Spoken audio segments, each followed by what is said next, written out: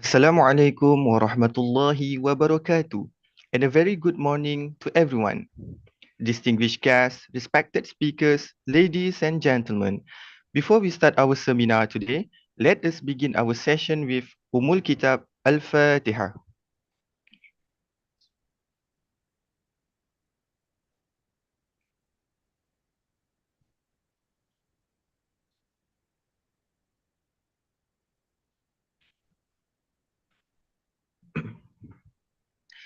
Ladies and gentlemen, on behalf of the organizing committee, I am truly honored to welcome each and every one of you to the International Seminar on Sustainability and Ethical Considerations in Muslim-Friendly Tourism. My name is Ainul Haris bin Zakaria from Kuliah of Sustainable Tourism and Contemporary Languages, and I will be your MC for today's morning session. Ladies and gentlemen, for your information, the International Seminar on Sustainability and Ethical Considerations in Muslim-Friendly Tourism is organized by the Kuliah of Sustainable Tourism and Contemporary Languages at the International Islamic University Malaysia in collaboration with the International Institute of Halal Research and Training in HART, along with Islamic Tourism Malaysia ITC, the Jamalul Lail Chair, and Maktaba Al-Bakri. This program is a continuation of the success of the Halal and Toib Seminar 2022, demonstrating the ongoing commitment of the International Islamic University Malaysia to promote Muslim-friendly tourism. Today, we are privileged to have esteemed speakers who will share their valuable insights on key issues regarding sustainability and ethical practices within Muslim-friendly tourism. Ladies and gentlemen, for your information, our seminar will be divided into two sessions, which are the morning session and afternoon session. For morning session, we will have seminar topic 1 titled Maqasid al-Sharia and its role in promoting sustainable and ethical Muslim-friendly tourism by Dr. Siti Salwa Matsawari of International Islamic University Malaysia. Then, seminar topic 2, Muslim-friendly tourism certification and standards, ensuring ethical practices and consumer trust by Mr. Nizran Nordin, Director General, Islamic Tourism Council ITC Malaysia. Next, seminar topic 3 titled Behavioral Economics in Muslim-friendly Tourism, Influencing Sustainable Choices and Ethical Consumer Behavior by Professor Dr. Hafiz Hanafia of University Technology Mara. And lastly, we will have seminar topic 4, Sustainability and Ethical Practices in Muslim-Friendly Tourism, Lessons and Innovations from Turkey by Associate Professor Ayşegül Adaç from Karabük University, Turkey. After the lunch break at 2:30 p.m., we will have a forum titled Navigating the Future of Muslim-Friendly Tourism, Insights and Strategies from Global Leaders, moderated by Dr. Muhammad Shazwan Abdul Talib of University Brunei Darussalam, and the panelists will be Muhammad Fazal Bahardin, CEO of Crescent Rating Singapore, Dr. Sham Tintin of Islamic Development Bank Turkey, and Hafsa Gaher, Director of Halal Travel Network, England. Now, before we start our session, I would like to request for all participants to open your camera to light up the seminar today. Now, without further ado, let us begin with our first seminar of the day. Ladies and gentlemen, our first topic this morning is Maqasid al-Sharia and its role in promoting sustainable and ethical Muslim-friendly tourism. This presentation will highlight the role of Islamic principles in promoting sustainability and ethical practices within Muslim-friendly tourism. Our speaker for this session is Dr. Siti Salwa Matsawari, an assistant professor at the Department of Tourism, Kuliah of Sustainable Tourism and Contemporary Languages, International Islamic University, Malaysia. Dr. Siti Salwa is also a member of the Muslim Young Sharia Scholars Association. Since 2018, Dr. Siti Salwa has shared her expertise in Islamic tourism to undergraduate students and at various international conferences. Her research focuses on Muslim-friendly tourism, tourism management, and tourist behavior. Dr. Siti Salwa is a recognized expert in Islamic and halal tourism, having received multiple awards for innovation and published extensively in index journals on topics such as halal food and the tourism industry. Let's now invite Dr. Siti Salwa Matsawari to share her presentation with us. Thank you very much, Mr. MC. I hope my voice is clear. Yes. Okay, Alhamdulillah. Okay, respected guests, professor, lecturers, uh,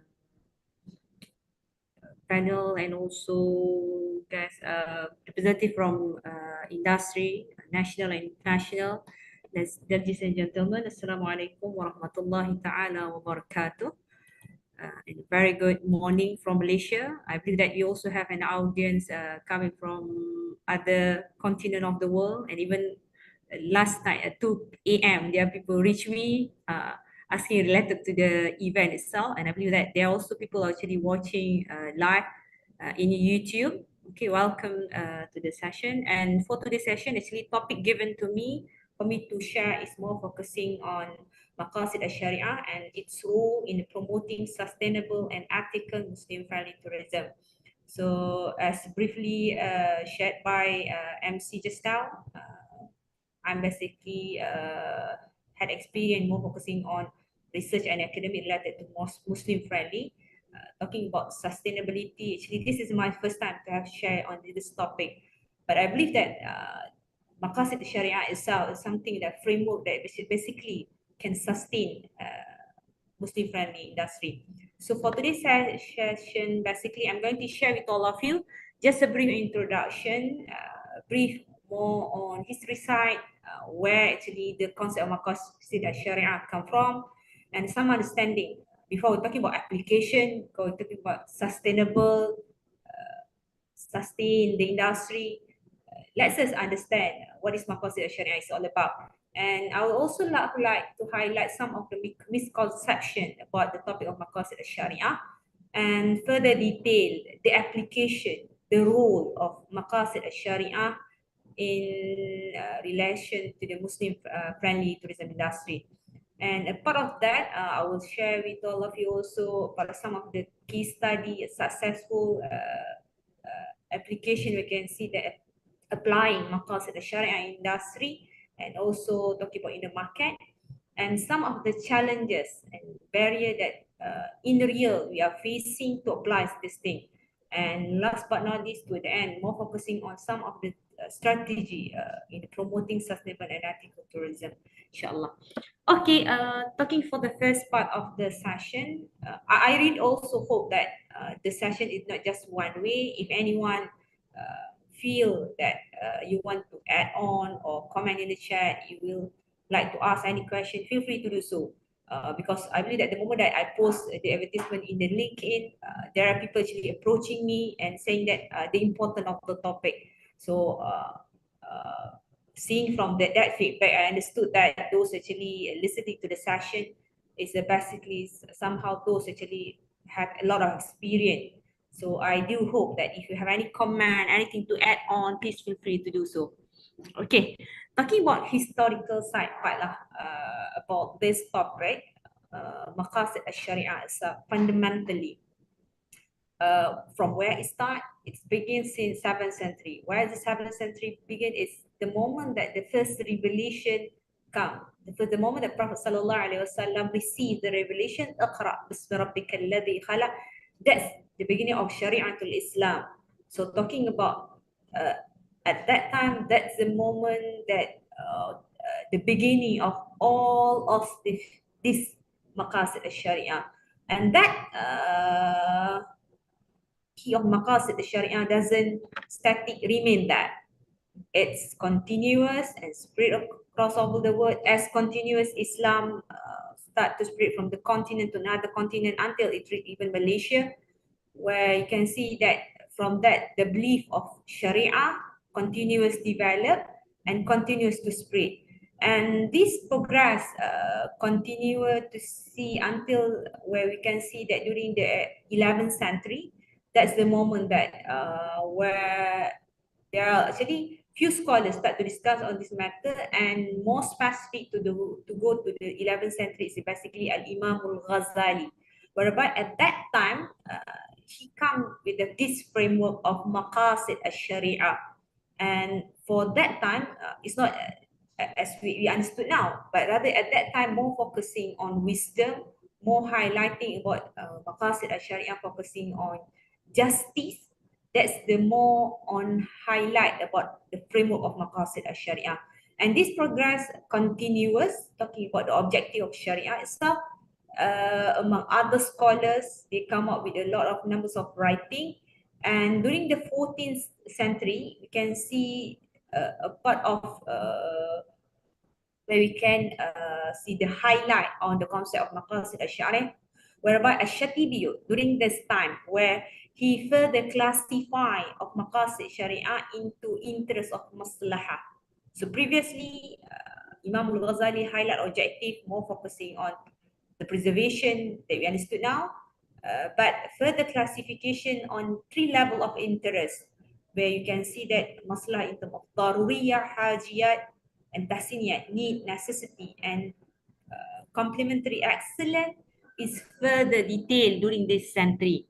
And the progress whereby the framework of maqasid al-sharia continuously can be seen until now. And even for International Islamic University, it has been taken as one of the component in Sejahtera framework, whereby it's become mandatory for all the staff, all the students to understood in implementing this framework. Even when we discuss this idea with my student, okay, with our student in the kuliah, talking about Department of Tourism, where emphasizing on this topic become one of the matter, even become a discussion. Some of the lecturer even took this part, become one of the characteristics they should be highlight in their output of assignment. So output of their project should highlight on this matter. And then talking from the perspective of industry and a lot of sectors, basically the objective of maqasid al-sharia being applied a lot, basically, where you can see that it's not just a matter of framework, it's just not a matter of idea. Nowadays, talking about during the 21st century, the modern application can be seen in a lot of sector. And moving focus to this topic today, we're focusing on tourism itself. And now, this is basically, I believe that audience are aware about this is the component of maqasid al-sharia. And most of people, I believe, you are familiar with the right one. When talk about maqasid al-sharia, it pop up in your mind, preservation of 5, protection of these 5, protection of faith, protection of life, protection of lineage, protection of intellect, and protection of property. This is basically, I believe that most of people have this idea. But about maqasid al-sharia, it's pop up in mind, these 5 components. But for your information that maqasid sharia come in a 3 level of category of interest, where fundamentally this is a part of level of interest that highlighted in maqasid al-sharia. This is the component: religion, preservation of religion, life, mind, the offspring, and wealth. But above all these 5 is basically there are 3 level classification that further later classify into another 5. This part I do found that okay, where most academician less focus on this side. Okay, they are more focusing on this 5 preservation. Even in the framework of IIM, this become main concern. But for today's session, I purposely would like to highlight these 3 level of interest, which has been seen somehow being forgot by some people, or some of them may not have a clear understanding about this topic. So when talk about maqasid al-sharia, fundamentally, Ash-Shatibi has classified it into 3 main classification, which are number 1 is daruriyah, the second one is hajiyah, the third one is tahsiniyah. What is the daruriyah? Daruriyah is basically focusing on something that we need to have it. Okay. What about the sector? The industry must provide this thing in order to make sure that the Muslim come to their place. So this is the need, is a must. Okay, that's why when the definition highlighted by Jalil 2006 here, it show that bring to existing and maintain. So in order to make the tourists, Muslim tourists exist to any destination, the daruriyah part must by all means must be covered. Okay. And then to put a simple word, the moment that when I discuss with my student, I will say to my student, I said to them, we talk about daruriyah, we must have it. Without it, we cannot live. So talking about sustain, daruriyah is a must, whereby something that must be provided to the tourist, to the Muslim consumer. Without that, Muslim tourists will not exist at that place. Okay.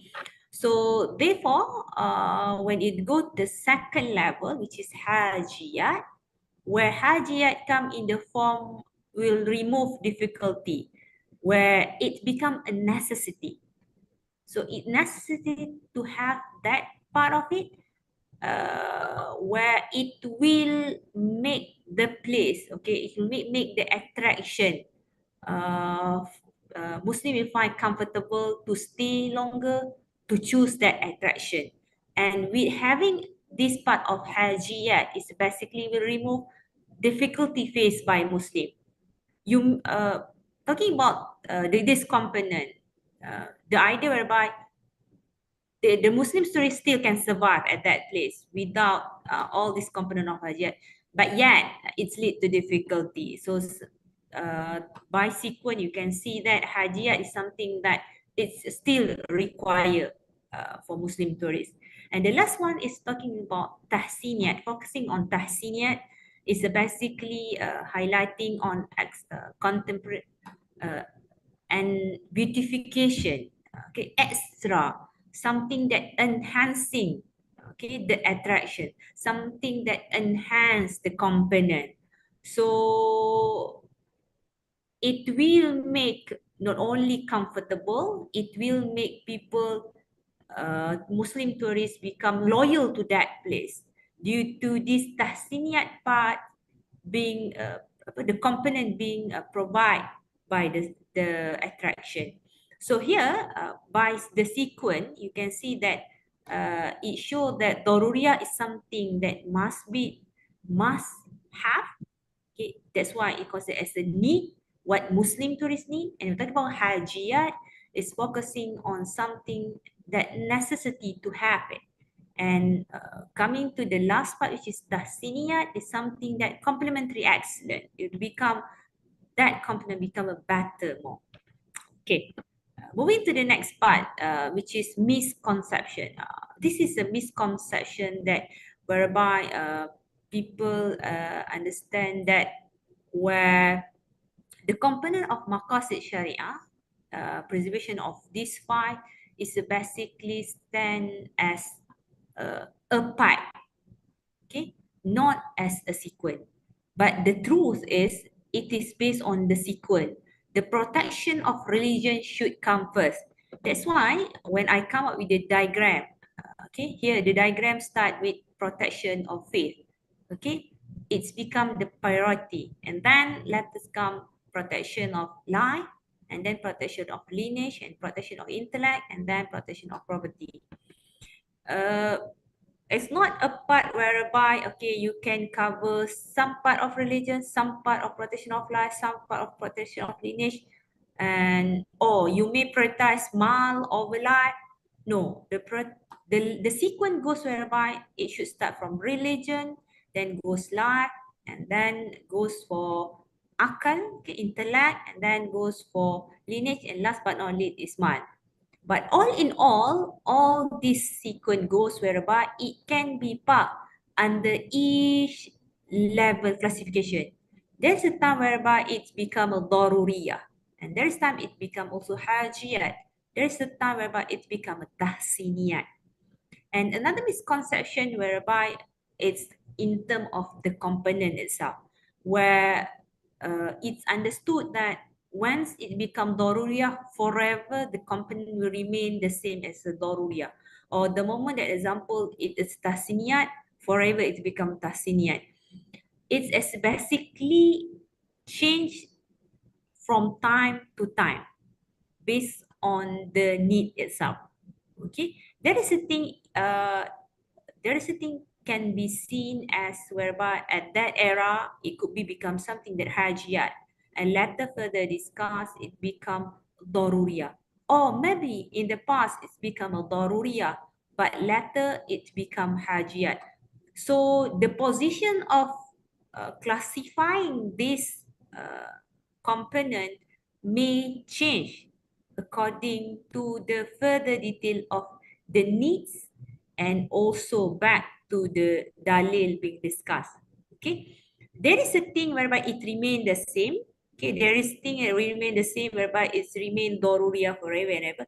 But there is a thing whereby in the past it become hajiyat, later it's become a daruriyah.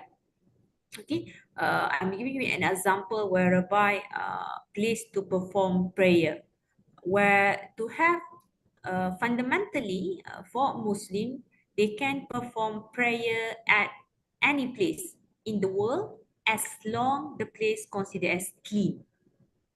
Okay, so the characteristic here that highlighting on it's become anywhere you can perform prayer. But now that thing seen as a daruriyah, it's already upgraded, become daruriyah due to the condition whereby where now a Muslim is still allowed to pray anywhere, but considering the situation, the atmosphere of certain places in the world where it's not permit them to pray at anywhere. Okay, there's a rule regulation. I still remember one of my friend mentioned that she traveling to China, and then at that time she tried to perform prayer at the public area at that time in near to the train the time apa queuing for the train, and then she tried to get the place nearby that, and then tried to perform prayer, and then police come to catch her. So the thing is at that situation you can see that Muslim cannot pray at anywhere at that position. So it's become a daruriyah for the destination to provide the place to Muslim to perform prayer in order to make sure that it equip the needs of Muslim. So that's basically two points that I would like to highlight talking about misconception. And you may actually further detail to see that some of the misconception related to maqasid Sharia under one of the sharing done by our former president of IIM, Prof. Daud Bakar, but he did mention some of the misconception. Okay, talking about the importance of these maqasid Sharia, basically, I would like to highlight that there are a lot of important of this component. Number one, first and foremost, is the framework for ethical decision making. The moment that I believe that academia, for those academia that's listening today, I believe that when you try to find out Islamic framework, what are the components of Islamic framework? What are the right component? Try to figure in the Quran, in the Sunnah, in the Hadith, in the Sayyid Sahaba. To be basic, go to fundamental. The moment that you cover following maqasid Sharia, that basically already cover the fundamental framework of Islam. So having a framework that actually guiding us, no need for us to go anywhere. Focus on this thing, can be applied to all the sector. And this framework basically is a framework, not only just then as a religious framework, but the key gist of this framework basically cover on ethical decision making. So it interestingly, the moment that we start to cover on the topic, you find out later when you see to cover the point, you see that, oh, how this framework actually can be applied to a lot of sector, and it helps us to make a right decision in order to make sure which part should be considered under need, which part considered as a necessity of Muslim, which part should be considered as tahsiniyat. Okay, and in line with that, this framework basically has promote human welfare. Why I say so is because the moment that you start to further detail discuss on what Sharia mentioned, what message that Quran and Sunnah has highlighted, you will find out that a lot of information that actually benefiting not only Muslim but also people across the globe. That's why if you read a lot of message in the Quran, there are a lot of sentence highlighting Ya ayyuhan nas, O people, where the message letter said that it will benefit the people. It not only benefit the believer. Okay, when the Quran, the message go, Ya ayyuhalladhina amanu, or believer, which means it benefit believer. But the moment that you read Quran, there are a lot of message highlighting that where the message said that Ya ayyuhan nasu, an example, okay? Ya ayyuhan nasu kulu mimma fil ardi halalan tayyiba. All people eat what is halal and tayyib. When people start to understand the Islamic dietary, which is halal, which is tayyib, okay, the level of hygiene, the level of quality, you fill out how all that thing will benefit human being. Okay, and indirectly, all these things highlight that it promote human welfare. Okay, that's related to food. Okay, and then a part of that, we talk about maqasid al-Shari'ah. Maqasid al-Shari'ah also play an important role in highlighting on this framework, in highlighting the balancing and right and responsibility. In the Quran, when Allah mentioned وَلَقَدْ كَرَّمْنَا بَنِي Adam, Allah has made honor to the people of Adam, where there it mentioned that there is a right, there is a responsibility that Muslim need to follow. And the moment that we follow the framework of maqasid al-Shari'ah, the right and responsibility will be covered automatically. You are aware this is my right. Indirectly, I'm also performing my responsibility. And as mentioned earlier, it's not talking about only right and responsibility as a Muslim, but a lot of message in the Quran whereby it actually benefiting the humankind. Okay, and then adaptability to the changing context. Okay, this is the part, the thing when we relate to the previous slide where it emphasized that the topic of maqasid al-Shari'ah and the classification of Shatibi in terms of Daruriyah, Hajiyah, Tahsiniyat, where there it can change, okay, from time to time, okay, where based on the need and back refer to the dalil. So here you can see that how the flexibility of maqasid al-Shari'ah and also the time whereby adaptability to the context can change and go to the basic of the Quran and Sunnah within the line of Sharia.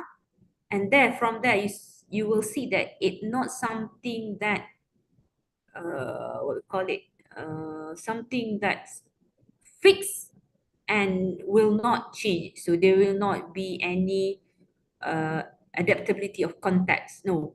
So the important of maqasid al-Shari'ah, you can see that how this framework play an important role for us to actually make the context relevant according to the time.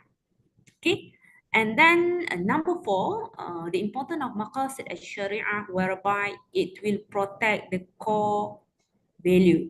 Okay, as I mentioned, historically, when Al-Imam Al-Ghazali started to discuss on this framework, the core main discussion is about the core moral value, about justice, about amanah, about trust. So that the root idea where how the maqasid al-Sharia is being presented. So that's why the moment that we understood the main purpose at the beginning, we will see that it's lead to understanding how that can protect the core moral value. And then you can see the important in term of foundation for Islamic governance. I believe that if you read an article from Prof. Nuraini Osman, whereby she worked on with her team on governance, management and governance using framework of Maqasid al-Sharia. It's interesting to read on the article for us to understand how Maqasid al-Sharia can become a fundamental foundation to govern the idea. And other than that, you can see that a lot of content basically in Sharia, okay, where it highlighting on encouragement of sustainable practice. So it has been confirmed by Allah Subhanahu wa Taala, by Prophet, whereby the preservation of the Sharia itself, where it can guide human being. For Muslim, it clearly mentioned that the moment that Muslim hold to the Quran and hold to the Sunnah, it will make them safe, have a clear guideline. So therefore, when the Prophet mentioned, "Taraktu fikum amrain ma in tamassaktum bihima lan tadillu abada, kitab Allah wa sunnata Rasul." So the moment that Prophet said that Muslim need to hold to this thing in order to make them safe in this world. And talking about safe here, you may highlighting about sustaining, okay, not sustaining only you yourself, but the community. And talking about how that related to what talking industry, it also applicable. There are a lot of message in the Quran highlighting about preservation, not only about human right, but also environmental right, where that's why you can see the gist of encouragement of sustainable practice. And last but not least, this framework of Maqasid al-Sharia, interestingly, where you can see that it's important in fostering community cohesion. So from there, here, this is some of the important that I can see that the application of Maqasid al-Sharia, it helps us to make right decision and benefiting not only a Muslim but also humankind as a general. Okay, moving to the relevance of Maqasid al-Sharia in tourism sector, I have two row here. The first row is highlighting how that will benefit the Muslim themselves. Okay, where you can see in terms of number one, Maqasid al-Sharia basically helping a Muslim to apply, to have this halal practice. Okay, so by ensuring availability of halal food, prayer facility, Islamic friendly services, that's basically providing a Muslim to have this part. And also, Maqasid al-Sharia helping a Muslim in the sector to have a cultural sensitivity whereby that it promote respect to the Islamic value, practice, and enhance travel experience. So the moment that's a destination or a sector start to understand this, people, Muslim will find they are welcome to that place basically. And a part of that, interestingly, by understanding of Maqasid al-Sharia, it's actually encouraged for community engagement. Why? Because it's clearly highlighted in Hadith, the best among Muslim is those actually benefit to others. So realizing about this message from the Prophet, actually it encourages Muslims to participate in the local culture, community activity, fostering connection. It lead to Muslim to work together rather work in a silo. And then number four, by all means, this experience, okay, talking about Maqasid Sharia can bring spiritual enrichment. Okay, spot the trouble experience and include religious side and spiritual growth opportunity. Not only talking about specific religious side, but also we can connect it whereby even travel to any place in the world, it actually have spiritual growth opportunity. And number five, this is the thing that I talk about market looking forward, which is economic opportunity. This market Syariah actually promote ethical business practice and benefit Muslim owned enterprise. And from the perspective of non-Muslim, I would say that how that benefit non-Muslim in the tourism sector, whereby it encourages understanding and respect to Islamic tradition. So in order for non-Muslim to understand what Muslim need, and to respect this thing and more appreciate about the culture. So Marcos Sharia, one of the platforms to give a guideline. And the second one is diversity in terms of experience. So having a diverse experience, opportunity to engage with different culture. Like for example, Masjid Putrajaya welcoming non-Muslim to experience, to see, to observe. This is the thing. And in line with for benefiting Muslim in terms of community engagement, for the non-Muslim, Maqasid Sharia also help in terms of sustainable practice, whereby you can see that Maqasid Sharia actually encourage environmentally friendly and socially responsible tourism. Okay, and then number four, interfaith dialogue. It is interesting whereby by understanding about this concept, where it now published everywhere, it's not something that can read the silo, no. But anyone can read, anyone can understood.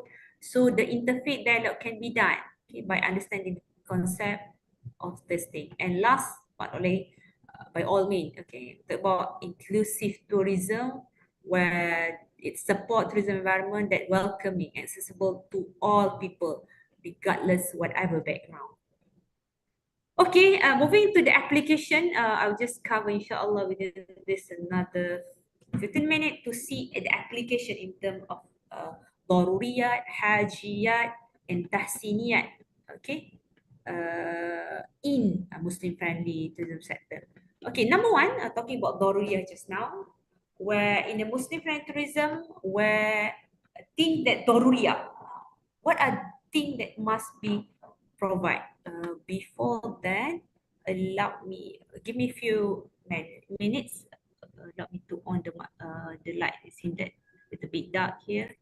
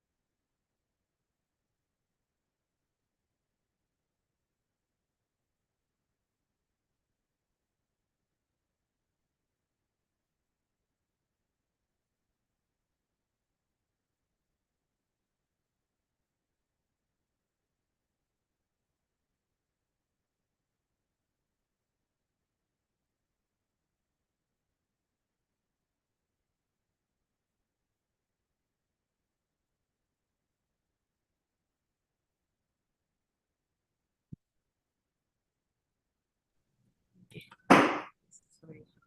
Okay, continue again. I'm so sorry. It seemed that Pago now actually start raining. It's already dark outside.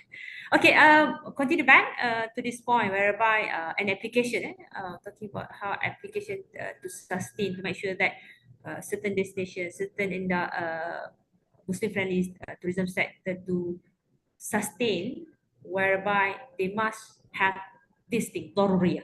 Nowadays it's become a Doruriya. Number one is safety and security, where by all means, talking about not only Muslim friendly tourism niche, but other type, safety and security become a must. And then this thing has been clearly highlighted in the Quran, whereby providing a safe environment is essential, and where you can see that without having this fundamental of daruriyah necessity, It is impossible for tourists to travel to that place. And a part of daruriyah that you can see that in order to make sure that that sector continue to sustain is a basic necessity. So basic necessity for Muslims become important. Talking about clean facility, okay, accessible healthcare, not only about focusing on talking about physically clean, but as a Muslim, whereby there is a concept where Muslim we believe that suci lagi menyucikan. It's not just matter of we see physically clean, but there is something that's not hygiene in the previous. There's a further detail on this matter. So that's why that come the concept whereby kena apa sama, because this is the basic amenities that must be provided. And the third point, you can see that it's become a daruriyah in the Muslim religion sector, where respect to Islamic practice, this include providing a prayer facility, halal food option. So that's, you can see that some of the thing that must have. Okay, without it, there will be no talking about existing of Muslim tourists and talking about sustaining. Even if you lost any part of it, it will not sustain. It will not make people continuous come to that certain that attraction. Okay, the second part is hajiyat. Then in terms of hajiyat, related to infrastructure development, where effective transportation, accessibility essential for Muslim traveller. This has become hajiyat, uh, where you can see that without it, Muslims still can travel to that place, but yet it may lead to difficulty. Even restructuring how the transport, how that place can be accessed by tourists.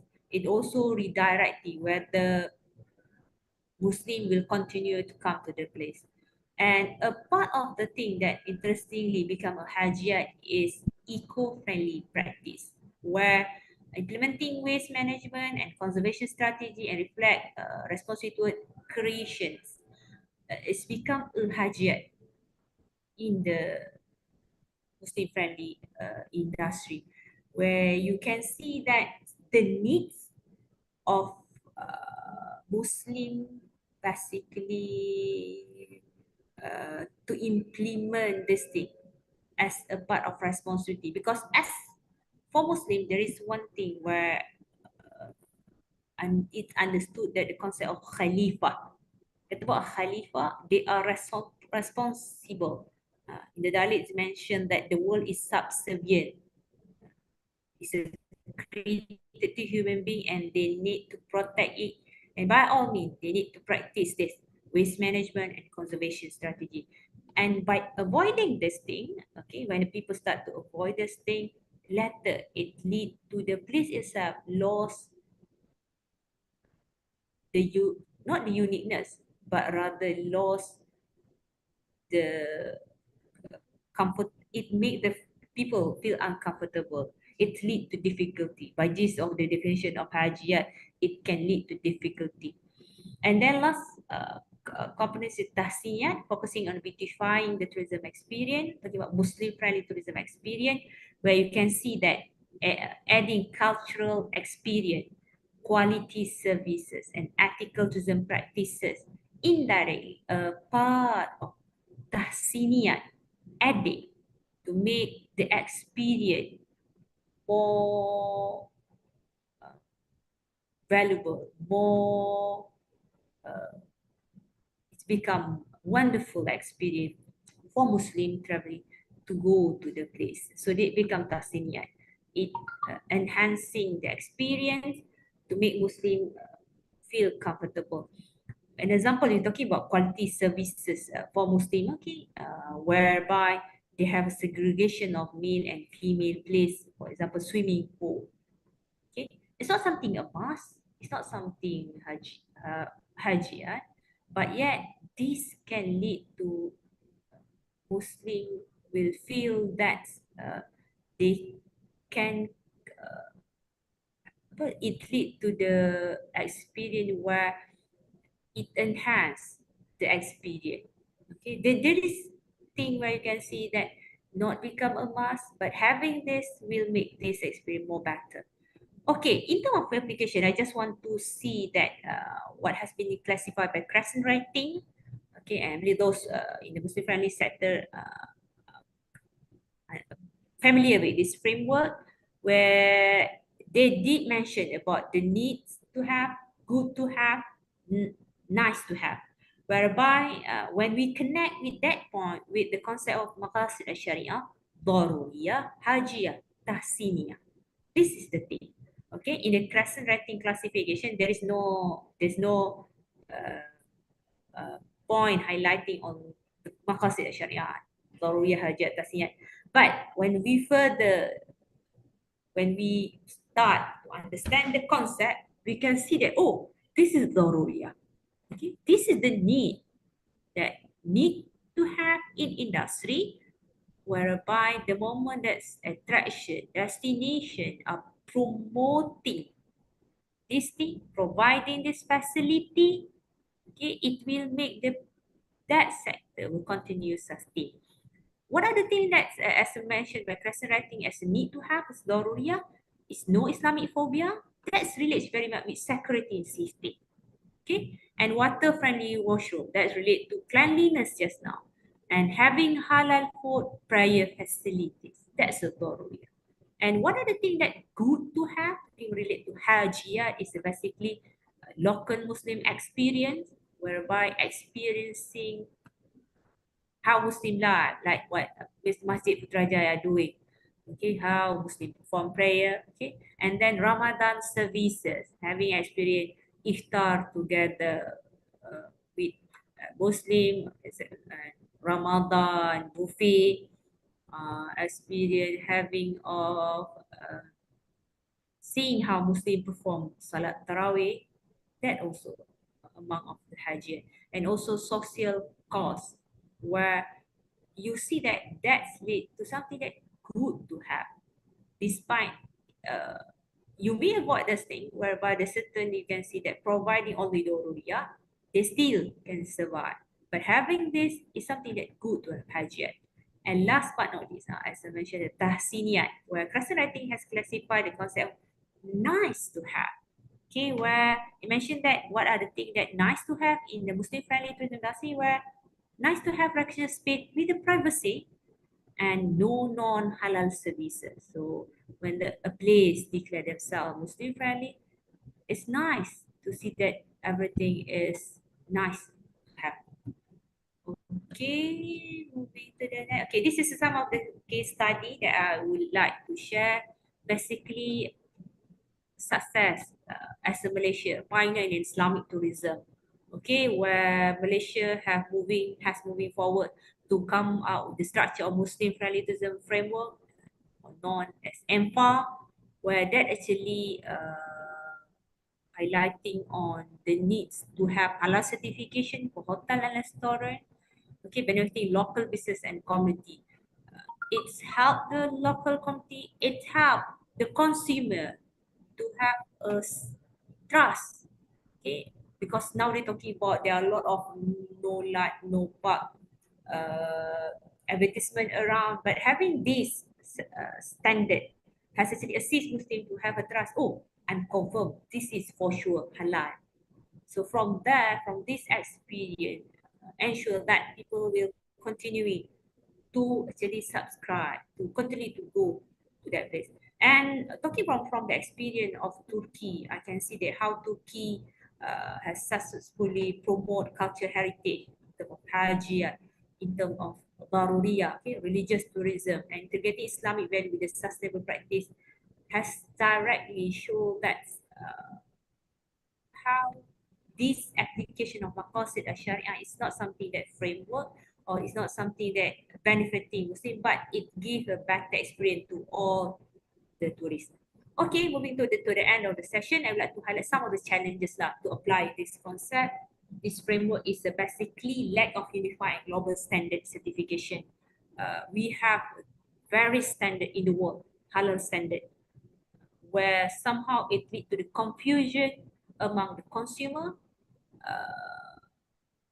and then it lead to the extent whereby pop up fake certificate in the market because we lack of this one standard. And then a part of that, financial constraint is a part of the thing. Okay, for the some country to actually promoting the Muslim friendly. And then another thing is to become a challenge in terms of gender, whereby we can see that tourism and hospitality sector, some countries more focused on one gender side, which is more focused on female working in the sector rather than both genders working in the sector. And then toward the end, I believe that among the challenge is in applying maqasid al-sharia is different influence Islamic value and belief, different mazhab. In term, even in order to determine the halal food, different mazhab may have different standard. Examples, talking about seafood, some mazhab has take it as haram for them to eat seafood. So that's thing, different mazhab has led to actually for us to apply this framework. And talking about last but not least, in terms of strategies of promoting, I believe that collaboration is the thing. What we are doing now, basically the agenda of university is working in order talking about sustaining the sector is in the sense of collaborating in terms of not only academician, not only government sector, but all the party. So that's why I believe that throughout this even today's session, you can see that we did invite also people from various sector. So this is one of the strategy in order to actually to promote the sustainable. And other than that, education, okay, whereby not talking about formal education, but also informal education. Example in edutourism or informing experience in the site where that moment the tour guide may informing the tourists for ethical practice and respect. That's really help to sustain. And by all means, policy development is among the things that can help us to actually best seek to have easily apply this thing. I think with that, I come to end of this my session. I think that it's already past 9:50. That I think back to the MC. Thank you very much, Dr. Siti Salwa. Now, I would like to open the floor for any Q&A session. So anyone who have question, you can open your mic or you can even write in the chat box, either in our YouTube or in our Zoom link.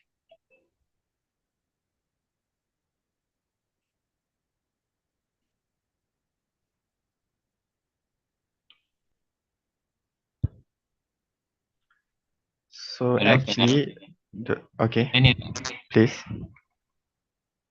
Dr. Salwa je. Assalamualaikum. Dr. Zul ni pada Inhan. Can you hear me? Yeah. Clearly done. Yeah, very interesting you punya presentation. How actually you link Makassar to international tourism. Is it the same as the one you are saying? Because we have the farm to fork concept kan. So it's stressed not only in Malaysia but also in other non-Muslim countries. So can you apply the same thing that you said? Thank you very much, Dr. Zul, for the question. Talking about application, as I mentioned earlier, where the application is basically can be applied not only for Muslim, as I mentioned clearly just now, where even the agenda of university, the moment that we bring Maqasid al-Sharia in the Sejahtera framework, is that application of Rahmatan lil Alamin. So having this maqasid al-sharia, even the content of sharia, as I mentioned, a lot of verse in the Quran highlighting that ya ayyuhan nasu, where it actually calls for humankind. So by all means, the application can be applied, move forward, talking about in the sector. hope that answer the question, Doctor. Yeah, of course. Because I mean, I'm also quite new in this tourism. So I'm not sure. Food pun still trying to learn from Department of Finance. So I think it's very important that in order our tourism to be internationally accepted, because in Europe and US, UK, their standard of service, cleanliness of the room, are very high, So um, for us, we have to go to this toy thing lah, only to know. But I think we have That's to. thing in heart are doing basically putting Tayyiban in the standard because we only put halal, we forgot that Tayyiban. Correct. That's what we are trying to do now. We're trying to Exactly. emphasize the Taliban. So hopefully, one of the research that can come out from our seminar here is to, because you have when somebody from Turkey presenting. So inshallah, if we can sell this idea, we can do one research together with Karabuk University, inshallah. Just make dua. Okay, InsyaAllah, thank you. insyaAllah. Okay. And also thank you, Dr. Zul, because the opportunity to call, to have a speaker from Turkey, to get point of view from them, basically. Yes, because international standard is very important for non-Muslim. For Muslim, even permissible is enough. But for international, it has to be, high class, in order to be accepted for a 5-star hotel, for example. You can't give a lousy service. The real, the end framework is Yeah, SIFA, yeah. the application. Okay. Okay, thank you. Thank you, Congrats. Doctor. Thank you, Doctor. Thank you, Dr. Salwa and also Dr. Zul. Thank you again, Dr. Siti Salwa, for that enlightening presentation. And feel free to join our next session with another speaker. Ladies and gentlemen, I'm pretty sure that we now have a deeper understanding of how Maqasid Al-Shariah can serve as a guiding framework for promoting sustainable tourism practices. Ladies and gentlemen, do not forget to fill in the registration or evaluation form provided in the chat box. Now, ladies and gentlemen, without further ado, we will start our second seminar of the day. Our second seminar for today is titled Muslim-Friendly Tourism Certification and Standards, Ensuring Ethical Practices and Consumer Trust. In this session, we will explore how certifications and standards can ensure that Muslim-friendly tourism remains both ethical and trustworthy. Before we go to our next session, I would like to ask if the speaker is ready.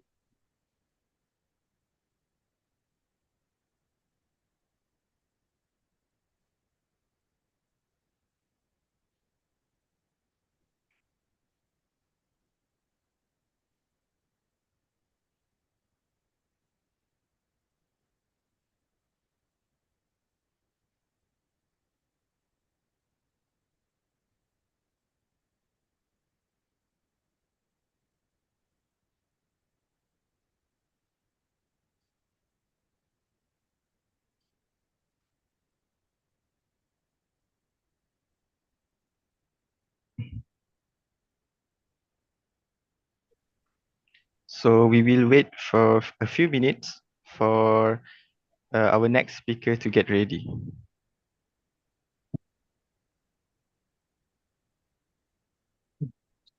Slide boleh nampak kat mana slide? Slide kat sini. Nanti nampak tunjukkan slide ni. Udah.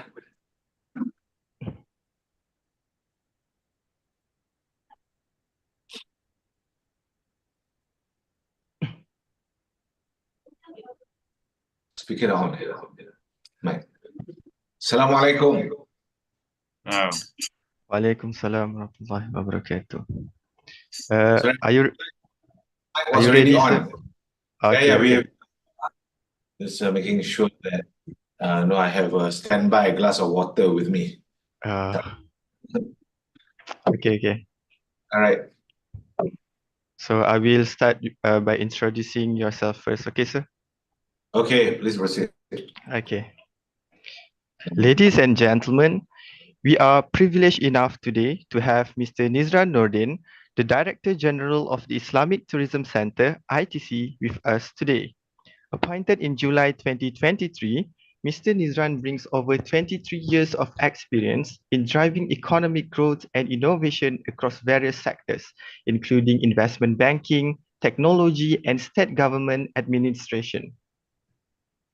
With his extensive corporate and business background, Mr. Nizran is leading ITC's efforts to establish a robust Muslim-friendly tourism ecosystem. His vision is to position Malaysia as a global leader in this field, contributing to the growth of an industry projected to be worth USD 225 billion by 2028. Now, before we start our session, I would like to request for all participants to open your camera to light up the seminar today. Let's now invite Mr. Nizran Nordin to share his presentation with us. Please, sir. Thank you, Master of Ceremony. Bismillahirrahmanirrahim. Alhamdulillah Rabbil Alameen. Wassalatu wassalamu ala ashrafil anbiya wal mursalin wa ala alihi wa sahbihi ajma'in. Thank you. Assalamualaikum warahmatullahi wabarakatuh. Very good morning to all. First and foremost, I would like to extend my deepest appreciation for the opportunity to speak at this esteemed gathering. It is a privilege to reconnect with familiar faces and make new acquaintances today at the International Seminar on Sustainability and Ethical Considerations in Muslim-Friendly Tourism. Heartiest congratulations to the Kuliah of Sustainable Tourism and Competency Languages, International Islamic University, Malaysia, IIUM Pago in Johor, for organizing this event. I am excited to engage with all the experts and participants today. And even though we are meeting virtually, I am sure we will have some really insightful discussions ahead. I'm also honored to share some of Malaysia's experience in establishing ITC's recognition programs. These recognition programs not only foster trust among consumers, but also reflect the ethical principles at the heart of Islamic tourism, aligning with the values of integrity, transparency, and fairness. Before we dive into the main topic and presentation, let me quickly walk through the presentation's table of content so you will have a clear idea of what to expect. I will start off with trailblazing Islamic tourism. Here I'll talk about ITC's role in developing Malaysia's Muslim-friendly tourism and hospitality MFTH ecosystem through research, standards, and recognition programs. It highlights ITC's key initiatives and Malaysia's success as a preferred Muslim-friendly destination, emphasizing the growing potential of the Muslim tourist market. Next, I'll be talking about championing the Muslim-friendly tourism and hospitality. Here, I will spotlight on the rising Muslim tourist market, their faith-based needs, and how MFTH creates an inclusive environment while enhancing the global appeal of local tourism products and services. Next, I'll be talking about building trust. Here, I will highlight how recognition programs built on integrity heighten Malaysia's status as a Muslim-friendly destination by addressing the specific needs of Muslim travelers through comprehensive guidelines and training for tourism providers and guides. I'll be talking about enhancing integrity and quality in Muslim-friendly offerings. Here, I will outline how Malaysia, through ITC, addresses the unique needs of Muslim tourists by promoting initiatives such as mosque tourism and heritage mosque. Number 5, I'll be talking about bridging nations. Here, I will share with you ITC's recent agreement with an international organization harmonizing MFTH ecosystems in both countries that aims to improve travel experiences for Muslims globally. 6th, I'll be talking about setting the tone for future of travel and tourism. Here I will highlight the importance of successful partnerships domestically and internationally in hopes to establish a uniform global standard for MFTH. Let me start off with the first topic. While we wait for the slides to be uploaded. Is that slides up? Okay, because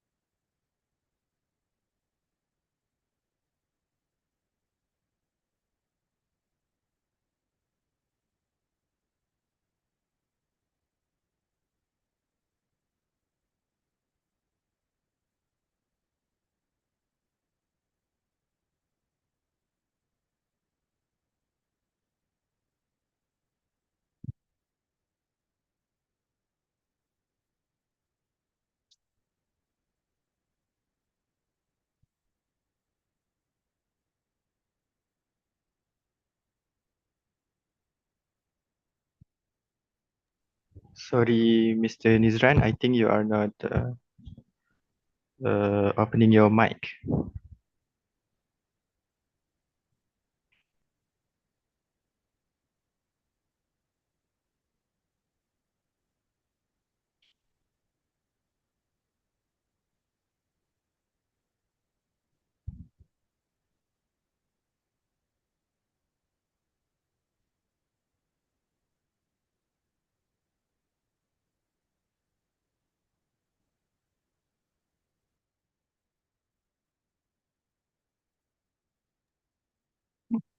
Can you hear me now? Okay, sure. Okay, I'll go back to the slide just now on the table of content. All right, the past 5 minutes or so, when I was just talking without the slides on, I was just recapping about the table of content, the overview of my talking points. So today, I'll be starting off with the first topic on trailblazing Islamic tourism, followed by championing Muslim-friendly tourism and hospitality, followed by building trust, and then fourth on enhancing integrity and quality in Muslim-friendly offerings. Fifth, next on bridging nations, and lastly, setting the tone for the future of travel and tourism. Are we clear? Can you hear me? Yes, sir.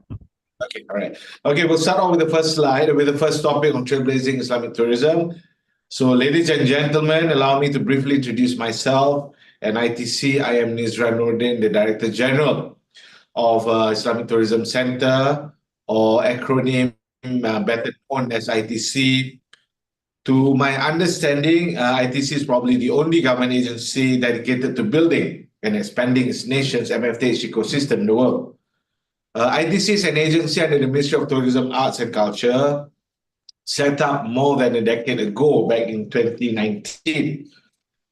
We noticed the potential of the Muslim tourist market that early, even before Muslim-friendly became a buzzword in the tourism domain. The ministry entrusted ITC to expand Malaysia's existing MFTH ecosystem. Early on, ITC's core focus was research and training.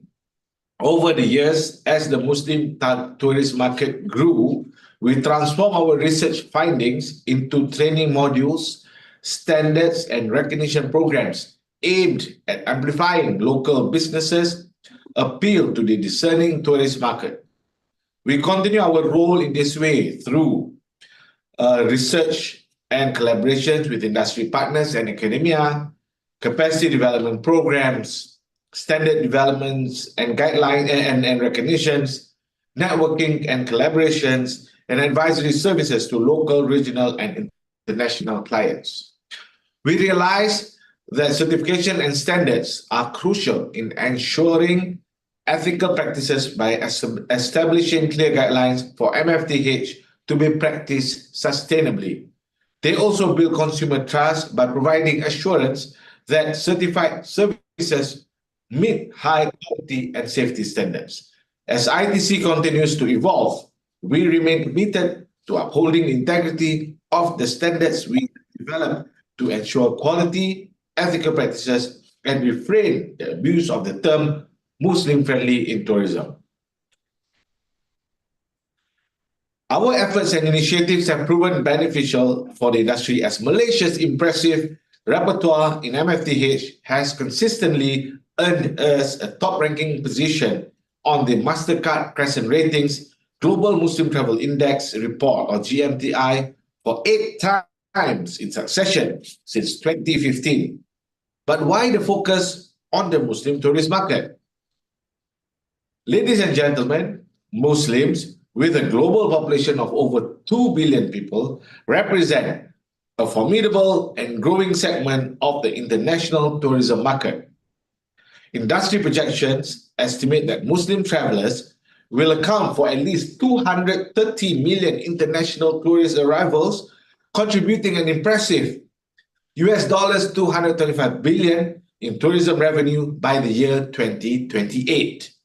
These figures highlight the undeniable impact and potential of this segment in the broader tourism landscape. Ladies and gentlemen, like any traveler, Muslim tourists seek memorable and enriching experiences that allow them to break away from their daily routines.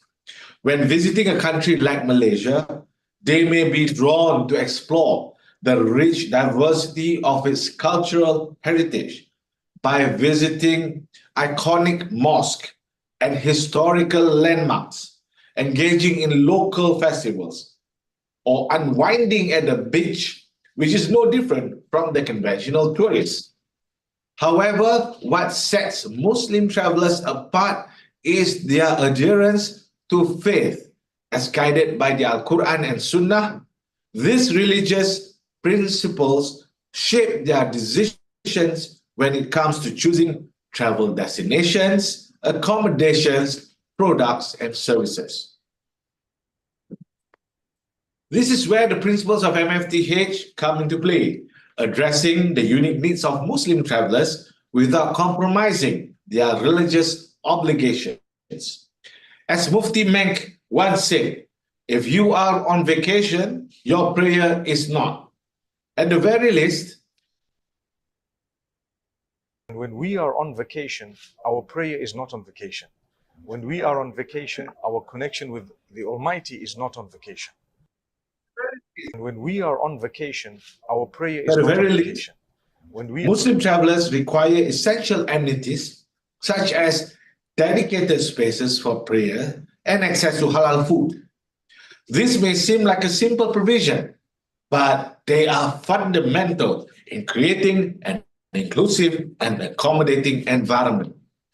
By championing MFTH, we are not only meeting the needs of Muslim travelers, but also positioning ourselves as a destination that values inclusivity, where faith and leisure coexist seamlessly. This approach enhances our global appeal and strengthens connections with diverse communities around the world. When we are on vacation, our prayer... Ladies and gentlemen, to address this, ITC introduced the Muslim-Friendly Tourism and Hospitality Assurance and Recognition, or short for MFA, and Muslim-Friendly Tourist Guide, in short MFTG, two of ITC's signature recognition programs.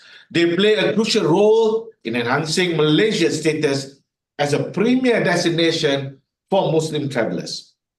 Developed in collaboration with the Department of Islamic Development Malaysia, or better known as JAKIM, and Department of Standards Malaysia, based on international standards with inputs from tourism industry players and academicians.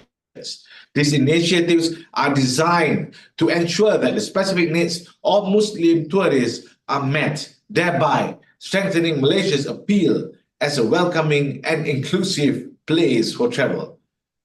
MFAR is categorized into 10 areas to cover sections in the tourism industry that includes: number 1, tourism accommodation premises; number 2, spa and wellness and massage premises; number 3, medical facilities; next, travel operating businesses, transportation hubs, tourism products, shopping centers, theme and entertainment parks, rest and service areas, and also trade and convention centers.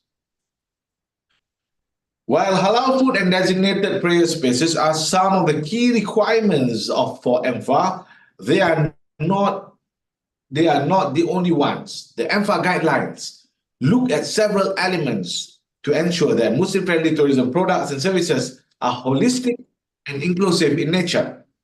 MFAR also considers a range of elements to ensure services are genuinely Muslim-friendly, such as prayer facilities, recreational and cleanliness, sustainability, service quality, and halal food and beverages.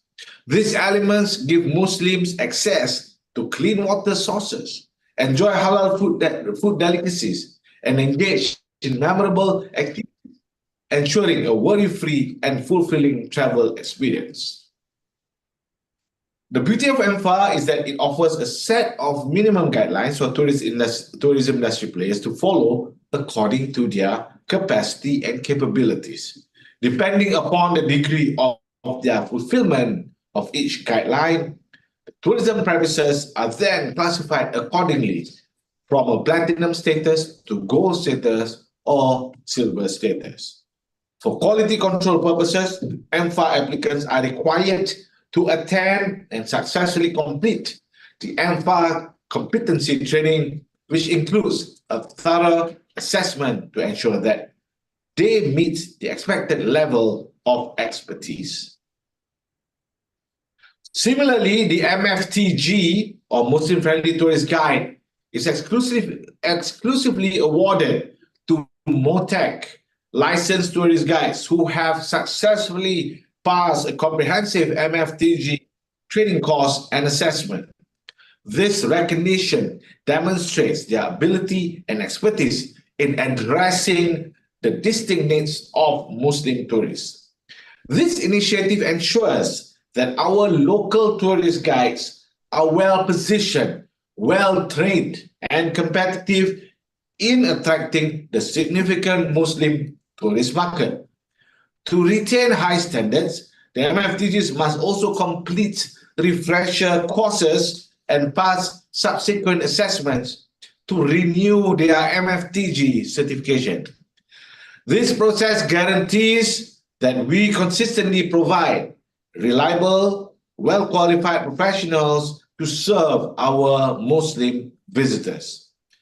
The MFTG course covers a comprehensive range of key topics, including A, an understanding of the fundamental faith-based needs of Muslim travelers; B, skills in sustainability and safety, including basic life support; and C, digital marketing strategies to effectively target the Muslim tourist market. To date, 233 tourist guides have successfully completed the assessment and are recognized by ITC as qualified Muslim-friendly tourist guides, equipped to serve this growing market segment.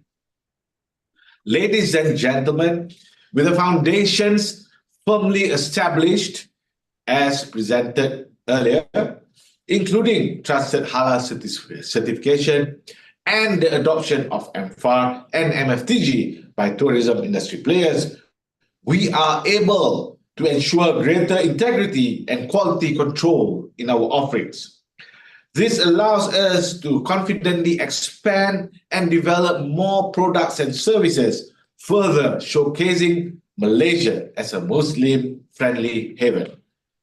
In addition to our recognition programs such as the MFAR and MFTG programs, we are also promoting mosque tourism through several key initiatives. Let me share with you some of the tourism products we have developed in Malaysia. Number one is the Muslim Mosque Open Day, or MOD, launched in 2023 as part of the Islamic Tourism Month. MOD invites selected mosques across Malaysia to host day-long activities that foster engagement between local communities and tourists. The aim is to build understanding, break cultural barriers, and showcase the architectural and spiritual beauty of mosque. Next, what we call the Mosque Tourism Seminar. It is designed to provide mosque administrators and tourism stakeholders with insights on how to position mosques as cultural and spiritual attractions. It highlights best practices in welcoming non-Muslim visitors, creating meaningful experiences, and promoting inclusivity while maintaining the sanctity of these religious spaces. Lastly, on Mosque Visit Guide Training Course, or MOSV, it equips participants with the knowledge and skills to guide visitors through mosque tours effectively. The training focuses on delivering accurate information about Islamic practices, history, and mosque architecture, ensuring a respectful and informative experience for both Muslim and non-Muslim tourists. This course empowers guides to become ambassadors of Islamic heritage and cultural understanding. On that note, it is important to clarify that MFAR and MFTG are not duplications of the Halal certification by JAKIM, but rather complement and enhance the existing Halal framework. In fact, Halal certification is a fundamental requirement for MFAR, especially concerning food and beverage outlets, ensuring that high standards are maintained. Halal certification is a foundation for ensuring that hotels, restaurants, and catering services meet the specific requirements for Muslim travelers. For establishments to receive MFAR, it is essential to have at least one halal kitchen on the premises. This requirement is crucial for hotels and any tourist attractions that has on-site food and beverage outlets, guaranteeing that they offer halal certified consumable items for Muslims. Tourist establishments that are certified halal already have one foot in the door when it comes to attracting the Muslim tourist market. Numerous hotels and resorts have experienced notable success due to their halal certification. These establishments have attracted more Muslim tourists, demonstrating the clear advantages of incorporating halal practices into their services. We aim to do the same with MFAR. Ladies and gentlemen, I wish to bring your attention to our recent agreement with Rules Quality, which happened on the last day of the 4th World Islamic Tourism Conference, or WITC, that happened last month. Can I see a show of hands of those who attended the 4th World Islamic Tourism Conference? I know you all are from Johor. There must be at least one or two of you guys from IIUM, but I believe from there were many coming from the Klang Valley universities. But having said that, do not miss our next WITC. And this Rules Quality is the national quality system of Russia, established by the government of the Russian Federation and accredited by the Federal Accreditation Services, or better known as RUS accreditation. It carries the Rules Quality Halal certification, which includes the Muslim-friendly tourism market. The MOU that ITC signed with Rus Quality was to harmonize and align ITC's MFA with Russia's, promoting a Muslim-friendly tourism ecosystem within the tourism industry. This development was a result of the Ministry of Tourism, Arts and Culture and ITC's engagement with Russian counterparts at the first meeting of the Malaysia-Russia Working Group on Tourism Cooperation in conjunction with Russia Islamic World Kazan Forum 2024 in May this year, led by the Deputy Minister of Tourism, Arts and Culture, YB Tuan Khairul Firdaus Akbar Khan.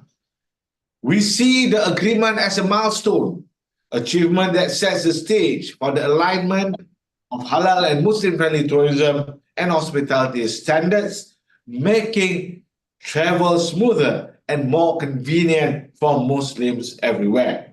I believe the harmonization activity with Russia could open up opportunities for the merging of halal and travel together. The same could be pursued with other destinations by working closely with the halal certification bodies and respective countries.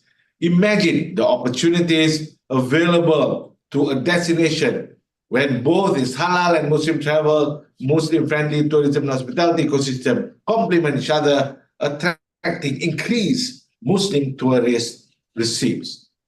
Our vision is to see that MFA one day will be on the walls of hotels throughout the world, and not just only Malaysia. In fact, if neighboring destinations collaborate in this way to create a tourism space that facilitates travel for Muslims worldwide, regions could flourish by being gateways into a vibrant, diverse, and welcoming Muslim-friendly destinations for medium-haul and long-haul inbound tourists. With our sturdy ecosystem of halal food options and MFTH offerings, we are ideally situated to get a global standard for integrity in this sector, just as Jakim's halal logo is trusted worldwide. We aim to achieve the same level of recognition with MFA, ensuring that Malaysia's tourism industry consistently deliver high quality and Muslim-friendly tourism. Therefore, through networking, we have forged connections with passionate industry players to develop more products and expand the reach of the Muslim tourist market. Through our partnership with Malaysia Inbound Chinese Association, or MICA, we tapped into the Chinese Muslim market, hosting a successful 7-day familiarization trip for imams from 14 provinces in China, who were given exposure to the ease of travel in Muslim-friendly Malaysia. This exercise in turn saw an influx of 58,000 Chinese Muslim tourists in the month of February and March this year, generating an impressive 92.8 million ringgit in tourism revenue. On another note, the Association of Indonesian Tours and Travel Agencies, or known as ASITA, also signed an agreement with ITC to facilitate connections between ASITA's 7,000 members and Malaysia's Travel Agent Association. On a broader scale, ITC has appointed the Special Task Force to oversee the positioning of Malaysia as an Umrah transit hub, which aims to establish Malaysia as a major transit point for Umrah pilgrims. This is more than just about travel. It's about creating opportunities for businesses both locally and globally. Ladies and gentlemen, as I wrap up my session, I want to reiterate our aspiration to emulate Jakim's halal certification with MFA program, both in Malaysia and beyond. From what I have shared, the potential within Islamic tourism and MFTH is immense, as demonstrated by Malaysia's achievement in the sector. These standards not only build trust among consumers, but also uphold the ethical principles that form the backbone of Islamic tourism, rooted in integrity, transparency, and fairness. Verified standards like MFTG and MFA by ITC, along with the globally trusted JAKIM Halal logo, provide essential assurance for consumers, ensuring their needs are met with the highest level of confidence. But of course, for the benefit of our Muslim brothers and sisters worldwide, and for the tourism economy to continually flourish, we strive to do even better. With this in mind, I extend a sincere invitation to the audience, accommodations, and industry stakeholders. Together, we have the resources and capacity to strengthen MFA and MFTG in Malaysia and take these initiatives. We can expand, by working together, we can expand our impact and create greater opportunities within the global tourism ecosystem. I am Nizran Nordin. Do reach out to me for more information and potential collaborations. Wabillahi taufiq wal hidayah. Assalamualaikum warahmatullahi wabarakatuh. Terima kasih. Thank you very much, Mr. Nizran. Now we have a Q&A session, which anyone in the audience can open your mic if you want to, or write your question in the chat box, either in YouTube or in the Zoom link.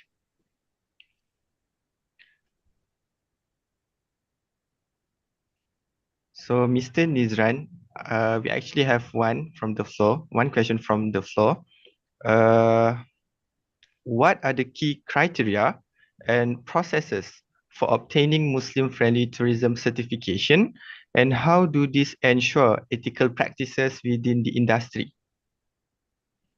Okay, thank you. That's a very good fundamental question. It addresses the ethical needs of the business side, because without guidelines, everybody's understanding of Muslim-friendly relies on what the next person says.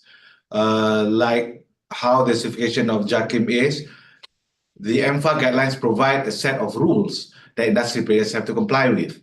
Yes, we are 60% Muslim population, but we have friends who own businesses who may not be Muslims. So in order to be able to set guidelines that everybody adheres to, that is common, so there will not be any fragmentation in terms of how we address the needs of Muslim travelers. So like I said earlier in my presentation, the MFA is built on several elements. Firstly, on elements of praise facilities, recreational activities, cleanliness, sustainability, service quality, and halal food and beverages. So when we set these elements into the MFA guidelines, applicants must have these 5 core elements in place, including when we have guidelines on prayer facilities. Our requirement in guidelines is to make sure that the Qiblah direction in the room is one that is certified by the Bahagian Falak of the relevant pejabat agama. This is just to make sure that we have a standardized approach towards making sure the understanding of the market players and industry players on determining the Qiblah direction. We will have industry players who may not be Muslims who think that, okay, because they are Muslim, staff say that you can get Qiblah direction by using the Contoh Muslim Pro app or the Noor app just to get the direction, which may not be accurate. I have encountered myself that some of these apps actually, the Qibla direction changes in the morning and the evening for whatever reason. It could be the way you place the mobile phone. It could be on the floor. It could be on the table where you can be close to metal direction. So this Qibla direction that is certified by the relevant Bahagian Falak gives assurance to the guests that the Qibla direction is inshallah accurate. I hope I've answered the question. Thank you very much, Mr. Nizran. Now, do we have any question from participants in the Zoom link? I do have a question. Okay. Mr. Nizran, this is Salwa from UIA. I just want to ask, as academician, do you think that what are the things that we can do in order to support the initiative done by ITC? You can help us to bring this the MFA recognition program locally by demanding hotels to start signing up for our MFA. Because for hotels, they see as a chicken and egg. They want to see like, okay, unlike restaurants, because restaurants, they know Muslims want to see halal logo on their walls, right? Similarly for hotels, they want to know that, okay, in Israel, we're going to sign up MFA, not because you're a government agency. We want to know, do people already want it? So by demanding for this MFA among hotels, it gives the ITC's branding of MFA greater demand. And eventually one day, we'd like to see that this demand grows also beyond the borders of Malaysia, that when Malaysians travel, they can also look out for MFA. So that was what is happening even with Russia.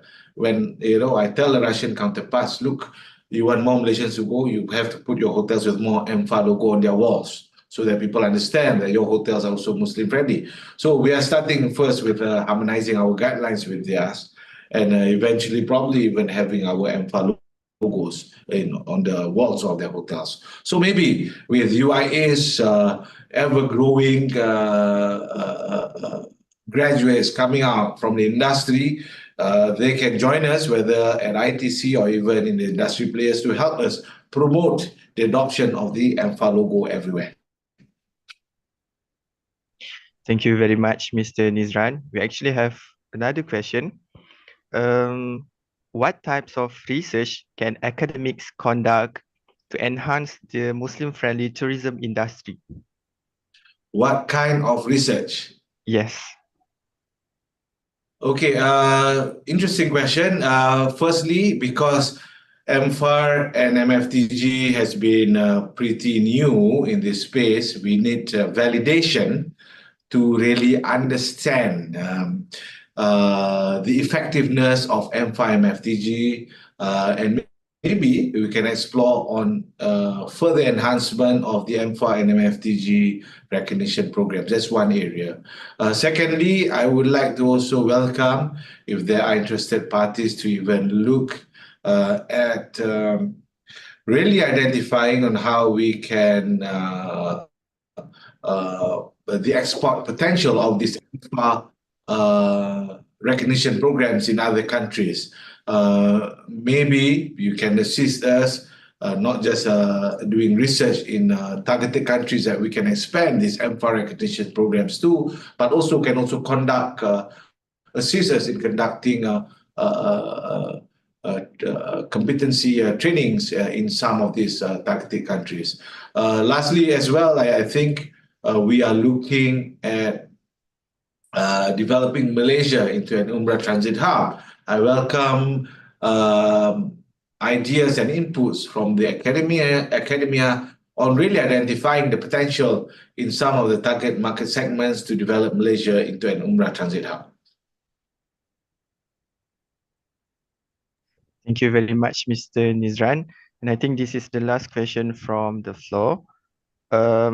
What challenges does the Islamic Tourism Center face in introducing Muslim-friendly standards? And how can academics contribute to overcoming these challenges? Thank you.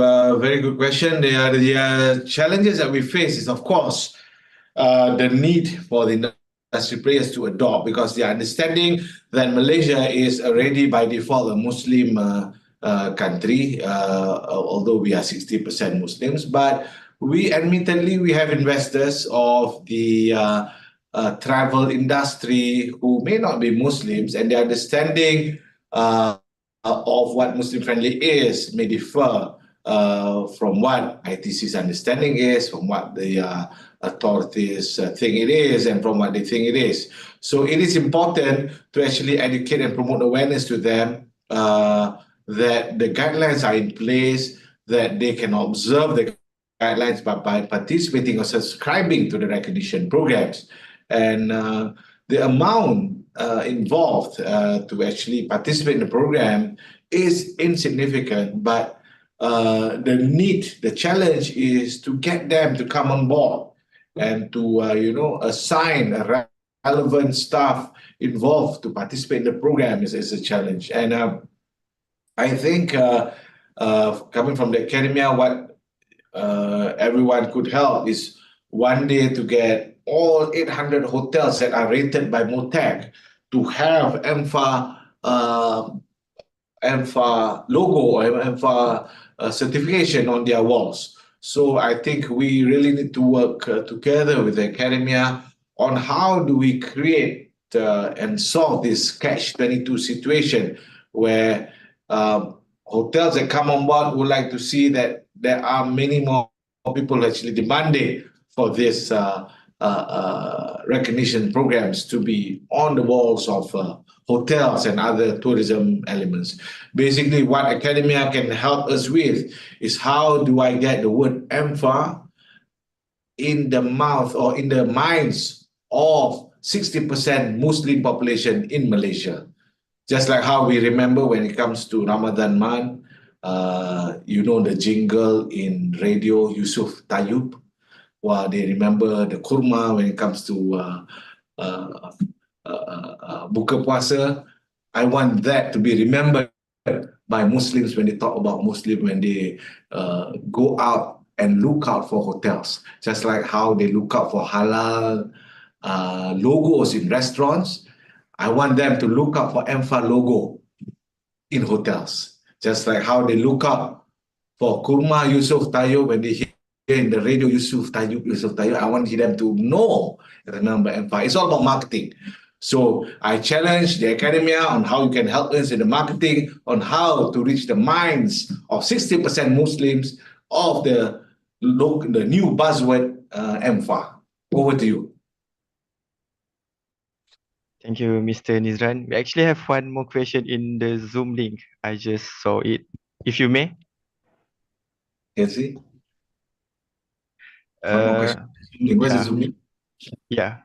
The question is, hello, Mr. Nizran. I noticed that you shared something. Adherence to faith and Islamic laws sets them up for ordinary tourism. In your opinion, Malaysia is rich in culture, natural resources, etc.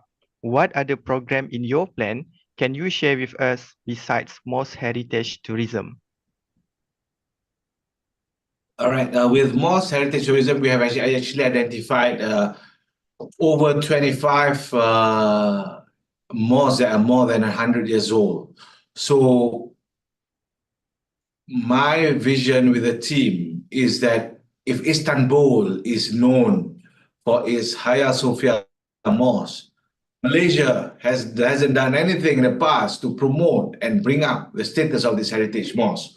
So one of our plans is to come up with a documentary to highlight, at least 10 of these 25 mosques and bring it and showcasing it to the world via documentary that can be channeled in international networks such as Netflix, etc. And hopefully one day that one of these 10 mosques will be as famous as the Hagia Sophia Mosque, inshallah. Thank you very much, Mr. Nizran, for your informative presentation and also Q&A session. Thank you. Pleasure is mine. We hope that you will always feel free to be our speaker for the next program. And if you have some free time to spare, feel free to stay in the meeting. Yeah, sure. I think my team will be observing and joining the meeting. I'm more than happy. I've shared my contact details there. How many participants or students are there here today in the seminar? We have around 73 participants. Okay, very good, very good. Remember my message. I challenge you guys to help us promote EMFA. It has to be in the minds of 60% of Muslim population in Malaysia. So that's a big challenge for you all. Please help us to help you to help the industry. Thank you so much. Thank you so much, Mr. Nizran. Ladies and gentlemen, do not forget to fill in the evaluation form provided in the chat box. Now, we will take a short break until 11:15 a.m. for our third seminar of the day titled Behavioral Economics in Muslim-Friendly Tourism, Influencing Sustainable Choices and Ethical Consumer Behavior by Professor Dr. Muhammad Hafiz Muhammad Hanafia. Thank you.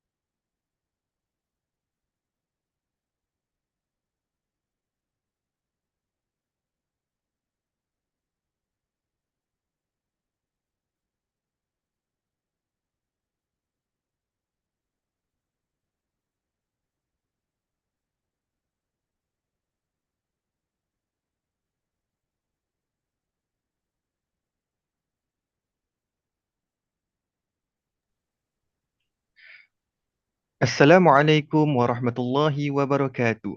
Welcome back, ladies and gentlemen. We hope you had a refreshing break. Let us proceed with our third seminar for the day. Ladies and gentlemen, our next topic is behavioral economics in Muslim-friendly tourism, influencing sustainable choices and ethical consumer behavior. This session, we will explore how behavioral economics can guide tourists toward more sustainable and ethical decisions. Today, we are privileged to have Professor Dr. Muhammad Hafiz Muhammad Hanafia, a distinguished professor at the Faculty of Hotel and Tourism Management, University Technology Mara UiTM, Malaysia. Professor Hafiz holds a PhD in Hotel and Tourism Management and is certified in Hotel Industry Analytics. He also serves as a board trustee for the Islamic Tourism Center of Malaysia and has played a significant role in shaping standards for Muslim-friendly hospitality services. In addition to his extensive research in tourism economics and the behavior of Muslim tourists, Professor Hafiz has been an advisor for Malaysia's Islamic Tourism Blueprint from 2022 until 2025 and has published widely on topics such as Muslim-friendly tourism and tourism destination competitiveness. Now, before we start our session, I would like to request for all participants to open your camera to light up the seminar today. Let's now invite Professor Dr. Muhammad Hafiz Muhammad Hanafia to share his presentation with us. Assalamualaikum warahmatullahi wabarakatuh. Thank you, moderator Mr. Ainul, for a very thorough and comprehensive introductions. My name is Hafiz, and yeah, is it possible for you to, what we say, present the PDF, Ms. Salwa? Yes, If not, I can. Yeah. yes. If not, yeah.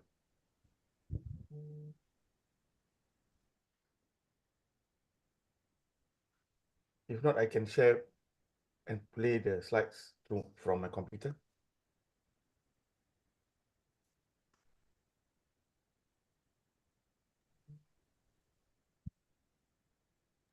Dr. Salwa? The point Prof as a co-host. Boleh, Yeah, Prof? sure. Okay. Okay dah.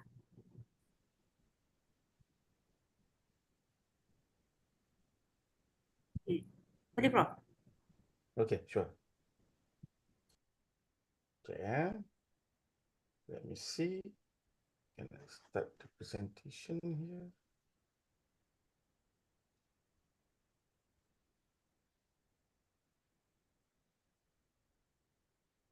The screen. Okay, boleh dah. Let's stop. Yeah. View full screen. Yeah, this will be much better, isn't it? Okay, yeah, thank you very much again, Mr. Ainul. Ladies and gentlemen, esteemed guests, and I believe it's a privilege for me to be with all of you. We are going to explore some sort like the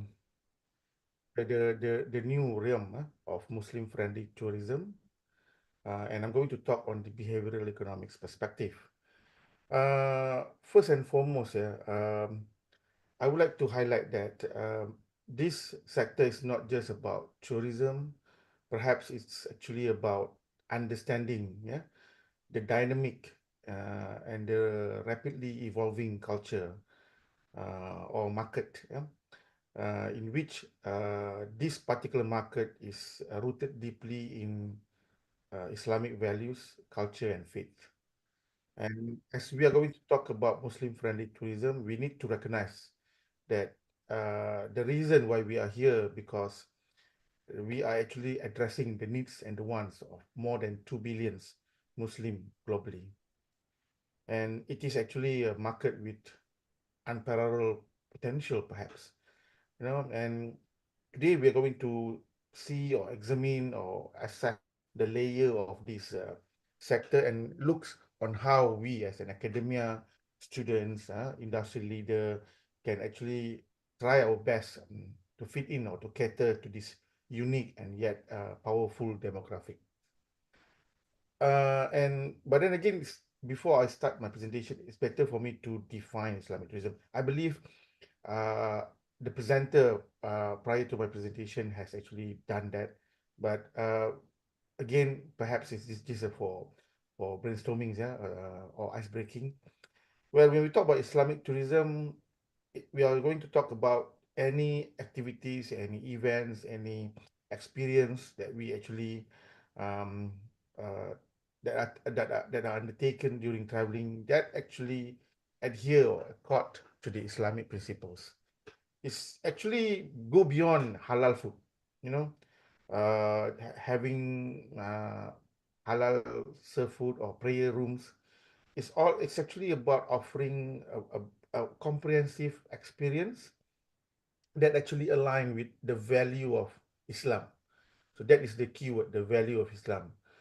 So at this, you, with this approach, we actually try to respect and reflect the face of Muslim travelers, and perhaps that's the reason why I'm a bit late venturing into Islamic tourism studies, because previously I have to say that it's actually it's too Islamic, you know, and people travel because of escapism, and as a Muslim, we travel abroad to escape our current environment. But then again, as a Muslim, and even though when you travel out, you know, you still have to practice your your Islamic teaching. You know, I mean, praying. You know, attending to halal food. But then again, it's actually praying at different environment. So this is actually not just a moral imperative, but it's actually a business opportunity. As such, at that point of time, I realized that this is actually a good point where I should embark in this Islamic tourism research. So, but then again, there's a lot of brands that has been used around the world.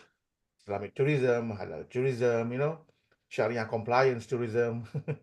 And we are very fortunate to have Islamic Tourism Center. The brains of Islamic Tourism Center came up with this concept, which is Muslim-friendly tourism, which I believe align with the element, the values of Islamic teaching, but at the same time respect the multicultural elements of this country. You know, and it's actually a brand for marketing purposes. You know, and because of them, because of ITC, I have to say that ITC have done wonderful things. And because of ITC per se, and also the support by the government, the Malaysia's branding as a leader, I mean, Malaysia has become the leader in Muslim-friendly tourism. You know, and in fact, the activities and also perhaps the services that we are providing right now actually does not compromise the travelers' religious principle, even though they are coming here for leisure or business.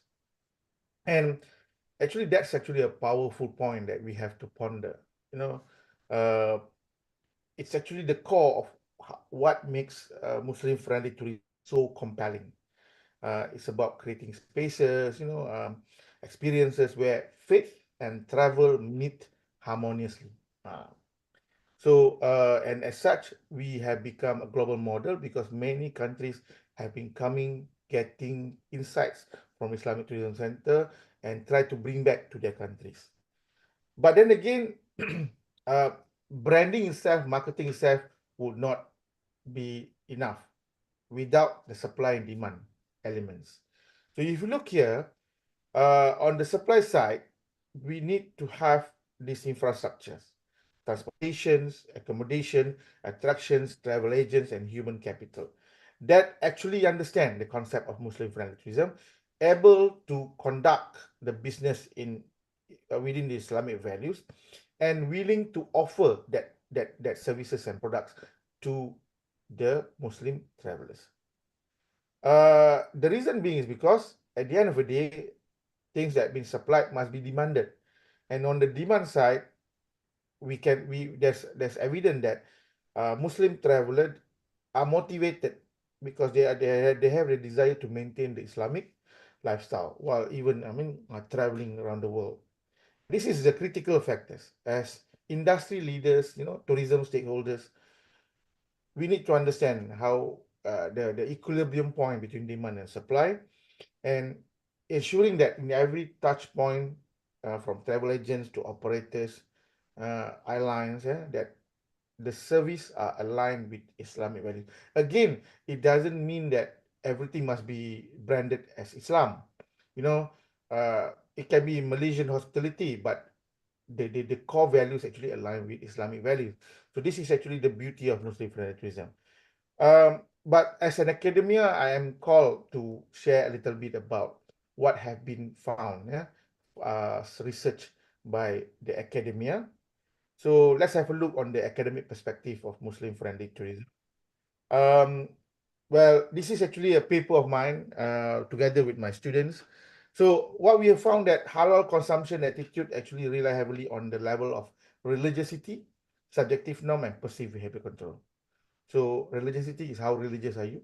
Subjective norm is on how well are you as yourself, and perceived control is how you were affected by your peers, your family's members. Yeah.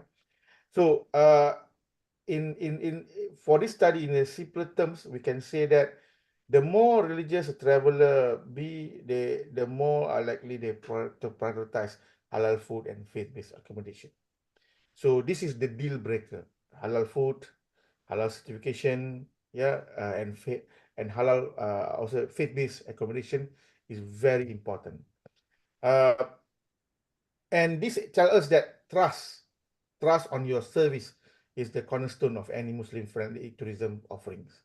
And with that, we need to build up the trust, the consumer trust, through a thoughtful and authentic offering of your service and products accordingly to the Islamic values. And this is actually a study in for Malaysian that are traveling outbound. And when they travel outbound, you can see that a lot of countries are currently offering Islamic tourism also products and services. In the case of Japan, it's actually highlight the interesting aspect of they use the brand halal tourism. We are talking about the commodifications. Japan has embraced halal tourism, actually offering Muslim specific services while maintaining a local custom. And this is actually one thing that I have to say Japan is doing quite good. They offer Muslim specific service but maintain their local custom. They do not practice Arabanizations. But then again, if you want to treat Muslim travelers as commodities, you have to understand that this is not actually a short-term strategy.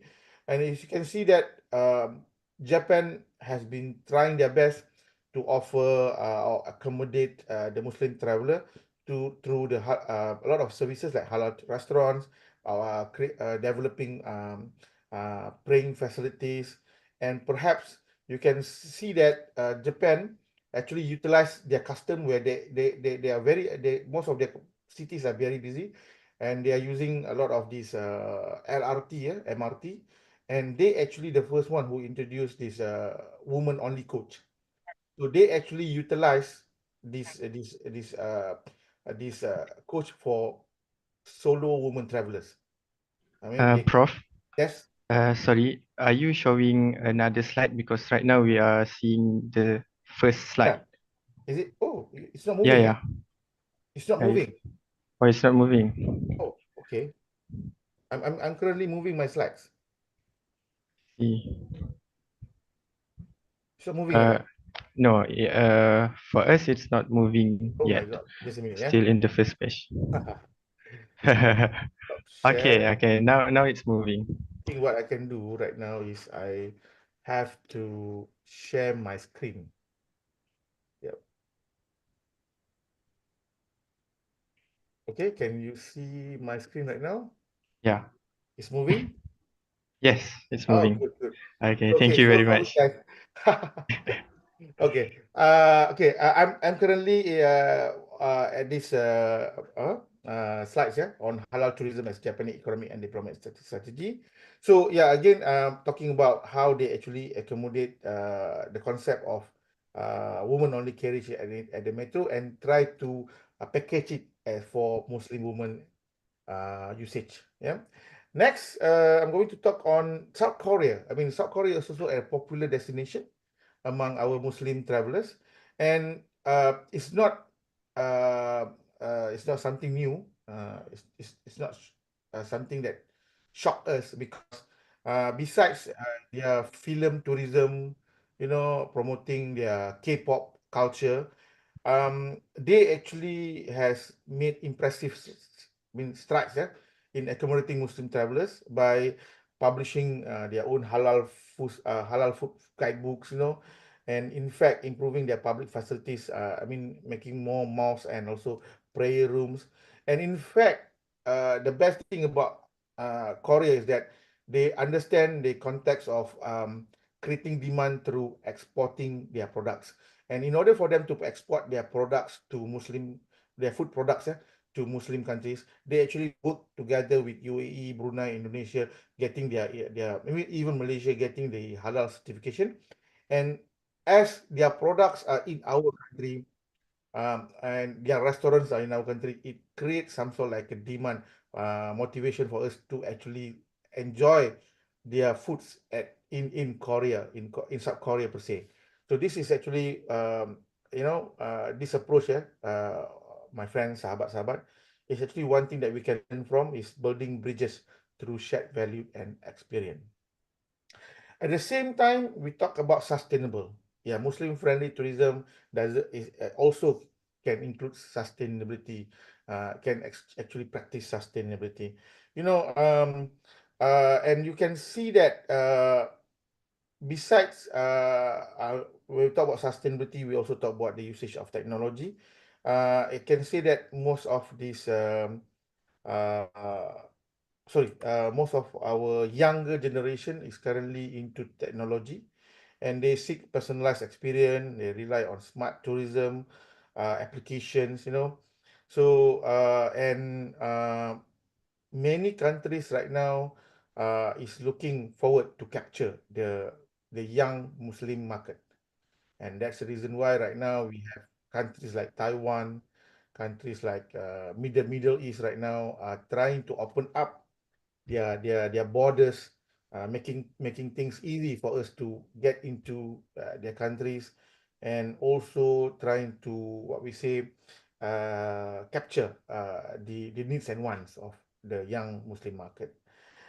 But then again, things have changed. I'm not going to talk about COVID-19, but COVID-19 is actually a bad news for tourism industries. Again, as experts says that the tourism industry is the first one to be affected and to be the last one to recover. And again, true enough, it's happening right now. We are currently recovering. Yep. But then again, there's a silver lining in from COVID-19. There's a lot of things that have changed, the digital adaptations among travelers, and the way how travel behavior have changed. So today we are going to look on, I'm going to share a few numbers of, we say, trends. Yeah, but bear with me.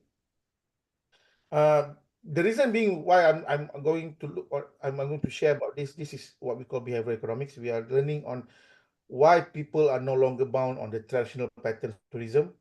And it seems that conventional tourists, including Muslim travelers, they are looking for experiences that align with their spiritual and cultural values. And this shift, how are Muslim travelers being inspired today? What are the new emerging MFT travel experience? How are Muslim planning their trips? What's changing in the way they travel? Actually, present us with challenges at the same time opportunity. So I always go keen towards the opportunity for us to rethink, how we can design and deliver Muslim-friendly tourism experience better, So first, we need to understand the new way of traveling. this is the process of traveling. First, you know, we dream. But the question is, what is driving the wanderlust? We need to understand. Yeah. And as we dream, we start making plan. And things have changed. What changing in how we plan? I mean, before this, we approach travel agents, but now we can be our own travel agent using OTAs and everything. And then we book. Again, previously we have to book through the counter, but now everything can be done even through your palm, mobile phones. And then we travel, and the way how we travel, the way we prepare ourselves, the way we bring ourselves to that particular situation have changed. And last but not least, previously when we travel, we go back, we actually tell others. We speak with our families, members, friends. We share. That's the considered word of mouth. But now we have word of mouth, where we actually share our experience through testimonials, review, you know. And now we have Instagram and TikTok, where there's element of bragging, you know, self-bragging, where we actually brag ourselves, telling people that, hey, we are traveling, you know. So these are the things that actually have changed. And this is what we call the new way of traveling. And when we talk about the new way of traveling, let's talk about why we dream. This is actually how we dream and plan our TikTok is the new Google search. We rarely use TikTok right now, you know, and it's the new. I believe that I can say this is the new go-to search engine for many young travelers. Even for people like me, whenever I travel, I just recently traveled to Kuantan. So my wife is actually googling. So what I did, I just opened up my TikTok. I have a TikTok account. I didn't post anything. I'm using it just to serve for academic purposes. To the students, you can use TikTok. You can learn a lot of new things using. A lot of what we say academic element, academic content is available in TikTok. But I just what to eat in content. Everything appear, the video, the review, very lively, you know. So this is actually a new thing. This is actually where any travelers find authentic experience, real recommendation from other travelers. And this is not from spokesperson. This is from real person. So as we think about marketing and engagement strategies for the Muslim market, we must remember, as a tourism stakeholder, social media platforms are no longer just for fun. It is actually a serious tool for travel planning. So this is about the time where travel agencies, destinations need to start getting into our new way of promoting our product, which is social media. And people have the way have people travel also have changed. Rather than traveling, visiting, stamping their footprints, yeah, a lot of them right now is looking for staycation. You know, perhaps this might sound unusual at first, yeah, but more people, even myself, are right now traveling for rest and recharge. This is rest and recharge. And I have to say that in the world that are fast-paced, this actually makes perfect sense, even for me, you know.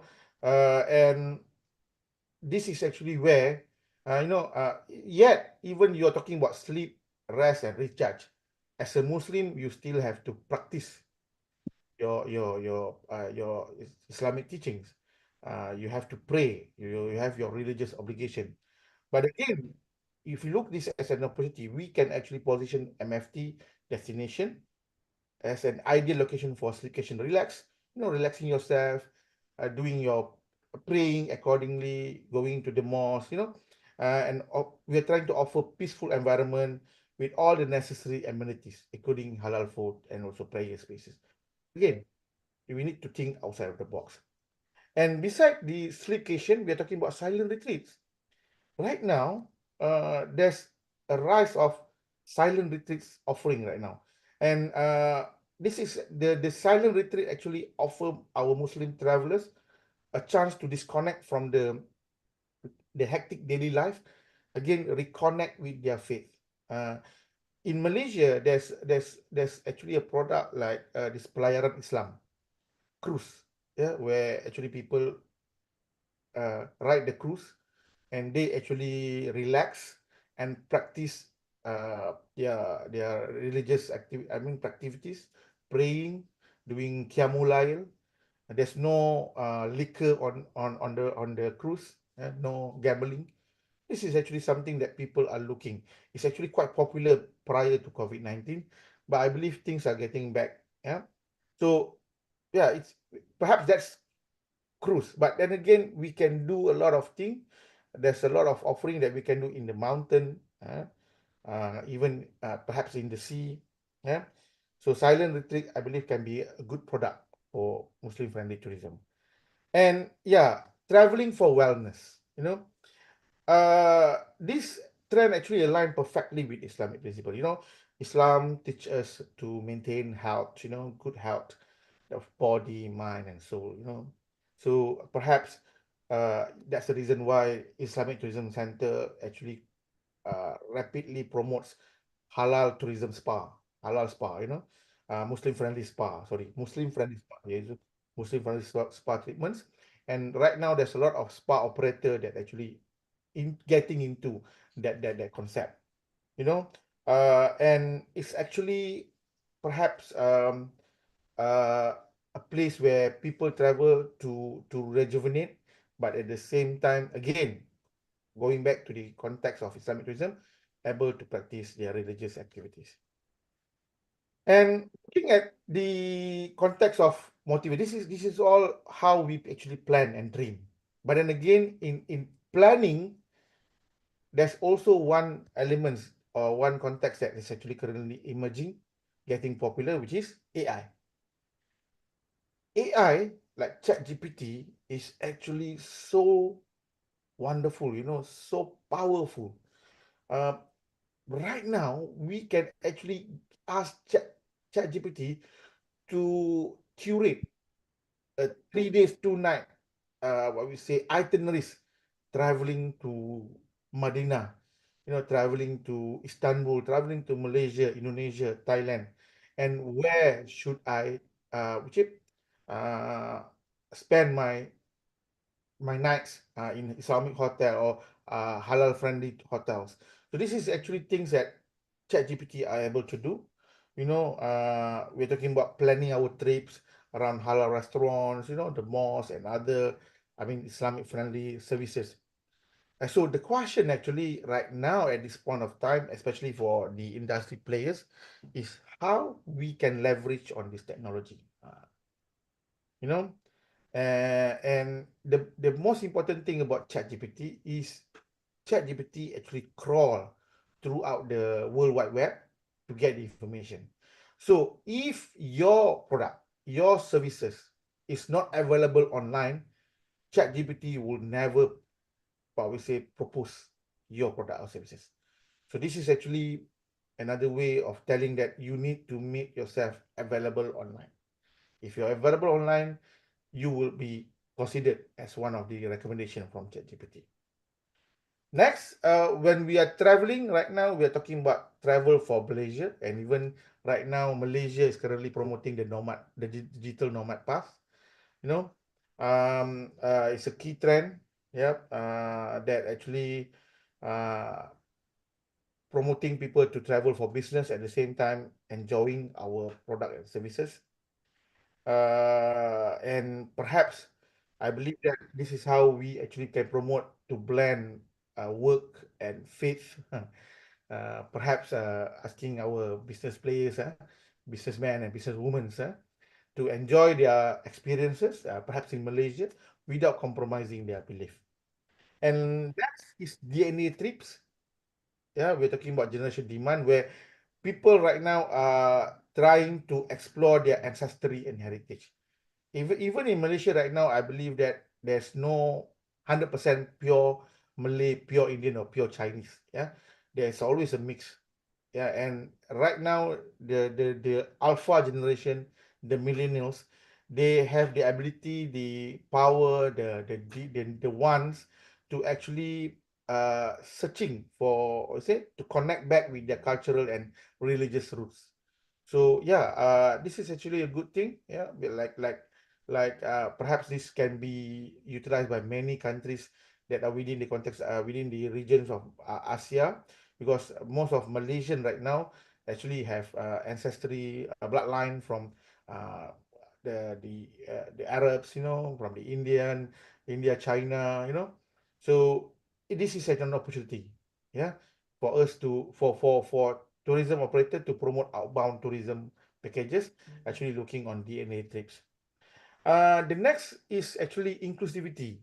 Yeah, even though, I mean, yeah, this is actually a new things right now, the in thing, offering tourism services and products to the disabled person with disabilities. Yep. It has become a major theme in today's world travel. Yeah. People with disability, either it's physical or otherwise, are actually traveling more. In fact, right now, there's also a concept where our best tourism, where they cater for our best people to travel. And this is actually making sure that our halal services is actually been designed with inclusivity in mind. That's actually another point that we need to consider. And when we sold the idea of Muslim friendly, we have to make sure that we actually mean it for everyone, every Muslim, regardless of their physical disability. And for operators, this is especially for airlines, this is not new. Chatbots, everybody is using chatbot right now.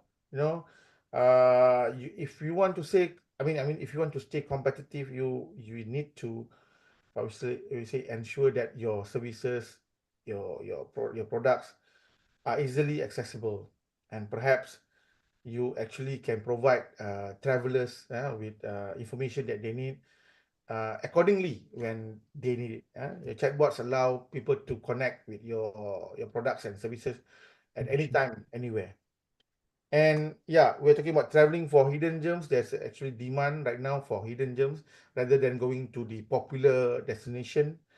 We're talking about perhaps small, beautiful mosque, to hidden beaches.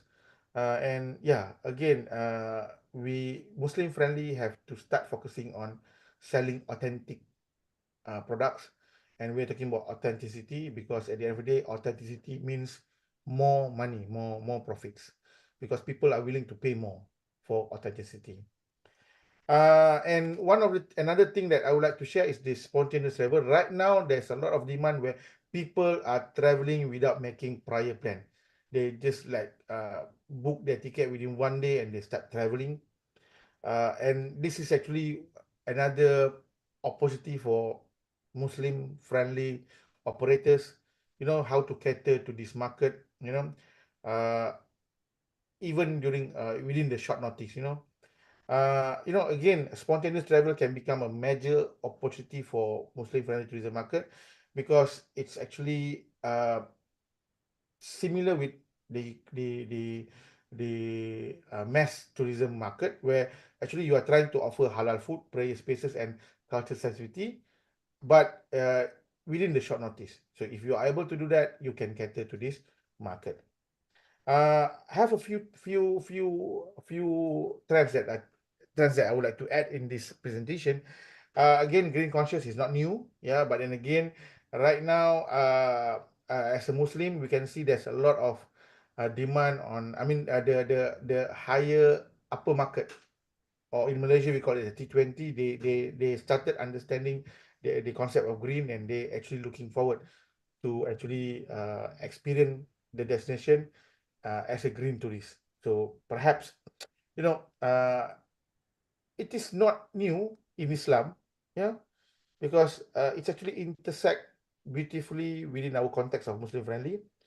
The reason means because Islam actually emphasize our role as steward of the earth, and many Muslim travelers have to seek out for eco-friendly destination. So this is actually and a good idea, a good insight for ecotourism operators in offering Muslim-friendly, what we say, product and services. And I'm going straight away to camping. The reason being because right now people are moving away from camping to glamping. Glamping is actually a glamorous way of camping, you know. But then again, we believe that most of the camping sites that are available, I'm using Malaysia as a context, is not Muslim friendly. You know, sharing bathroom, co-ed bathroom, you know, and most of their, we say, tents are not. I mean, some of them are not Muslim friendly, you know. But then again, you need to imagine that if you are able to offer a campsite equipped with private prayers areas, halal meal, and modest family friendly accommodation, you know, where you know there's a separation between the male and females, those things, yeah, yeah, this could be a good opportunity for us to embark. And last but not least, I'm showing our Khairul Amin. Yeah, he's actually an influencer. He's actually a food influencer. He's actually a food entrepreneur. But just recently, he went to New Zealand with his friend for vacation, and out of sudden he become a travel influencer. It's not something that is unique, something that's new. Yeah, because if you look back, everyone is actually a travel influencer. As you are sharing your stories, you're sharing your pictures, you're sharing about your experience traveling, eating, you are actually influencing others. And these people, these other people are actually your family and friends who befriend you in your social media account. So if you look here, this is something that we cannot overlook. You know, Muslim travelers usually, as similar with other mass tourism market, always rely on peer recommendation more than ever. You know, which actually showing that actually as a tourism operator or food service operator, all your service destination and offering are shareable. And this is very worrying trend because we don't know whether they actually they share the right thing. But again, usually they are sharing their experience, either it's a good or bad one. You know? So perhaps by creating this you know how we can create experience that resonate deeply with Muslim travelers, we can actually tap into this powerful word of mouth marketing, word of mouth. You know, because if you can, if we they can show that if they actually share things that you have in your destination, in your with your service and products, if they can actually highlight that the travelers can be seen, can be respected, accommodated, then yeah, they will share a positive experience to the world, and eventually you will get the spillover effects. Okay, so I think I'll be ending my presentation with the key takeaway. Again, we need to respect. I'm not saying that respect, but again, accept that the new platform like TikTok are actually transforming how travelers, including Muslim, search and plan their trips. And right now, everyone are looking for personalized experience like staycation, wellness retreat, you know, DNA trips. And we also need to respect the element of inclusivity and accessibility, you know, and technology will always be will be with us, yeah. And but then again, technology a fast changing trend, so you need to keep up with the pace. You're talking about AI chatbots, you know. And again, at the end of the day, we are in towards to support our our our SDG 2020, which is we have to support sustainability and green travel. And again, last but not least is the influencer culture, where everyone becoming a travel influencer. So we have to make sure that things that are going to be shared is actually will be a positive elements to our business destination or services. So yeah, I think that's all for my presentation. I believe um, this is quite long enough for all of you. Thank you for listening, and you have my contact information. If you need anything, you want the slides, you can actually request from we say the organizer. Please do connect with me in the future. Yeah, I'm open with any collaboration, any research works, yeah, or grant application. And I would like to say thanks to the organizer, UIAM, and especially Dr. Salwa for arranging this event, and also for the invitation, Dr. Salwa. And thank you to the participant who actually are listening to my presentation. I really hope that I have inject some new knowledge and new information to you, and I hope it will be beneficial. With that, thank you. This is the end of my presentation. Wabillahi taufiq wal hidayah. Wassalamualaikum warahmatullahi taala wabarakatuh. Waalaikumsalam warahmatullahi wabarakatuh. Thank you very much, Professor Hafiz. Right now we actually have a Q&A session. So if we have any question from the Zoom link or even in YouTube, you may put it in the chat box, or you can even open your mic if you want to ask the question. Yeah, I just like to add something. Okay, For Doctor. Hafiz, congratulations, very good presentation. From what I observe is that you are trying to suggest or maybe look at the future trends for what's happening out there in the traveling business. Particularly, I'm interested in the sustainability aspect. You mentioned about the green and that thing. So maybe you can elaborate on that sikit, Rob.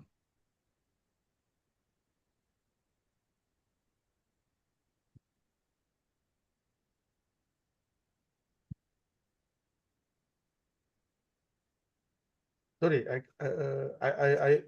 maybe my internet line it's not stable. Can you recap that particular question? Yeah. Yeah, I would like to congratulate you punya presentation. It's very trendy kind of thing lah. Actually, I'm also quite new in this tourism. I was in the Department of Finance. Cuma lagi, I like to ask your elaboration on the sustainability aspects of green consciousness moving forward. What should the tourism industry do on this?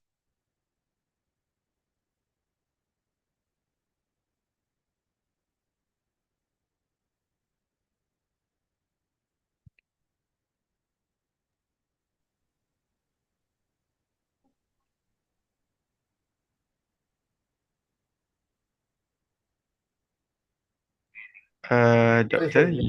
yeah. Unmute. Yeah. Thank you, Dr. Zul, for the comments, the positive comments. And yeah, let's talk about green consciousness in tourism, especially in Muslim friendly. You know, green tourism has been with us. We have heard this concept for many years. And in fact, right now, it has matured until there's a concept saying that we have been greenwashed. You know, all of our service been greenwashed. You know, making well, the way how the operator, the businessman, utilizing green concept in their business in order to spike up the price. But then again, if you look on green consciousness, it's all about environmental stewardship. We're talking about conservation, you know, pollution, and reducing our carbon footprint. But at the same time, green consciousness is actually aligned with sustainability, in which it actually encourage our respect to the local culture, tradition, and communities. Oh. And perhaps it's all about making tourism activities a low impact activities, you know. And again, in order to integrate the green consciousness, in our MFT, I have a few suggestions. Yeah. Perhaps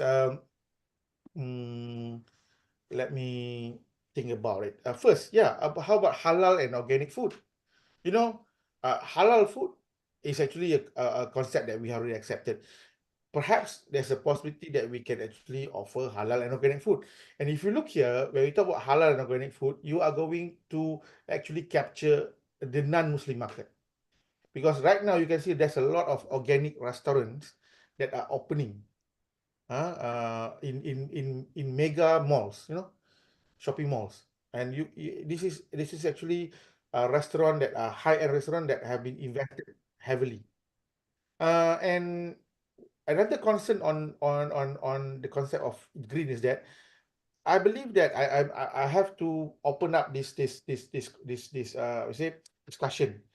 Have you ever seen any eco tourism destination that are Muslim friendly?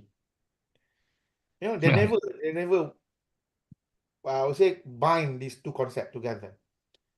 So yeah, that it's about time. It's about time. I mean, I'm not again Muslim friendly tourism doesn't mean that they are going to cater only to Muslim travelers. We have seen this concept has been embedded in Sunway Group, Sunway Hotels, but they also actually having a lot of non-Muslim with them, which they actually trying to showcase that they are family-friendly hotels. You know, that is actually another point that we should ponder. And you know, when we talk about community-based tourism, this is another thing. Most of our community-based tourism is to tourism. You know, it's to tourism, uh, tourism related. You know, that very limited elements of Islamic teaching. You know, perhaps it has been transpired during the, I would say the experience by the travelers, but it should be packaged systematically. You know, perhaps there's some way of we can share some certain hours that we can actually showcase or share our Muslim practices to the perhaps the non-Muslim or to the Muslim. I mean, there's different way of how actually we practice our Islamic teaching in different states in Malaysia.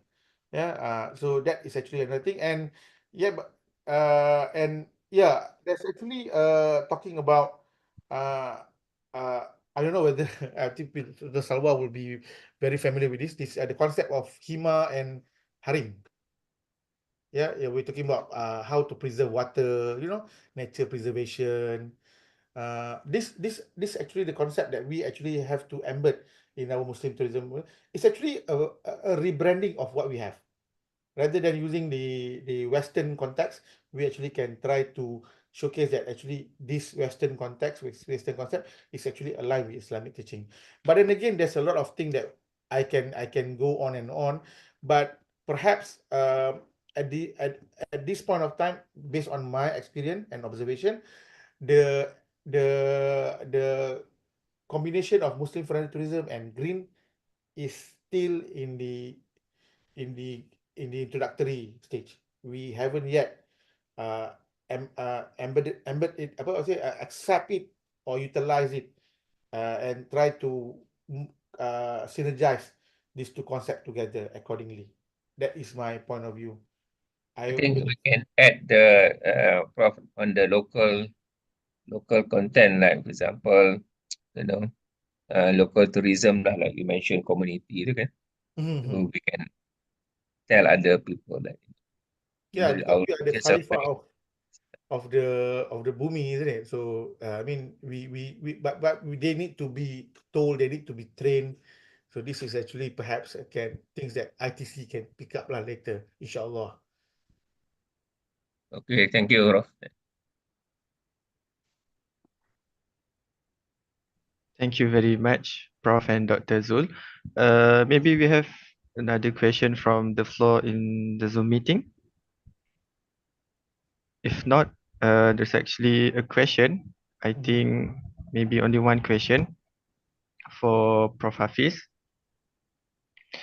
So the question is, how can principles of behavioral economics be applied to encourage Muslim travelers to make more sustainable and ethical choices?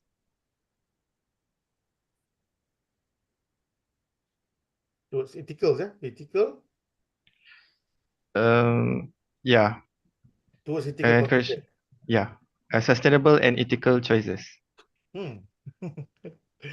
Oh, ni soalan final exam ni 20 marks ni. Yeah, when we talk about behavioral economics, you know, it's actually a subsection of economics that actually offer valuable insight on how actually people make decision in their daily life, you know. And in the context of MFT, behavioral economics is actually, yeah, when you talk about ethical consumption, is actually aligning Islamic principles and sustainable tourism practices. These are the two concepts, you know. So if you look on MFT, it's actually reflect ethical way of consumption, the choices, and how we actually put environmental sustainability as one of our things that actually affect our decision, and definitely at the end of the day to respect our local culture. So if you look on the context of behavioral economics principles, there's a lot of things that we can actually look align it with MFT. First is on the nudging lah. The intervention that actually guide people toward making better choices. So MFT has been doing that because we're talking about halal, sustainable food choice, and perhaps as what we discussed is on the green behaviors. But on the social norms, yeah, um, it, we MFT can actually be the pillar or the one that actually push towards eco-friendly behavior, and actually recognize ethical tourism as part of Muslim identity. So that is actually, yeah, because we're talking about we as the Khalifa, and we have to avoid the waste, yeah. And another point is how we can actually frame, I would say, the religious duty and the moral responsibility. So if we can frame religious duty and moral responsibility within the MFT, we can be the champion for sustainability and champion for ethical or responsible practices. Yeah. And if you look on here, there is a need for commitment. How we can pledge towards ethical consumption. From planning until at the end of our sharing. So if you look on the process of traveling, if we actually have that, we instill that ethical consumption elements in our daily life, we plan accordingly. We don't waste money. We actually prefer to go to destination not to enjoy ourselves, but actually to contribute to the local community. When we book Muslim friendly hotels that actually have halal foods, and we book transportation that actually offer better carbon footprints, spillover, and when we actually share, we share responsibly. So we don't spread fake news, we don't make fake testimonials, so those are the things that actually could could be contextualized on how uh, the behavioral economics elements can work together with the ethical consideration of Muslim friendly tourism. It is already in our life, but do we actually recognize, do we actually realize that we are practicing that?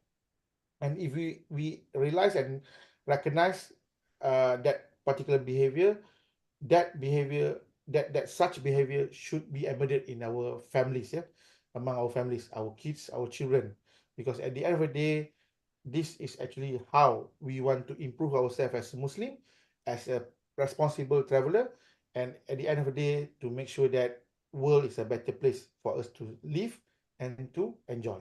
Yeah, that will be my 2 cents on that. Thank you very much, Professor Hafiz. And with that, thank you for sharing your expertise on how behavioral economics can shape sustainable tourism practices. And we hope that you would always feel free to be our speaker for the next program. And if you have some free time, Professor Hafiz, to spare, feel free to stay in the meeting.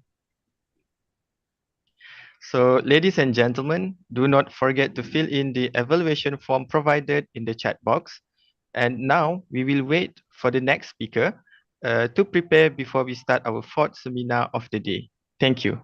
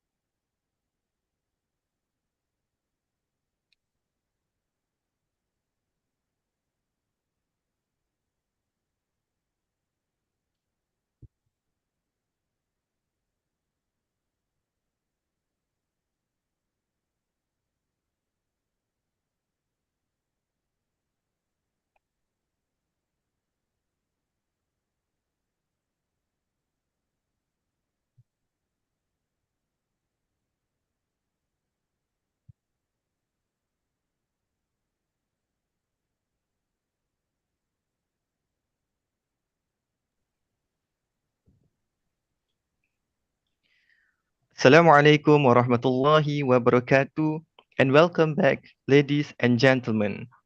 Our final topic before the lunch break is sustainability and ethical practices in Muslim-friendly tourism, lessons from Turkey. This session, we will provide valuable insights into sustainable practices within the tourism industry with a focus on ethical considerations. We are honored to have Associate Professor Dr. Aishagul Adaj.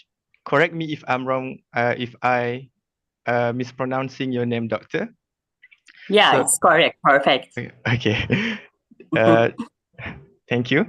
Dr. Adaj is a distinguished academic specializing in tourism management, hotel management, and gastronomy. And she is currently a doctor lecturer at the University of South Florida Moma College of Business, School of Hospitality and Business Tourism Management. Previously, she served as an assistant professor at Northern Arizona University and a lecturer at Karabük University, Turkey. Her expertise spans food safety in tourism, the role of gastronomy tourism in destination branding, and organizational behavior in the hotel industry. Dr. Adaj has also contributed significantly to international research and has authored numerous publications in top-tier journals. Now, before we start our session, I would like to request for all participants to open your camera to light up this seminar today. Let's now invite Associate Professor Dr. Aishagul Adaj to share her presentation with us. Thank you very much. Good afternoon, everyone. Again, thank you for participation in our section. I'm truly honored to be here today. I'm excited to contribute such a meaningful event. Okay, in my presentation in here, you can see here.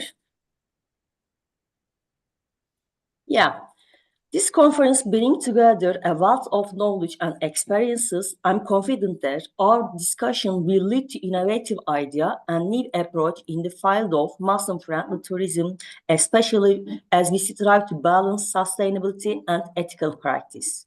Throughout the history, humans have always been on the move, and Allah, God, created the universe for them.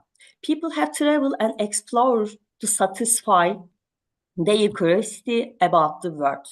In Islam, Muslims shape their lives based on the teaching of the Quran and the Prophet Muhammad.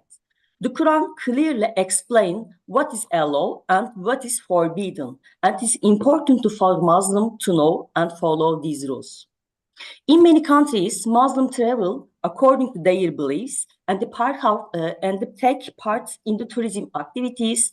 Religious beliefs are one of the factors that influence tourism choices for Muslims. This has led to the creation of new type of tourism called Muslim-friendly tourism. So, what is the Muslim-friendly tourism? Muslim-friendly tourism refers to segments of the tourism industry that cater specifically to the needs of Muslim travelers by providing halal-friendly service such as halal food, prayer facilities, and accommodation that respect Islamic value. The global Muslim travel market has grown a lot in recent years due to the more wealth, population growth, and higher demand for the service that follow Islamic value. According to report by MasterCard and Crescent Rating, the Muslim travel market is expected to reach 230 million travelers by 2026, contributing to over $300 billion to the world economy. This growth is driven by the rise of middle-class Muslim, especially Southeast Asia and Middle East, and more travel companies realizing the need of the cater to Muslim tourists. In here, there is a table, a top 10 Muslim-friendly destination. This highlights the top 10 Muslim countries that provide Muslim-friendly tourism based on the Global Muslim Travel Index score. The ranking was analyzed via 4 criteria: access, communication, environment, and service. Malaysia, in here, you can see in Malaysia and Indonesia are the top with score of 78, making them the most attractive destination for Muslim tourists. In here, Turkey comes third with the score of 75, showing that it is also a strong destination for Muslim-friendly service. But there is an important point in here. Muslim-friendly travel destinations are no longer limited to Islamic countries. Non-Muslim majority places like Japan, South Korea, and some parts of Europe have adapted their service to attract Muslim travelers by offering halal-friendly options. This figure shows the top non-Muslim countries. In here, Singapore has the highest score with 65, and Thailand comes in the second with the score of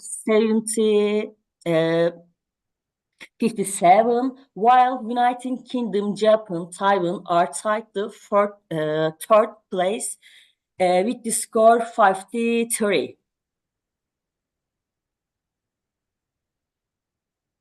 Actually, according to Jafari and Scott, Muslim-friendly services are divided into three main categories. Three main categories. One of them is halal food. It is the most common part of that kind of tourism. It means that food and drinks offered in hotel, restaurant, and flight are halal certificated, which follow Islamic rule. Prayer facilities is another topic. Because Muslim travelers often need place to pray in hotel, airport, and public area.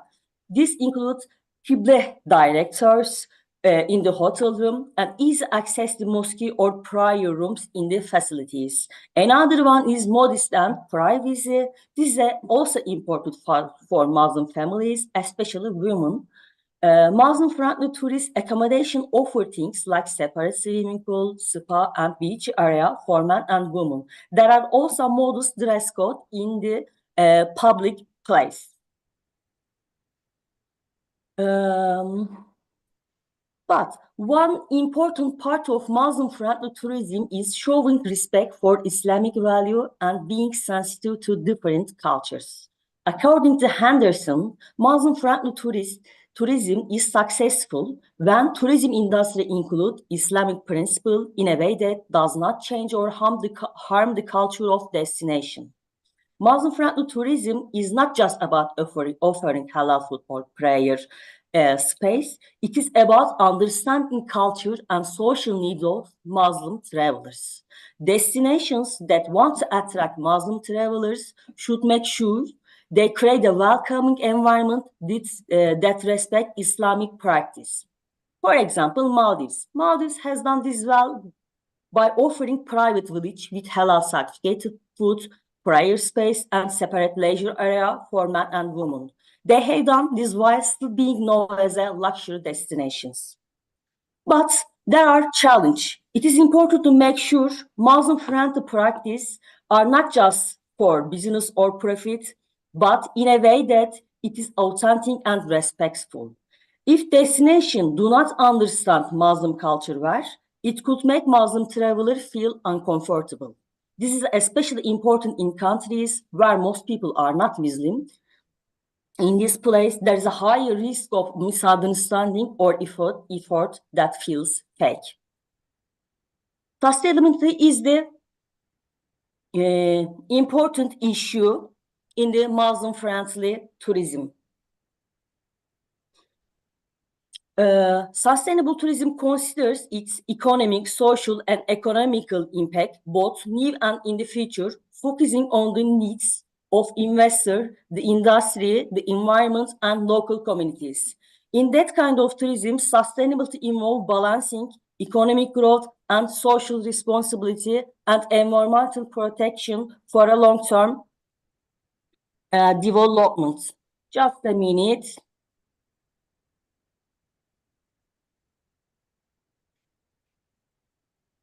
Okay, let's talk about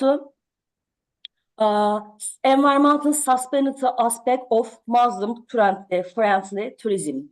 As you may know, in Islam, there is a great respect for nature and environment. In the Quran, there are many verses about protecting natural resources. According to Islam, Muslims are seen as the caretaker of the nature and should live in harmony with all the creatures. Destroying the environment, such as thought pollution or waste, is not liked by Allah.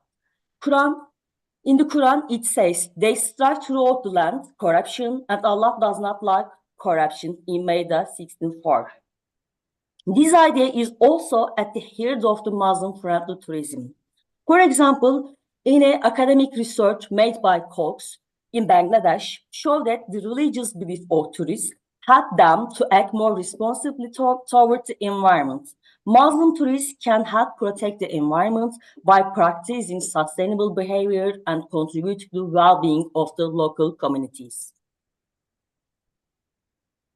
There are many recommendations for making tourism more environmental sustainable, such as reducing pollution, using renewable energy, properly disposing of waste, and fighting climate change. Some hotels and resorts in Turkey catering to Muslim tourists are incorporating renewable energy source such as solar panel and reduce reliance on fossil fuel. Also, water conservation is another important in Muslim-friendly tourism in Turkey. As many Muslim majority hospitalities face water scarcity, hotel and tour operators have implemented systems to reduce water consumption. Users using water-saving fixture and recycling grey water in the hotels help to conserve water, which is important both environmentally and Islamic teaching. In halal-friendly tourism, where Islamic beliefs play a key role, these environmental practices should be considered when setting guidelines in the halal certification process.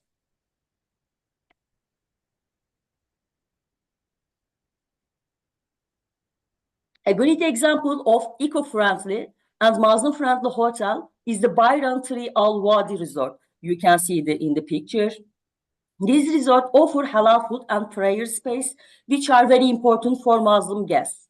But it is also focused on protecting the environment. For example, the hotel collects rainwater to save water, use products that are safe for environment, and has a strong plan for managing waste. This hotel shows us how a place can be both luxuries and good for environment. It is a model for Muslim-friendly hotels, combining both comfort with sustainability.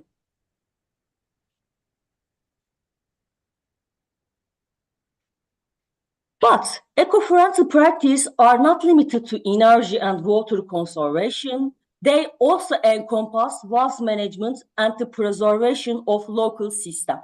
Hotel and tourism in Muslim majority regions are adopting sustainable practices that promote environmental conservation while still maintaining Muslim-friendly service.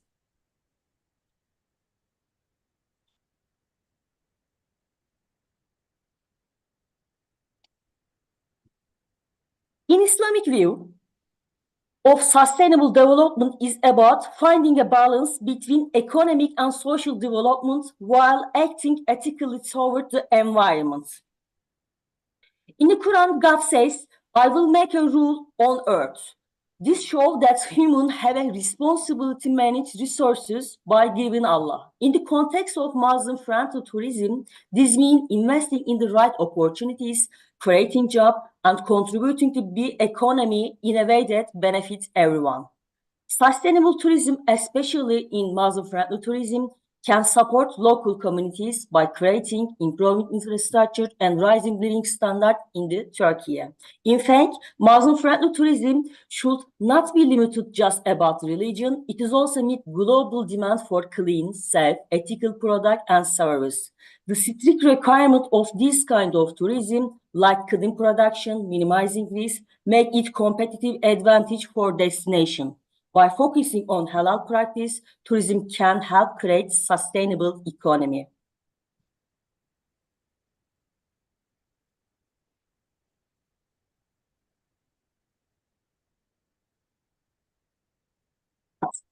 While Muslim-friendly tourism has grown a lot, there are still some challenges to make it truly sustainable. These changes are especially difficult for destinations that are trying to balance making money with protecting environments. One of the challenges is infrastructure limitation. Infrastructure limitations. Many destinations, especially in developing countries, do not have the right infrastructure to fully support the practice in place where there is high demand of Muslim-friendly service like Middle East and South Asia. Hotel and tourism providers struggle to upgrade their facilities to meet both halal requirements and environmental standards. For example, installing energy saving system and better waste management can be very example, and smaller business may not have the money for it. Another big challenge in sustainable Muslim-friendly tourism is finding the balance between making money and protect the environment. In competitive markets, tourism business often focus more short-term profits than long-term sustainability. This can lead to practice that put tourist numbers and revenue ahead of environmental protection. Duman points out that, one researcher points out that is a bigger problem in the region that depends on heavily tourism for economic growth, where the pressure to make more money can result in sustainable action.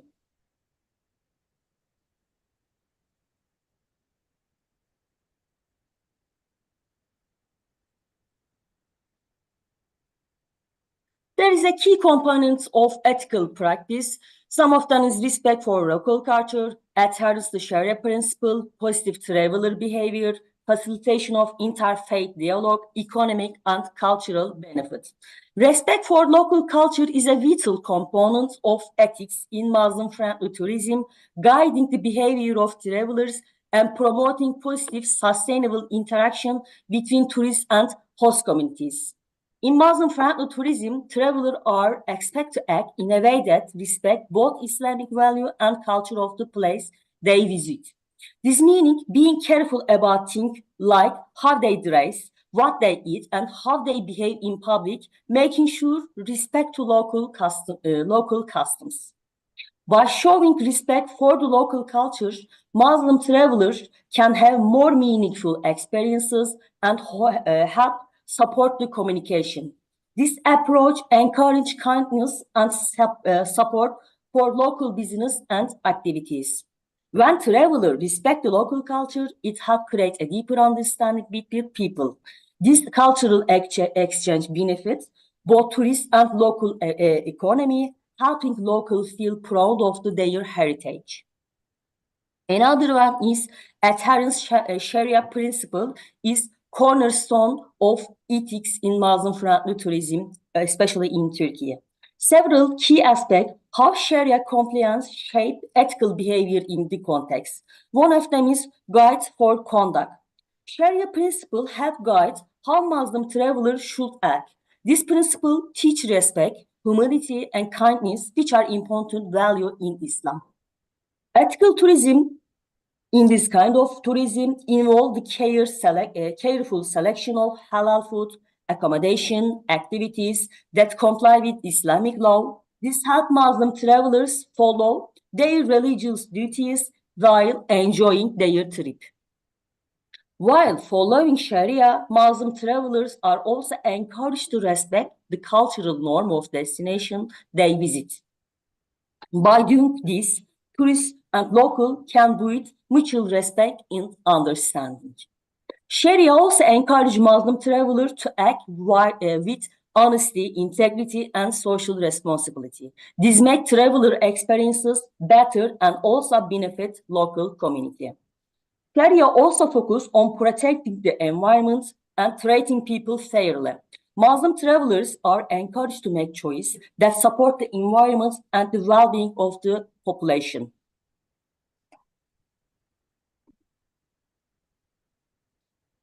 Positive traveler behavior is also an important topic because it includes action that follow Islamic value and respect the culture of the place visited. Muslim traveler can help local communities by shopping at local market, eating at local restaurant, and joining community activities. This supports the local economy and shows social responsibility, which is important in Islam. Positive traveler behavior also means taking care of environment. This including reducing water, protecting natural resources, and choosing eco-friendly options in Turkey. These actions follow Islamic teachings about looking after the earth. Also, Muslim travelers should share Islamic value like honesty, kindness, and respect all their interactions.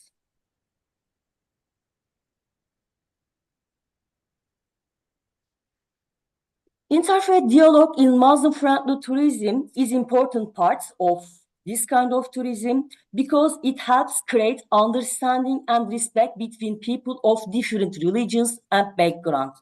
Interfaith dialogue encourages Muslim travelers to talk openly with people from other religions. This helps everyone understand each other better, break down stereotypes, and promote tolerance.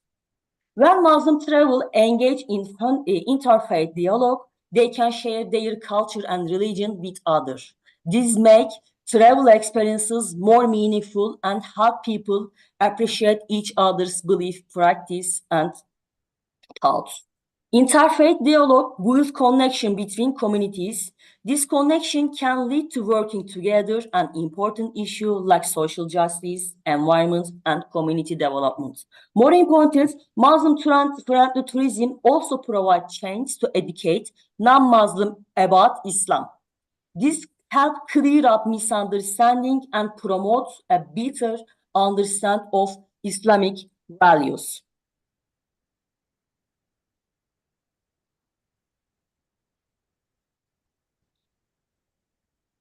When we show the ethical guideline in the Muslim-friendly tourism in Turkey, it is a more important topic is fair treatment of workers in the accommodation.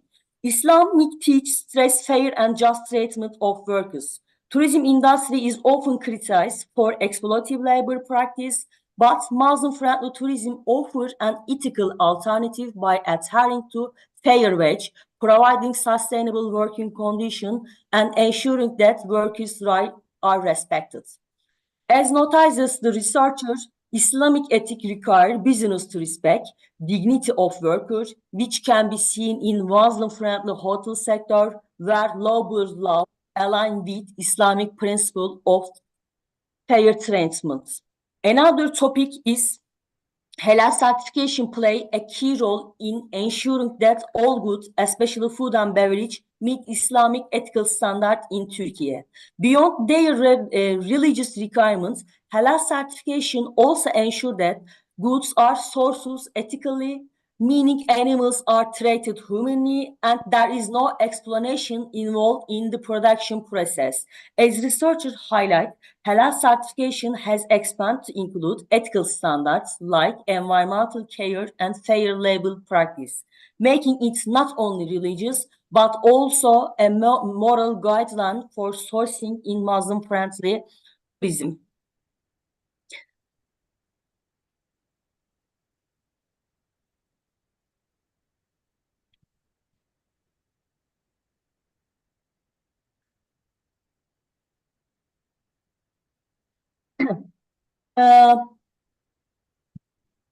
Just a minute. Yes, I continue.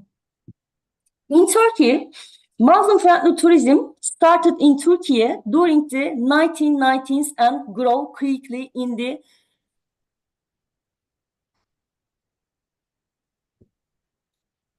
Just a minute. I'm saying again, Turkey is a fourth most visited country among the top 20 destinations. Turkey has become an increasingly important destination.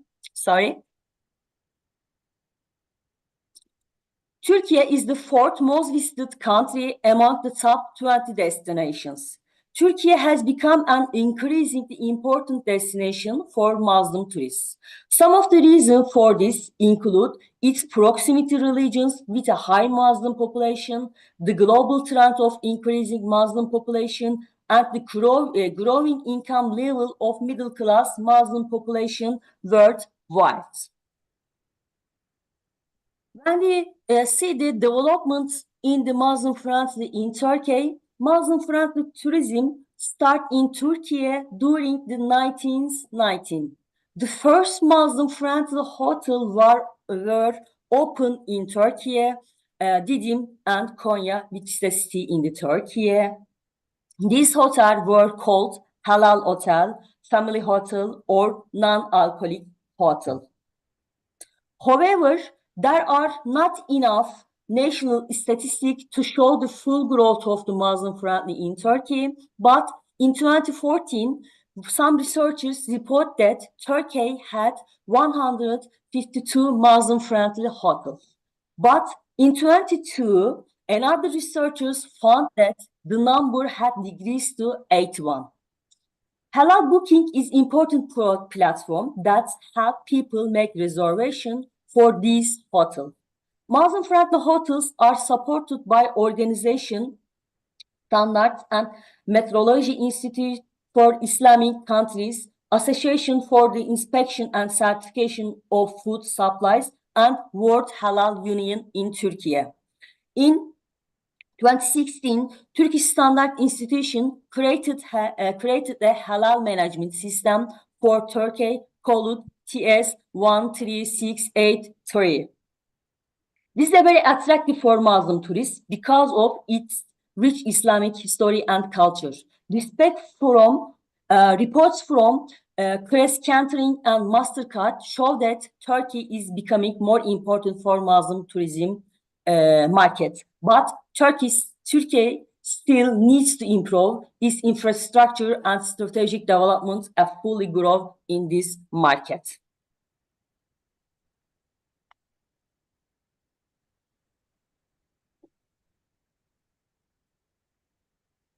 As said earlier, Turkey has undertaken various efforts toward the Muslim-friendly tourism market. In 2005, Turkey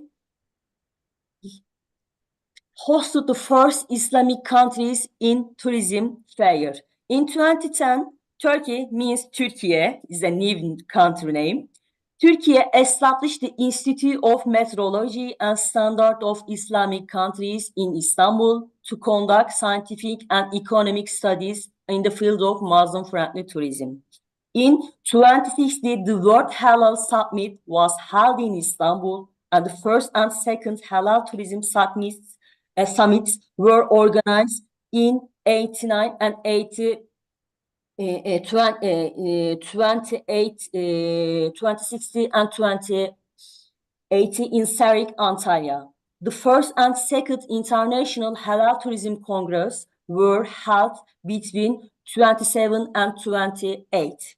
In 28, the Islamic Products Research Association was established in Turkey, which began its activities in 2005 under the name Halal Food and Certification Research Association.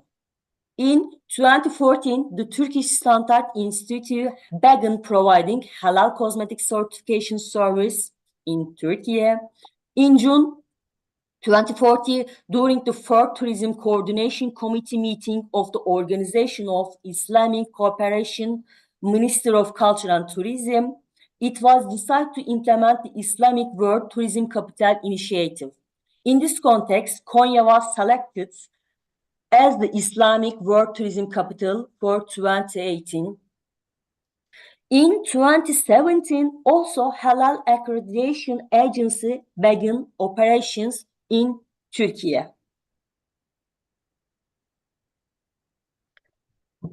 Since 2030, the Turkish Standard Institute has been proving halal certification, and in 2023, they expand this to the tourism sector.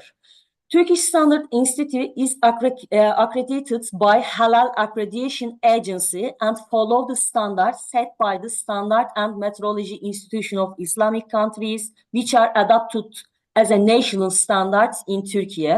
These standards are general condition-related facilities, condition-related activities, and condition-related to employees. When we look at the general condition, hotel should provide halal service, take into account the diversity of their customer base, and ensure that marketing communities are fully accordingly. Chemical and material are used for hygiene and sanitation should be compliant with halal industry standards. Alcoholic beverage should not be sold or consumed in hotel establishments. Non-halal materials, for example, pork products and alcohol, should not be available in any service units of halal, including sales area. Condition-related facilities also include some conditions. There should be a Qibla direction indicator in the room, and every room should have a Quran and or its translation alongside a notice about daily, weekly prayer times. They should be noticed in elevator or notice board or in hall indicating prayer time and the location of the prayer room, temporary notes, maps, etc. Prayer times, Qibla direction, and the location of prayer room should be indicated in both Turkish and English in at least 2 languages. In Friday prayer are not held in the hotel mosque, sufficient transport service should be provided for guests to reach nearby mosque. When it comes to condition-related activities, special activities conducted in women-only section should be supervised by women, men-only section should be supervised by men. Higher dressing, spa, and massage service, if provided, should be segregated by gender, or these services should be provided at different times according to halal principles. Health service and sport activities, if provided, should be conducted at separate time or in a separate area of men and women. Visual displays like advertisement, poster, and banner in the hotel should comply with Islamic ethical standards. Last one, condition related to employees also included some criteria. Hotel staff should be regularly informed and trained about halal practice.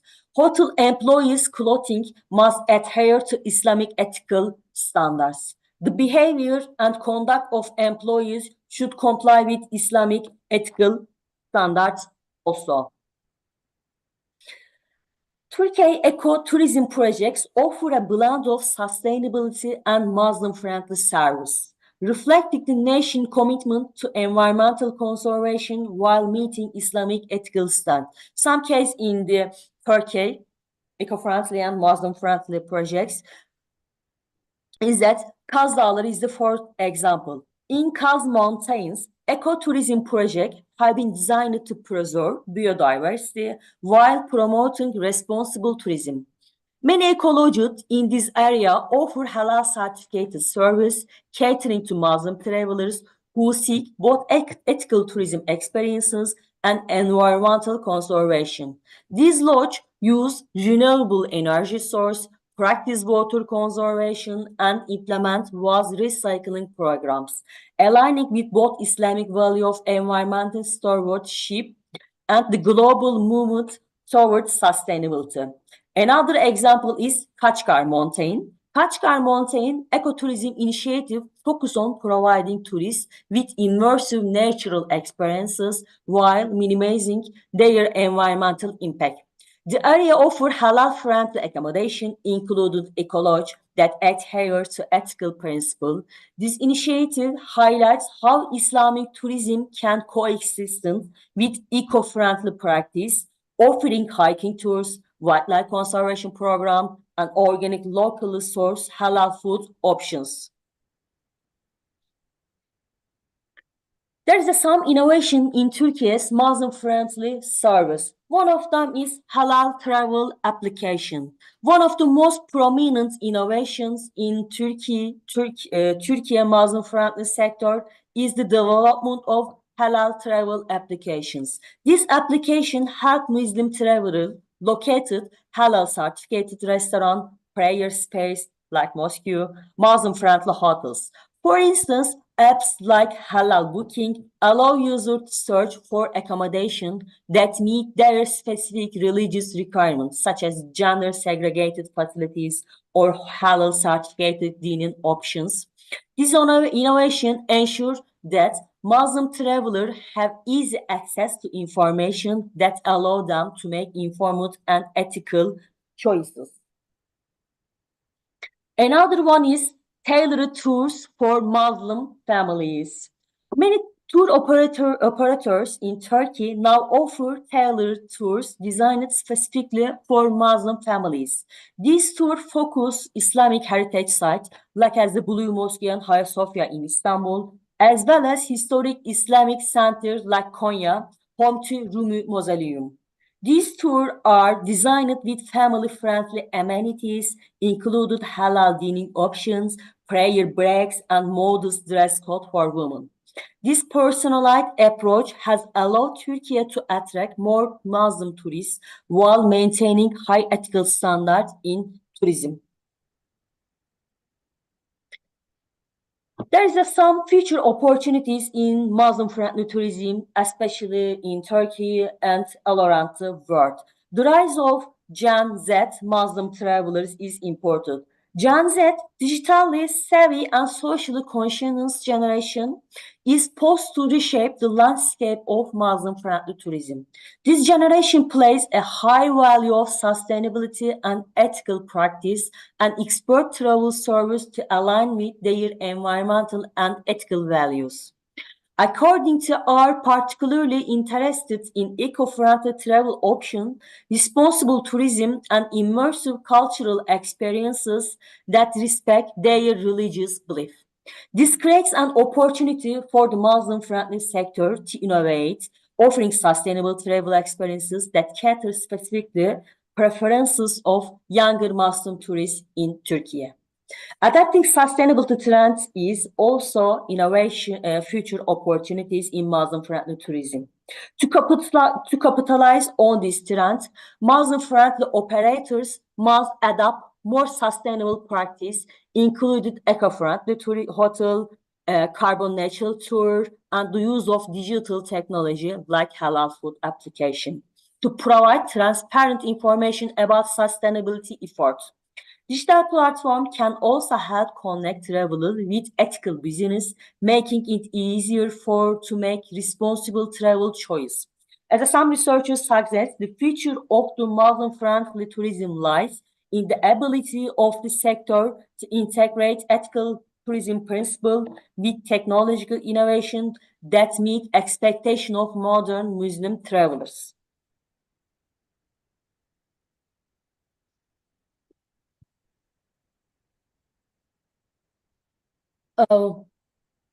As Muslim-friendly tourism continues to grow, the industry must ask itself, how can we ensure that future developments not only cater to spiritual and practical needs of Muslim travelers, but also contribute to the broader goal of sustainability? Will the industry be able to meet the rising demand of eco-friendly, ethical travel experiences, especially from younger generation like Gen Z, while preserving authenticity of Islamic culture? This question challenged both tourism operators and policymakers to think critically about the future of Muslim-friendly tourism in the world and its role in promoting global sustainability. Thank you very much for listening me. It is the song, it is the final collections. If there is any questions, I would happy be to discuss them. Again, thank you very much to participate our sections. Yes, thank you, Doctor. And yes, we now would have a Q&A session. So anyone who have question can open your mic or write your question in the chat box, either in YouTube or Zoom link. Yes, Yeah, Doctor. merhaba, Dr. I am Zul, Dr. Zul. Let me introduce myself. I've been to Karapok University. I think you know. I met your deputy rector, Prof. Ismail Karas. And Yeah, Ismail Karas. Yes. I've been to Seven-Bolu also to see your very beautiful hotels, school tourism. It's very nice. Yes. But I'm not sure whether you were there at that time. It was in July. I did see you might have come for a summer holiday in July. In Turkey? In Turkey? Yeah. And Dr. Ismail introduced me to Prof. Murad. Apparently, he cannot present, yeah, because he's not well, isn't it? Yes, yes, yes. It is sick. Yeah. Yeah, on your presentation, I think it's very good, you know. It's very up to date. Talk Thank about you. sustainability and all the a lot of development in the tourism industry in Turkey. We should begin 1990, is it, Sibin? 1990? Yeah, actually 1919. Yes. It depends on the earlier, but it's founded in 1919. It's began to more establishment, more activities in 99. I see. You have a tourism board in Turkey? Tourism body that control all the tourism activity? Yes, sure. It's the tourism cultural community control the tourism, tourism number, tourist number, arrival number, all of them. Also halal practice in Turkey. Yeah, to save time, maybe I allow others to speak. We like to later on maybe do some collaboration with you and do some research there, inshallah. Yeah, we can make a collaborate. And Ismail Ragib Karash and Cenk Murat also want to collaborate with you. Yes. At some point. I'm from the INHAT, but this is organized by the School of Tourism. And Dr. Shuada is here. So maybe she will let you later and we do some proposal and collaboration, inshallah. Inshallah. Yeah, thank you. We want to collaborate you. Thank you. Thank you very much. Right, Doctor. Yeah, thank you. Thank you very much, Dr. Zul. Now, Doctor, we actually have a question from YouTube for you, Dr. Aisha Girl. The question is from Suhaimi bin Muhammad Sarif. He asks, why is tourism often associated with gambling, liquor, and massage parlors? Sorry, please say again. Why is tourism? Why is tourism often associated with gambling, liquor, and massage parlors?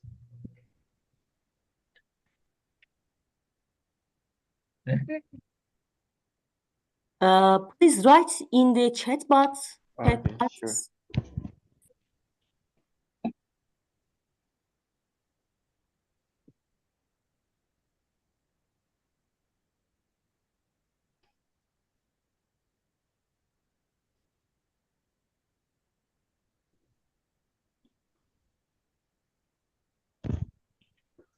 Why is tourism often associated with gambling, liquor, and massage parlors? Actually, tourism is not often associated with gambling, liquor, or massage parlors. It is also some part of the tourism in entertainment tourism. Actually, it is a not part. But some tourists have an explorer tourist, some tourists want entertainment, some tourists want the rest. If tourists want to be entertainment, maybe participate in the activities associated with gambling, drinking liquor, or making a massage parlor. It is not all about the linked with that three parts.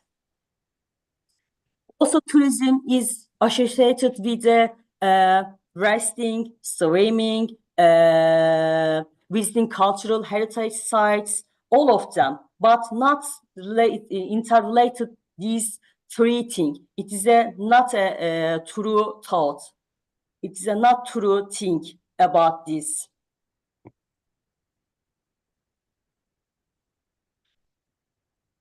Okay, thank you, Doctor. We have another question. What specific sustainable practices have been successfully implemented in Turkey's Muslim-friendly tourism sector? Especially in ecotourism, practicing in sustainable. In here, I show that we have some eco-friendly hotel concept in Turkey, especially in Azda, Kachkar Mountain. It give a good service. It give a halal food, and it's a give private family tours, hiking tours. I show you again.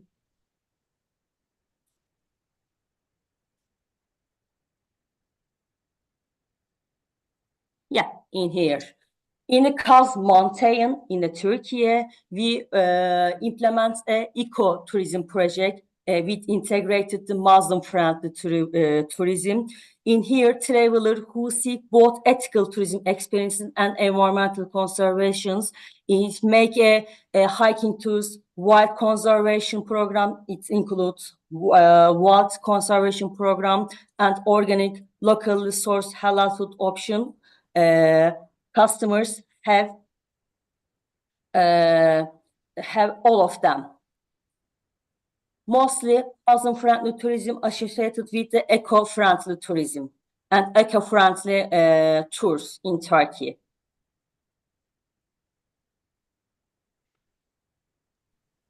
Okay, thank you very much, Dr. Aishagul Adash. So I think that's all the question that we have for today. Thank you very much, Doctor, for that insightful and engaging presentation. And we hope that you would always feel free to be our speaker and collaborate with us for the next program. Thank you. Okay, thank you. Thank you very much. So to all participants, do not forget to fill in the evaluation form provided in the chat box. And ladies and gentlemen, that concludes our morning session for today. I hope you found the discussions informative and inspiring. We will now take a break for lunch until 2:30 p.m.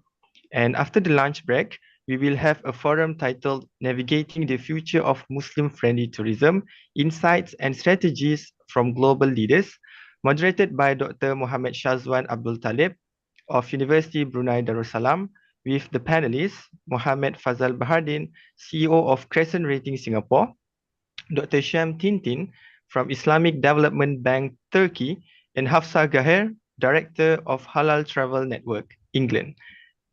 Now, please be sure to return on time as we continue with more exciting session in the afternoon. Thank you and enjoy your lunch. Thank you.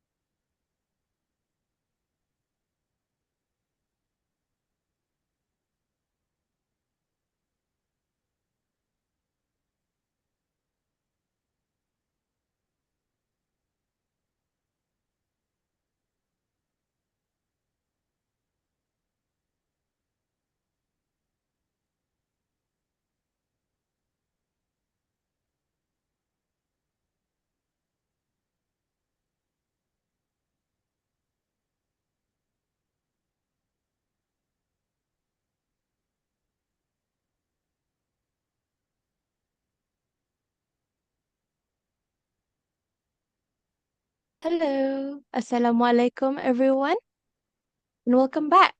I hope you all enjoyed your lunch and had a chance to recharge. My name is Anisa Patricia binti Abdul Rashid from Kuliah of Sustainable Tourism and Contemporary Languages from IIUM Pago, and I will be your MC for this evening. As we resume for our program, we're excited to move into the afternoon forum, which is on navigating the future of Muslim-friendly tourism, insights and strategies from our global leaders. So this forum will provide valuable insights and strategies on the future of Muslim-friendly tourism, addressing both challenges as well as opportunities in the industry. We have a distinguished lineup of speakers joining us today. Our moderator for this session will be Dr. Muhammad Shazwan Abdul Talib from University Brunei Darussalam. He will guide our discussion with our esteemed panelists. Firstly, we have as panelist Mr. Muhammad Fazal Bahardin, CEO of Crescent Rating Singapore, a Singapore-based organization that specializes in services for halal-friendly travel. Dr. Jem Tintin from the Islamic Development Bank, Turkey, a multilateral development financial institution that supports economic and social development projects in its member countries. And lastly, but not least, Ms. Hafsa Gair, Director of Halal Travel Network in England, a UK-based platform that connects Muslim travelers with halal-friendly traveling services. Now that is enough details from me, and I'll leave the rest of it to our moderator. So without further ado, let's dive into the discussions. Please join me in welcoming our moderator. Bismillahirrahmanirrahim. Assalamualaikum. Thank you very much, Master of Ceremony. Good afternoon to everyone. Alhamdulillah.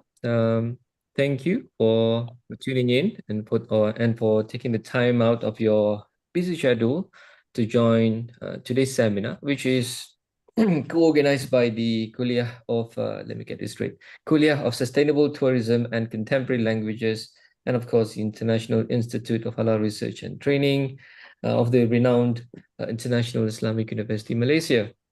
So welcome to today's online forum, Navigating the Future of Muslim-Friendly Tourism, the Insights and Strategies from Global Leaders, the topic of discussion this afternoon.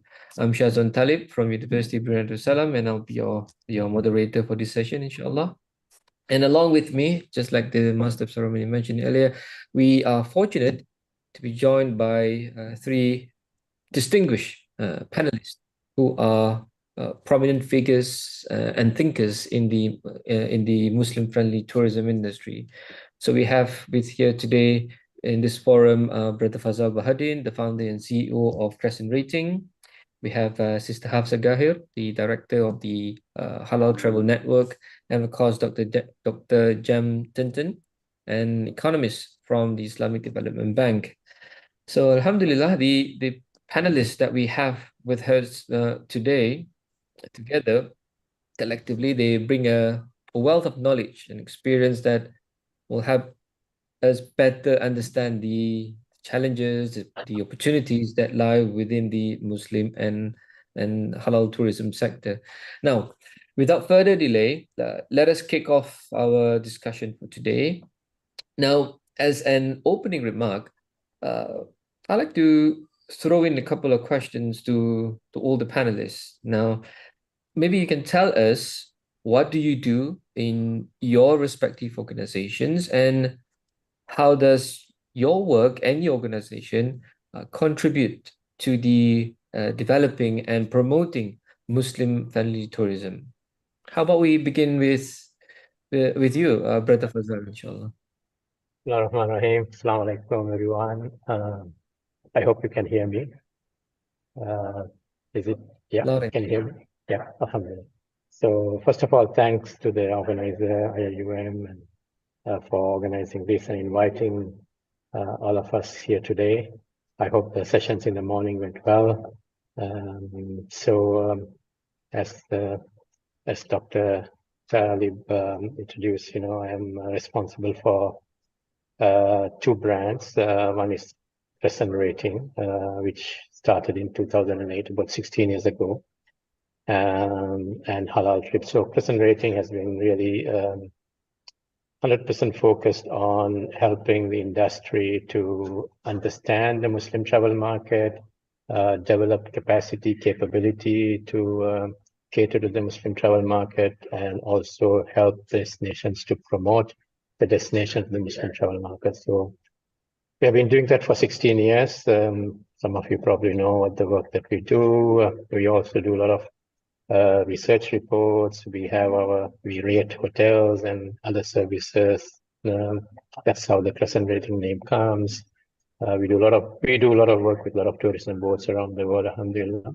And the good news is that a lot of destinations are seriously looking at the Muslim travel market now as a strategic market. I mean, we have been working, as I said, with a lot of tourism boards, and just off the press yesterday, there was just to give you a feel of how the market is changing now, the perceptions are changing. Yesterday, the chief executive of Hong Kong actually made his policy speech. This chief executive of Hong Kong means that he's the topmost official in Hong Kong, they call him chief executive. He made the policy speech for Hong Kong for 2020, the next 12 months or next 1 year. And one of the points was developing the Muslim travel market. This was in his policy speech for Hong Kong. So to that extent that, destinations are becoming serious about this market. So that's on the Crescent Rating side. Alhamdulillah, we have been, blessed with being able to really contribute to the development of this market for the last 16 years. And then we have our consumer platform, which is the Halal Trip, where it's a platform for Muslim travelers to find places to travel to, and we also provide a lot of services in terms of travel packages and other services, and quite a lot of stuff that we do there as well. So that's what we do, what our focus has been for the last 16 years. Thank you, Doctor. Okay, thank you very much, Brother Fazal. Well, let's move on to the next panelist, Sister Hafsa Gahar. Sister, please.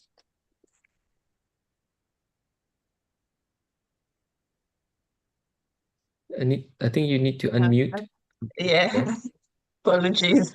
Assalamu alaikum, everyone. Jazakallah for the invite. I'm very excited about this panel and the discussion today. So I'm Hafsa Gahar, and I wear a few different hats in the travel and tourism industry, but at the core of it all is my passion of creating meaningful and exclusive travel experiences, and also educating travelers about the connection of where they're going, their culture, heritage, the environment, which when I was contacted about this, it just sounded like a perfect opportunity to talk about our work. So the first thing that I want to talk about is the company that my business partner and husband co-founded. Is a tour operator that specializes in Africa. And we're committed to offering experiences that go beyond safaris or beach. And we just celebrate our rich culture, history, and people. My other work is I'm also involved in Women in Travel CIC. It's a social enterprise that mentor and support women, particularly coming from marginalized background. And if they want to start their career as business owners, or they want to progress in their corporate world. Lastly, which is going to be the main bit about today, is I founded the Halal Travel Network, a hub that brings travel professionals together who work or want to learn about Muslim-friendly travel. So the network is committed to promoting travel that respect both Islamic principles and sustainable practices. So halal tourism, as we all know, it perfectly aligns with sustainability because at its core, it emphasizes respect for people, culture, and the environment. So I'm really looking forward to this. And again, Jazakallah for inviting me. Thank you very much, Hafsa. Now, let's invite Dr. Jem. Please tell us what do you do at IDB and how IDB contribute to developing and promoting Muslim-friendly tourism. Assalamu alaikum. Thank you, Mr. Moderator, for giving me the floor. And also, I would like to thank the Islamic University of Malaysia for this kind invitation and for this forum. I would like to begin by saying that today I'm not representing the bank in this forum. I will just share my personal views and opinions as an academician who worked more than 12 years on this topic. Previously, I was working for the Organization of Islamic Cooperation until last year. And under this organization, I really worked a lot on the Muslim-friendly tourism, such as preparing and coordinating the strategic roadmap for the development of Islamic tourism, which is the roadmap document and guideline document for the 57 member states of the OIC. As you may know that the OIC is an intergovernmental organization which is having 57 member countries based in Jeddah, Saudi Arabia. Under this organization, there is a forum which is called Islamic Conference for Tourism Ministers. I was also part of this preparatory committee for these ministerial sessions. And in these ministerial sessions, there was an agenda item for the development of Muslim-friendly tourism in the OIC region. We were collecting data and statistics and preparing reports to be considered by the ministers. And as I said, we were also part of the team which were providing training and capacity building services for the member states. And also collecting official statistics from the member states in the area of tourism as well as in the MFT. So these are just overall background what I have, and I will later on share some information and statistics with you in due course. Thank you very much. It is back to you. Thank you very much, Dr. Jem. I do apologize for the mistake. Okay, but yeah, we look forward to getting to know about the recent statistic on the Muslim-friendly tourism, inshallah, later on. Okay, so thank you once again for your opening remarks. Now let us dive deeper into some of the key topics. So I will direct a specific question to each and one of the panels. But then again, everyone, feel free to jump in at any time if you like to add your thoughts or perspective. Now, to get the ball rolling, now let's go to Brother Fazal. Now, as a pioneer in this growing travel sector, how do you see sustainability being integrated into the tourism framework that you advocate for? And perhaps you could share some of the initiatives that Crescent Rating has implemented to ensure that this tourism sector meets the needs and demands of Muslim travelers, and therefore simultaneously promoting environmental and cultural sustainability. Doctor, thanks for that question. I think that's a pretty very relevant question in this time and age. I think it's I think sustainability is probably I would say the greatest threat and opportunity for tourism actually at this moment in time. Before I answer that question, just because I will address that very specifically what Crescent Rating has been doing, but in order to frame that, I need to go back a little bit. So as probably most of you know, we apart from other work that we do, we also publish research reports since many years, almost 12 years, the last 12 years. And we have been, up until now, we have published 27 reports on the Muslim market at various topics that we have discussed. And our main report, as most of you know, is the Global Muslim Travel Index that we release with MasterCard annually. This year, next year will be the 10th edition. So what we do when we release reports is that we try to summarize these reports and the learnings of these reports into some models and frameworks so that it is One is the whole report that people can read and understand our insights and all that. But we also try to develop frameworks and models so that it's easy to understand and actionable and you can implement. And what we have been doing is that these models and frameworks we have published. We keep publishing it on a publication called Crescent Rating Playbook, and you can download that. So every time we publish a report, we see if we can extract a model or something that can be reusable. We then publish it on the Crescent Rating Playbook, which now has about 27 models published. There are some very usable depending on which area of the tourism that you're looking at. So, which brings me to our latest model that we published in our report, which we published in the GMTI 2024 report, is what we call the RIDA framework. So RIDA framework is something that we are now really passionate about getting destinations embracing this, more particularly when they are looking at the Muslim market. So what is the RIDA framework?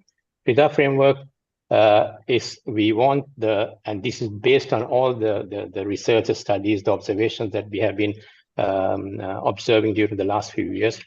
We believe there are these are four key elements that the tourism industry needs to embrace in terms of developing products and services. So RIDA stands for R for responsible tourism. So this encapsulates socioeconomics, sustainability, socio-cultural sustainability, environmental sustainability, ethical, practices and all that. So R stands for that. I stands for immersive experience. So these are, cultural engagements, heritage, and this we are, I think heritage preservation. I think Sister Hafsa was mentioning that. I think heritage preservation is a key issue. Heritage revitalization. How do you connect the Muslim, especially Muslim travelers, with heritage and make it immersive, but also don't destroy the heritage? Community interaction. So this encapsulates the I of the RIDA framework.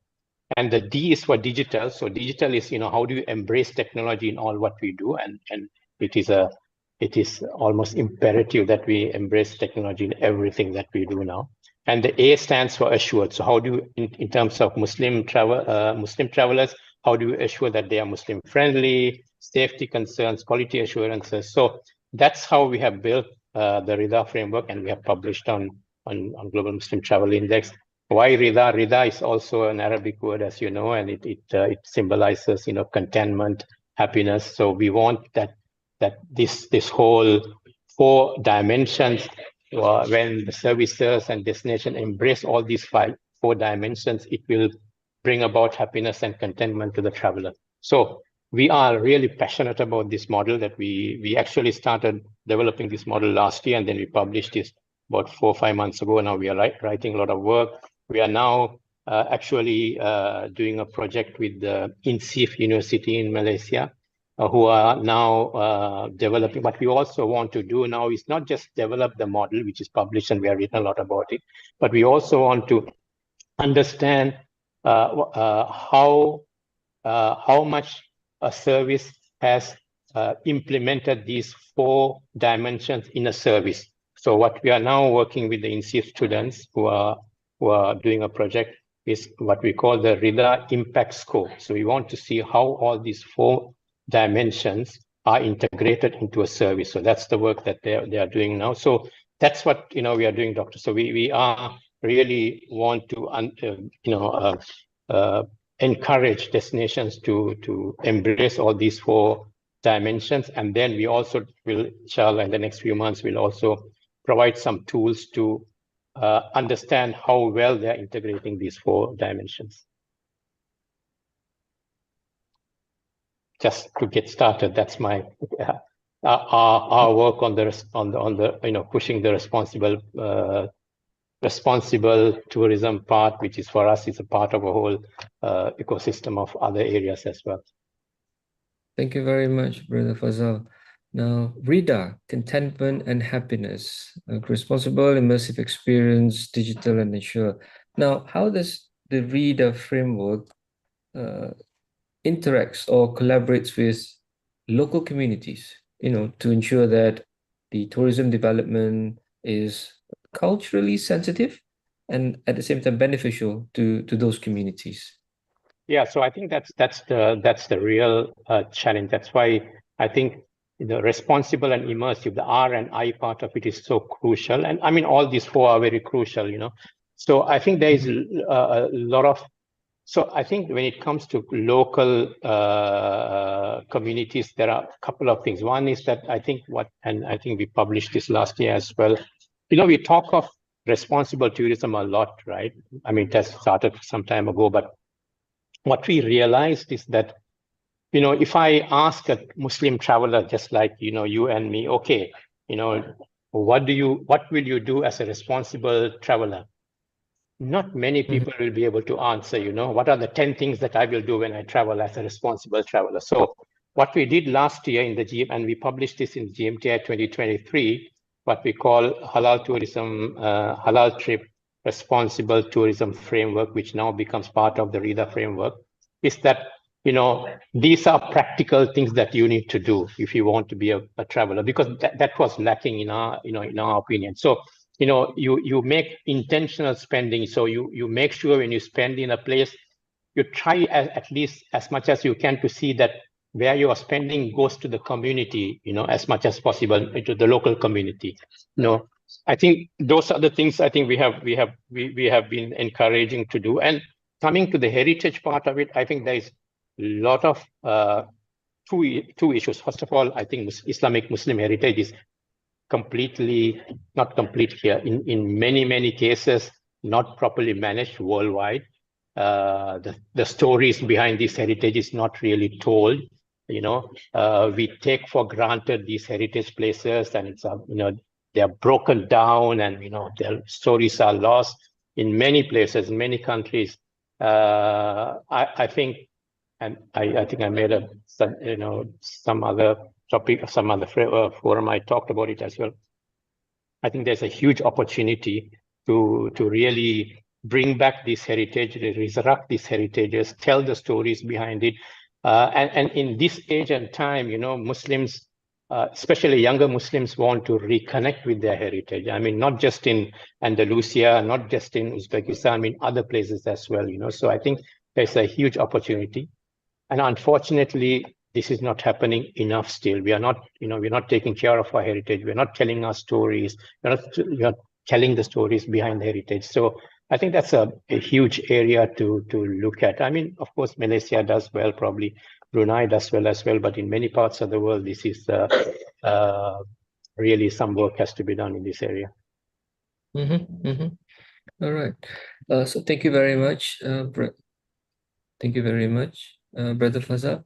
Now, within the context of heritage tourism, Hafsa, with your expertise in marketing and community engagement, particularly in and around African travel destination, how can your company, the Halal Travel Network, help raise awareness about the importance of sustainability among Muslim travelers and their destination? Okay, and while you're thinking about answering it, just have to ask. So I actually raised my hand. I was going to add to what Brother Fazal was saying about the cultural heritage. I just got back after spending a few weeks in East Africa, Tanzania, and Kenya. There is a lot of tours that are like around bucket list. They go to the coast, this used to be that, and again, it's lost, it's not all there. This museum will have this museum will have that. But when we go back to the headquarters of the Kenya Tourism Board, we were talking about things like films.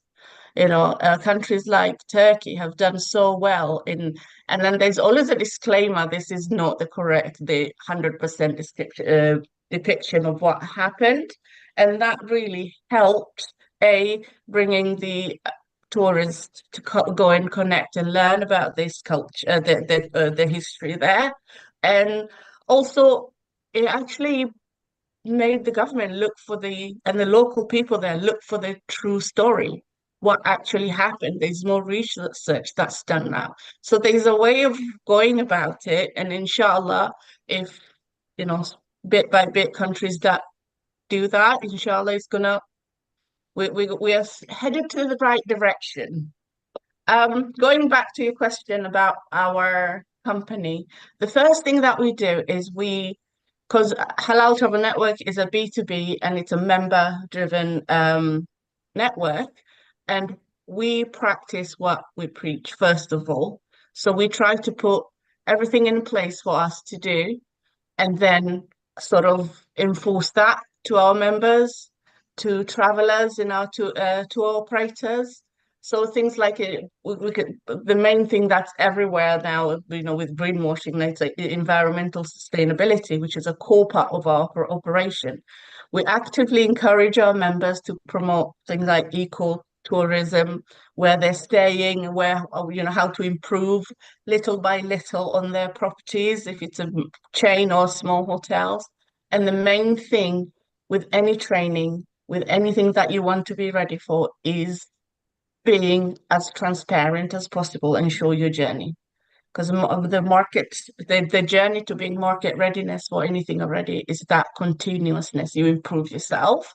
So we usually give them maybe 12 months to 3 years. Say, what have you've got this till this to finish this, and then the next year you've got the next thing to do. So it is quite a long and expensive process to go through if it's sustainability or being Muslim friendly in your destination or hotel. Okay. Again, we've just discussed about cultural sustainability, so I'm just gonna skip that. And in terms of economical sustainability, we support our local sourcing, and we promote ethical businesses. Like, we check how you are with your staff, how you are with food wastage, and then also we engage a lot with local community and collaborating with tourism initiatives. Those are the main ones at the moment, but there are little smaller projects like supporting local women, supporting, again, what we've done with the cultural heritage of that coastal part of Kenya. So yes, that's us for now, but more things to come, inshallah. Inshallah. So with a lot of projects under your belt at the moment, how do you see the role of digital platforms and social media in promoting sustainable transport within the Muslim travel community? That is going to be a huge part, because there's a lot like this platform today. We're being sustainable. We could have just decided to just book flights, go somewhere, and so this is part of it. And there are a lot of training, a lot of information that can be done digitally, that will save environmentally, and B, if it's, again, digital, it's cheaper. So for communities that can't afford such things, they can access it online anywhere. So it is, and we're going to see more and more involvement with the digital world, with halal tourism, Muslim-friendly travel, and sustainability. It is actually all things like virtual AV and VR, all that. Oh, yes, indeed. Thank you very much, Sister Hafsa, for the response. Now, Dr. Jem, my question to you, though some may think that this is outdated, but I think it has impacted the sector and its travelers greatly, tremendously. So how severe was the impact of the COVID-19 pandemic on tourism, particularly in the context of, Muslim-friendly tourism?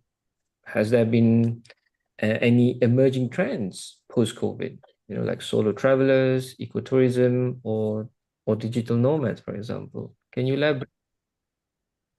Thank you. Thank you very much for this question. And in fact, it is a very important topic because the COVID-19 has changed the growth trajectory of the Muslim-friendly tourism in a negative way, but also it has changed the, let's say, growth dynamics of the market. First of all, I can give you some statistics regarding the international tourist arrivals in the OIC country, because these 57 member countries are the main let's say, market of the Muslim-friendly tourism, and it was just the arrivals was around 222 million in 2015, and it has reached 2091 million by 2019, just before the pandemic. And because of the pandemic, the total arrivals in the OIC region declined only to 75 million, so which is a significant decline, just from 291 million to 75 million. So this is a huge decline, but luckily with the removal of the restrictions and also opening of the international flights, the recovery started in 2021, and we see a gradual increase in the numbers. So according to the estimations of the Crescent Rating report presented in 2024, the total arrivals in the Muslim travel market will reach to 230 million by 2028, thanks to the positive trend that we have for the time being, and the total market size will hit 225 billion USD dollars. So according to the estimations made by the report of the Crescent Rated MasterCard, by the end of this year, we will surpass the pre-pandemic levels by the end of 2024. So this is very good news. On the other hand, I also would like to bring your attention to the point that how we recovered from the pandemic as all the Islamic countries, because the countries have implemented a number of policies and strategies in order to recover. Like some of them implemented some strategies, like the Turkey started the SAFE certification program, and Bahrain set up a crisis management unit within the ministry, not only to cope with the pandemic, but also to cope with for future crisis in a possible crisis in the tourism sector, like terrorist attacks, like new pandemics, etc. So I think there are some important lessons learned during the pandemic. These are some of the important gains, I think, that the countries learned throughout the pandemic period, which will not only affect the Muslim-friendly tourism growth in a positive way, but also overall tourism market, including the conventional tourism market.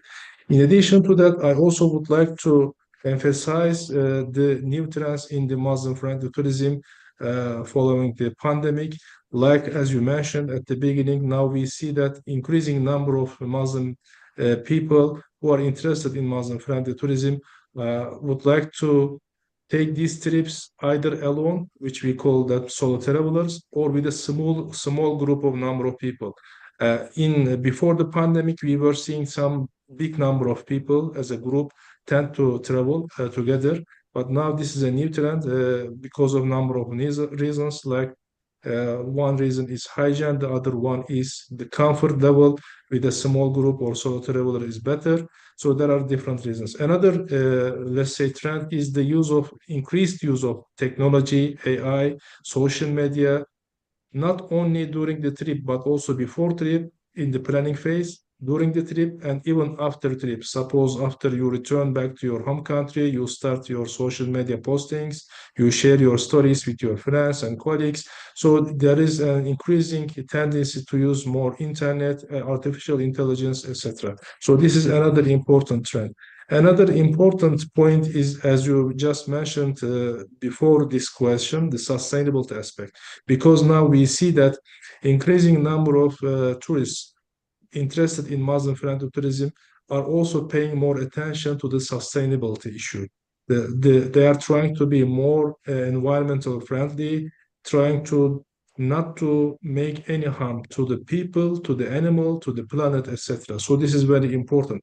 In fact, in our understanding and in our religion, the being responsible is in our core belief and in our core understanding of the world, because we should be responsible not only during our trips or during our tourism activities, but also entire lifespan. So this is very important, and because of the rise of let's say SDG related discussions around the globe, also now people in the Islamic world are more aware of this SDG related content, sustainability issues. So I think it is just a kind of win-win situation for both sides, and it is now therefore the suppliers also paying more attention to be more responsible during their activities, and now it has become an important component of the Muslim-friendly tourism practices. Suppose if you go to a hotel, you see some small notes in your room that you should be responsible for environment,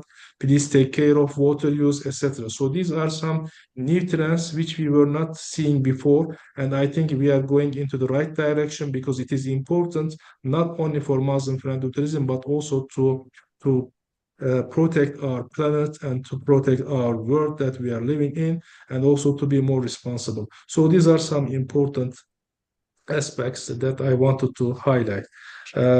These are some of the thoughts that I want to share at this point, but if you have any further follow-up question, please, back to you. Thank you. Thank you very much, Dr. Jem. Yeah, you correctly mentioned the emergence of SDG post-COVID.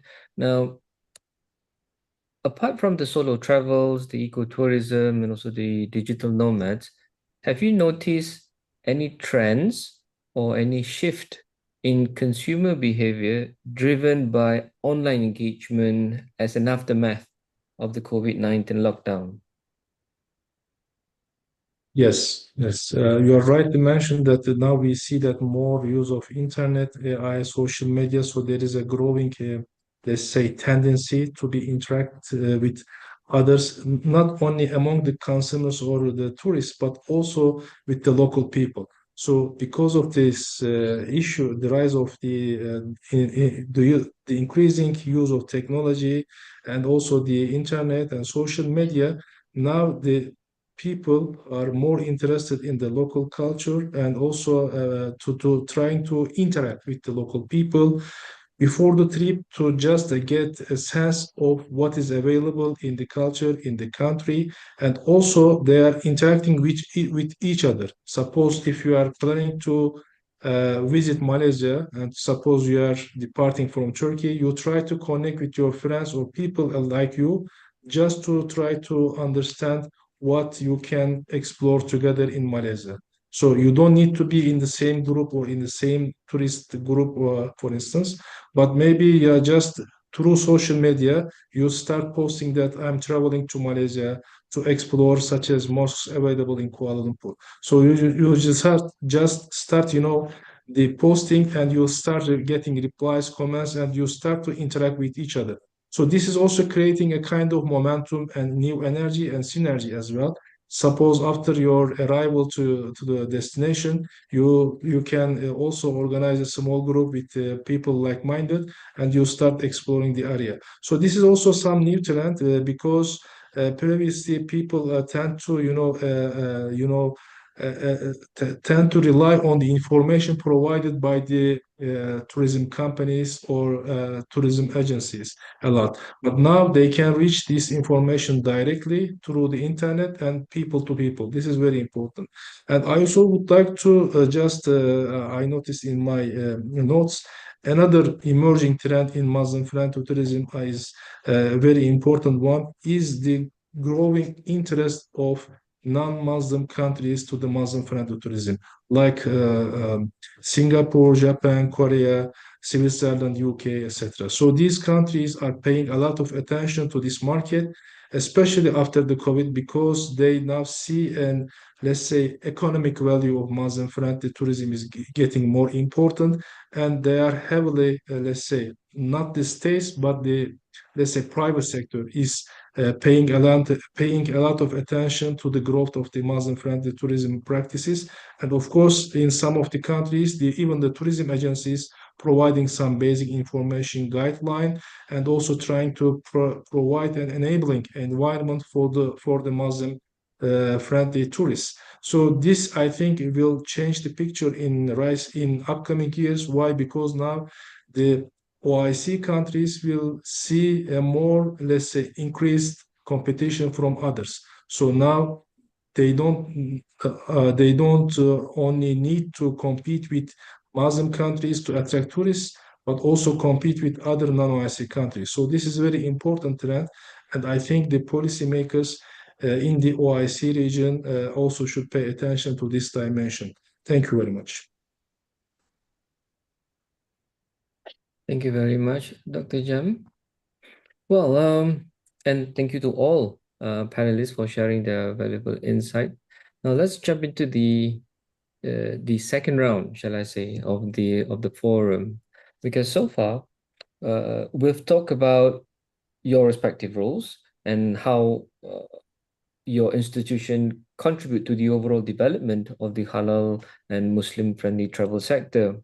And not only that, we've also talked about the intersection between sustainability and travel initiatives and strategies within the halal and Muslim travel sector. Now I think we should go to the next part of the forum, and then let's talk about the other side of the topic, the ethical consideration aspects within this sector. So as leaders, as figureheads, what are the best practices can we or the audience, the tourists, or perhaps your list of clienteles can or should adopt to play their part in creating a more ethical, sustainable, and responsible tourism experience? I'd like to know your thoughts, please. Maybe Brother Fazal, you can start. Yeah, I think the ethical aspect of sustainable tourism. Come again? In terms of the ethical aspects of sustainable tourism. Yeah, I think once again I have to refer back to our RIDA framework, and that's ethical practices, ethical tourism is part of the responsible tourism. Under responsible tourism, that's how we are positioning it. So I think there's, if I was at a not a halal travel but a general travel conference yesterday in Singapore, and these are the topics now being discussed quite a lot, because I started saying one of the biggest challenges for tourism is sustainable tourism, which is of course socioeconomic, cultural and environmental. These are the three sort of pillars of responsible tourism. So I think within all this is ethical tourism. I think ethical tourism, of course, involves, I believe, I think it also has to start from the travelers themselves. I think when it comes to ethical tourism, it's very important to educate the travelers, because if the travelers are not concerned with how they behave, how they interact with local communities, how they make sure that what they spend on is ethical and all that. So I think before we ask the destinations to develop ethical tourism practices, we can go on to all that, when it comes to animal rights and there's a whole bunch of stuff around that, right?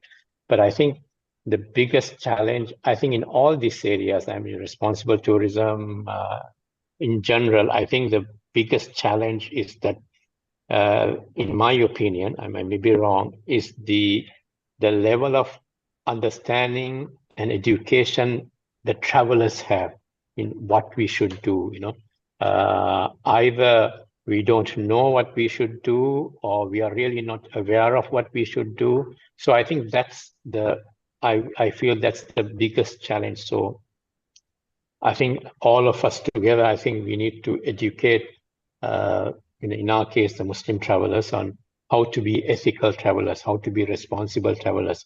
I think that is, these discussions that we are doing now, it's really happening at either an academic level or at a B2B level. We are not having this discussion with our real travelers who are traveling today. Yes, Islam says you have to be conscious about your environment, you have to be conscious about the community, but we really don't connect that with travel. We completely, most of the time, forget all that when we are in a different destination. Generally, unfortunately the thing, you know. So we forget to put off the lights when we are in the hotel room. We are, you know, we have complete daylight and we just forget to put off the lights.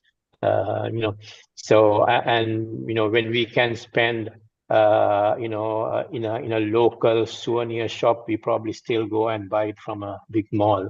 I'm not against malls, by the way, but you know, I think this is, I think, the real challenge. I think it's not about the destination really creating some services, practices to align with ethical. I mean, there are issues like animal, you know, zoos and things like we have issues there, but it's about, there are already services out there. If we make conscious decisions on how to spend our money, you know, how to make sure that we don't waste resources, it's all there. It's just that we as travelers, me, myself included, we are not really practicing that. And it's not the fault of the travelers themselves.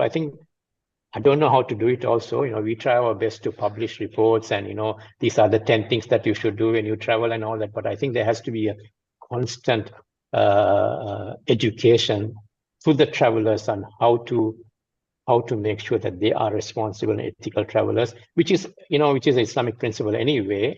And that also helps, you know, break barriers between Muslim communities and other communities, because that's another problem that we have currently. So I think the real challenge when it comes to responsible tourism for me currently, I mean, that's what, you know, I believe, and that's what we are trying to do, is how do you educate the travelers to be ethical and responsible travelers? All right. So what I catch from your answer just now, Brother Fazal, is educating the travelers, educating the consumers. Now, with your background, Sister Hafsa Gahir, in marketing and community engagement in and around Africa, so what resources or what tools or apps would you recommend for Muslim travelers who wants to, you know, make informed choices about sustainable and ethical destination, or maybe what will you recommend to tour operators? Jazakallah. First of all, I echo everything Brother Fazal was saying. Education is the key, and that goes through everyone. I know you asked, what do I recommend to operator travelers? It's all our responsibilities to learn about these things. It's all on us, not just travelers. And the main thing, I guess, I could say, is the language that you put out with your marketing tools. Everything, because when people buy holiday, it's not a logic, you know, a tick box thing. You just see that it moves you. The story behind it is how you tell your stories and how this is going to benefit people. A good example is a few weeks ago we had a group of sisters going to Kenya, I want to say, or South Africa, and then before that we just sent Q&A. Did you know the difference between national park, game reserve, and also game reserve that is private and community owned? And they were like, what is this? So the community owned, it means all the money that's made in those lodges, they go back to the community. The little beads that you buy from the shop, it goes back there. And I was like, let's book that, you know? So it's that stories that you tell from, if it's like a marketing message you send, WhatsApp video and everything. And you ask about technology and what apps, what information, that is quite limited still in those parts of the world. And by the way, our tour operator does only Africa, but their network, Halal Travel Network, were based here in the UK, and it's B2B for worldwide.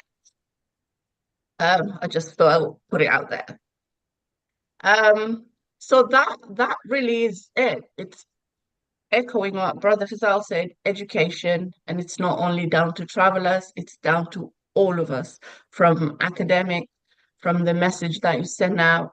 I think more television and radios should be talking, because that's who they listen to, should be talking about your responsibility. It's an extension of your faith to respect where you're going, the environment, the people there, and what you can do to contribute to that. So your travel is just not,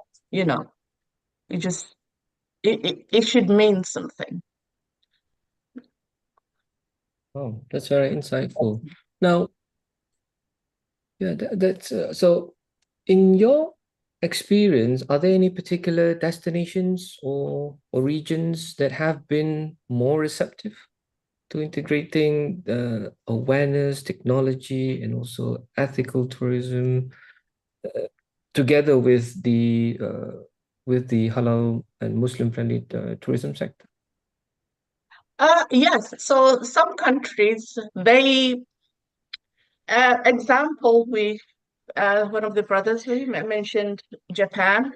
So each one will, I'll give example of Japan and South Africa.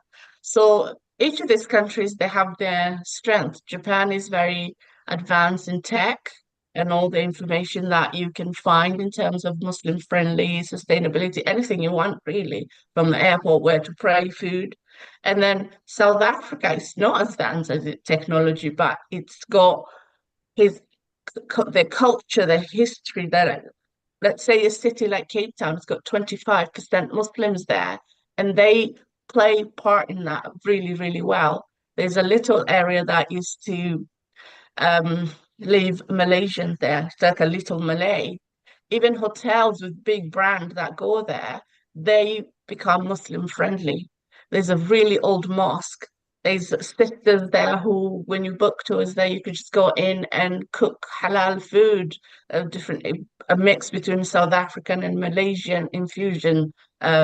So from my experience, each country has its own strengths, and they really, really play part in that.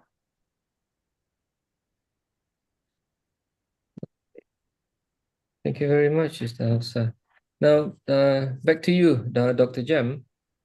So, as an academician, as an analyst, researcher, what best practices from the academia that has been reported or published in recent years that businesses, travelers can adopt to create, a more sustainable, responsible, say, tourism model? Okay, thank you very much. Before going to that question, I want to continue what Sister Hafsa mentioned, especially the growth of responsible and sustainable tourism is good for the growth of the Muslim-friendly tourism, because it is, there are some similarities in terms of basics, so this is very important. But the issue, as mentioned by Brother Fazal, is that the inadequate education, perhaps in some Muslim societies, some Muslim tourists are not behaving responsible or not paying full attention to the sustainability issue. So this is one, let's say, deficit that we need to address altogether in our societies, how we can educate our brothers and sisters to be more responsible, not only before the travel, but also during the travel and even after travel. So this is, I think, an important issue that we need to take into consideration. Another issue is that the role of responsible and ethical tourism, especially the rise that we see in recent years in this type of tourism, not only in Muslim societies, but also in the West and in the also non-Muslim communities, it can play a bridge between the Muslim communities and non-Muslim communities, because in some countries or contexts, you cannot just talk about halal tourism because they are not ready to have this discussion, because first of all, they don't know the concept of halal and they are not fully understanding its importance, or it is importance for Muslims, and also they may have some difficulties in understanding what is halal or what is haram. So therefore, I think it is providing an opportunity room for us to discuss our discussions with different stakeholders around the world.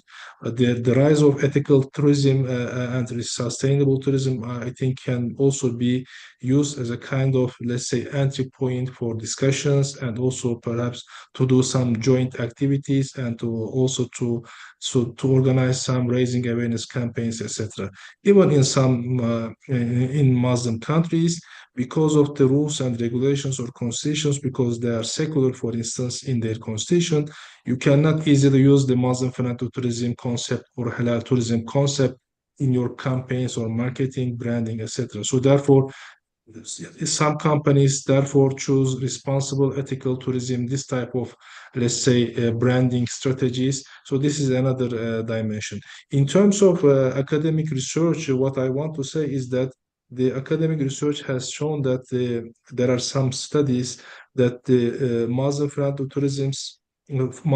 tourists are, generally speaking, as compared with the conventional tourism, paying more attention to the environment, and they are, let's say, there are some calculations like carbon emissions, etc. So the total cost of the one trip in this specific type of tourism is less than the conventional tourist generates. This is number one, because of these ethical considerations. But it is not always easy to measure. The second important aspect is that they are more responsible when it comes to the also in terms of let's say in terms of accounting. What I'm trying to say is that when it comes to the declaration of taxes, paying this type of, because this part is easy to measure. So there are some studies that they try to measure that a conventional tourist and the Muslim-friendly tourism. So that because of this sensitivity or responsibility that the Muslim-friendly tourists have, they are more, let's say, keen on paying the taxes calculated in advance, etc. So there are some studies that they are also more responsible when it comes to this type of issues. Another important issue that I want to highlight is about the importance of raising awareness also at the side of the supplier, because we always talk about the issue, or we look at the issues from the consumer side, but also when we look at the issue of supplier side, we need to also think of how the institutions or the suppliers can be more environmental friendly. For instance, in a Muslim-friendly tourism hotel, the laundry room can be designed more, let's say, environmental friendly, but sometimes they don't pay attention because of the cost dimension. Or while constructing let's say a pool, swimming pool for ladies and men in different setups, so they are investing a lot, but whether they are paying attention to the, let's say, ethical considerations such as harm to the environment, what will be the total cost of this budget, not only in terms of financial cost, but also the cost that we are creating to the environment, planet, and to the nearby villages and cities, etc. So these issues should be considered, and also this is again, we are going back to the Mr. Fazal's point, the education issue.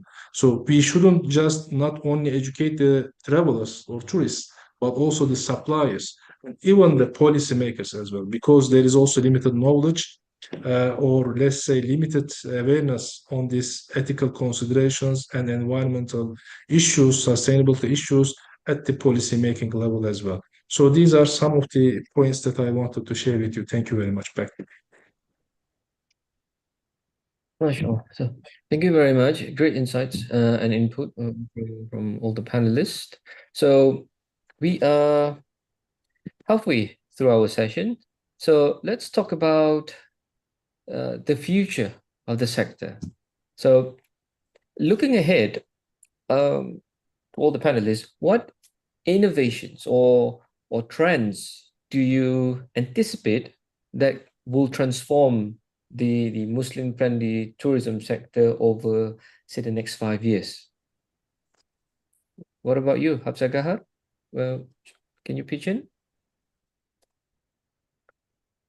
What are the trends that you anticipate will transform the sector? Hi, so sorry, I couldn't unmute.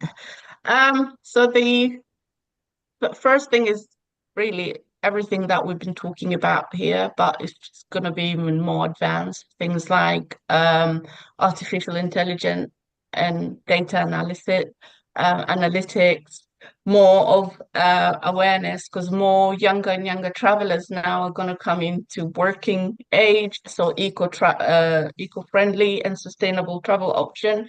So we just need to actually act and not just talking about it or just put sustainability on your website and job done, because people know nowadays if you're greenwashing your website. So more about certification, halal verification and reviews as well. Another trend that's coming now, and it's going to combine really well with halal tourism or Muslim-friendly travel, is wellness and health and tourism. Again, because of the age of the travelers of Muslim, like being 70% under, like 60% 30 and under. So they're more aware of their health, eating well, and that will play a big part in travel and tourism. I think that's what I have at the moment.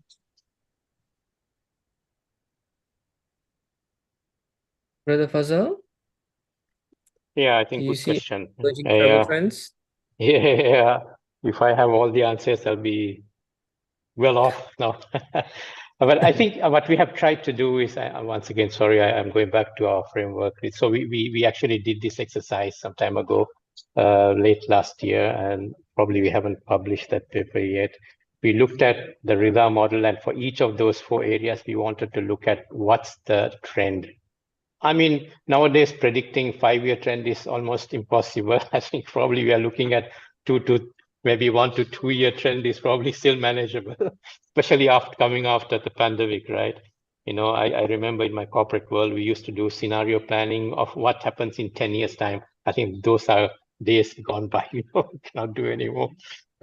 So when it comes to, let me just sort of paint the picture of what we looked at. We looked at responsible to what is going to what are the key trends. I think one of the key trends which we actually highlighted in the GMTI 2024, actually that was the main theme. And if you see the cover page of GMT in 2024, it was accessible tourism, because one of the key things that we see now, and it's more so in non-Muslim travelers, global population is aging now, right?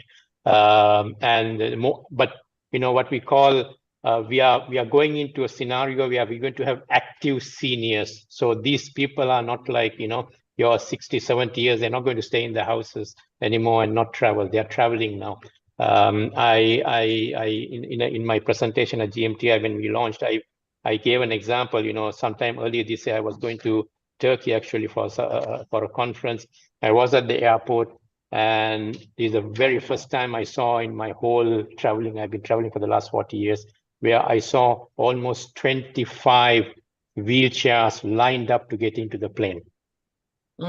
That's never have I seen that before. I have seen 1, 2 wheelchairs, right? Okay. But this was 25 plus, it's a long queue. The photo must be there out there that I have put out. So I think accessible tourism is something that we really have to look at. We have an aging population globally. I think that statistics of UN is saying more than, I think this year or the next 2-3 years, more than 2 billion of the world's population will be more than 60 years old. Yeah.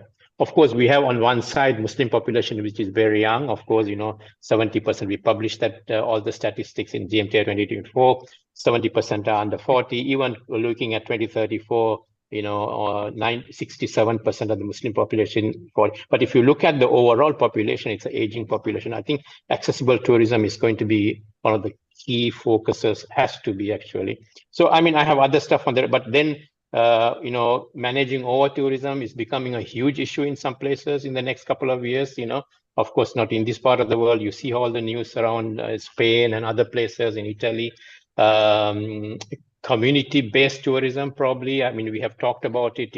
I think that's a huge trend. But I'm worried also, although there's a positive nature to it.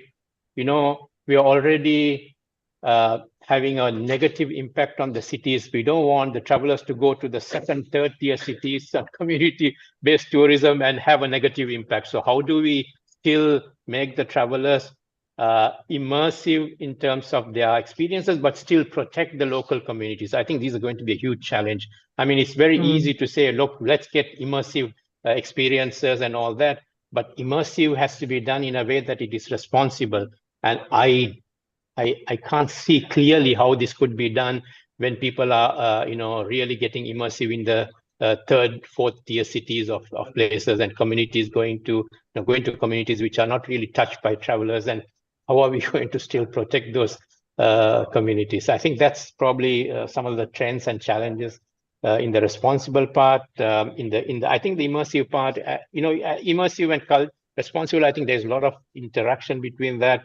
What we see now is, I mean, especially so for the Muslim travelers, Muslim travelers are now demanding that when they travel, that they want halal food, not just halal food, they want local halal food. If they want to go to Japan, they want, local, Japanese as halal versions, I think that's the trend that will increase. And what's happening now is a lot of destinations, like, I mean, Korea, Japan is a good example. And, currently we are working with Hong Kong as well.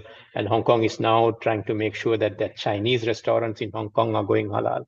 So I think a whole bunch of stuff going on in the immersive area. I think the digital part, I mean, I'm not going to talk about the AI and all that. Everybody knows. I mean, AI is probably the single most disruptor in our generation now. If you don't embrace AI and implement AI in whatever you do, you probably will be, there are so many negatives to it, but I don't want to go there. But I think that's the AI is going to play a huge part. And how will AI help us?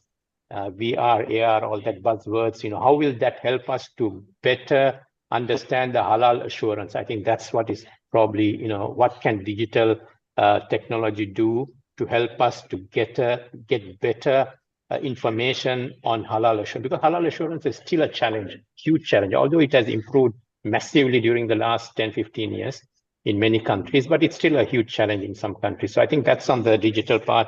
And on the assured part, I mean, the plenty of stuff and all that. So otherwise I'll take all my time, all your time. So I'll just leave it here. But I think if I want to stress a single thing, I think it's accessible travel. It's the accessible travel which is going to play a huge, which probably will, many destinations have to take that seriously. Well, good point on that, Brother Fazal, accessible tourism. And on the other end of the spectrum, as the older segment of the Gen Z, transition into working professionals, and then they have more disposable income, those born mid-90s up to the 2000s. So where do we slot them? Or how do we cater? I think what we also identified, I went on the accessible angle a bit longer, I believe, but I think we also identified 3 segments, especially I would say influential in the Muslim market. So we identified 3 segments, and I think we mentioned that in the reports as well. One is Gen Z. They are going to be very influential because they are born with technology. They completely started their life with technology. So they are making decisions on behalf of their parents as well. So I think that's so the 3 segments we believe will sort of chart the path for the halal tourism for the next probably 10 years. Maybe it's the Gen Zs, millennials, and women travelers. Women travelers are going to be people ask me, did women didn't travel before? Women have been always traveling. Is that I think there are, more and more women who are traveling, with their own groups of women travel. It's not a big market yet, but it's happening now. Women are traveling solo. It may be, some issues with some people on that one, but that's a reality. Some people are doing that now. And irrespective of all that, I think this was obvious before, but it's more and more obvious now that women, and especially Gen Z women, probably have a huge influence on your travel plans of the family. much more than I mean, you and I know probably who makes the decisions where you need to go. And especially, if not for your spouse, it's your Gen Z daughters who are making the most influence on where you want to go. Yep, been there, done that. You read our minds. Dr. Jem, so on the side of the OIC, what's the lens looking at? I mean, like, are they anticipating any emerging trends? Okay, what about the religious tourism, the likes of Umrah and Hajj and all the pilgrimage? Yes, in fact, I want to start with what Sister Hafsa said, just medical and wellness tourism. I think I agree with her that these are on the rise, and not only the medical and wellness tourism, but also providing these services in the OIC region in line with the MFT practices, especially in some countries like Turkey is doing very well in that domain, like International Quality Standards Hotel is providing good quality services for Muslims living in Europe or United States, and they are providing very attractive services, not only in terms of hospital or clinic services, but also trying to combine these services with a tour in Istanbul to historical mosques, etc., for their families, and also providing halal certified food in the hospital, and also providing a service, religious service, like a small masjid with imam in the hospital, etc. So what I'm trying to say is that this, let's say, segment of the tourism is on the rise, and also the MFT practices are really emerging in that specific segment. And AI is also going to play a lot of role in different dimensions, like not only in terms of marketing and branding, but also even during the service provision during the trip. Like now we see that with the new AI softwares, perhaps we may no longer need interpreters during the trips, because our phones may be utilized to interpret what the other side is saying. And this will also maybe open new rooms for the community engagement, because if you want to go to a small village in the country, perhaps you don't know the local language, but thanks to your phone, maybe you can directly interact with the community, and you may perhaps visit places which you perhaps probably not thinking of visit before your trip. So this may also change the landscape, the rise of AI, but in multiple ways. As Mr. Fazal said, I mean, it is not really easy to predict at this moment what will happen in 5 years. Maybe in 1 year time we can say something, but I'm sure this will change a lot, the landscape. And also another important issue that I want to say, especially also our studies in the OIC region has shown, the growing purchasing power in the Islamic countries is an important issue that will also change the landscape of the MFT, because of the increased per capita income. Now, increasing number of Muslim tourists are looking for MFT practices, but not the standard ones, the luxury ones, the good quality ones in different countries. So there is another segment of tourists which are interested in MFT practices, but they are interested in luxury brands, luxury top quality hotels. So this is very important. Another important dimension in that topic is the expatriates, Muslims living in developed countries, like in UK, in United States. There is a significant number of Muslims which have a good, high quality,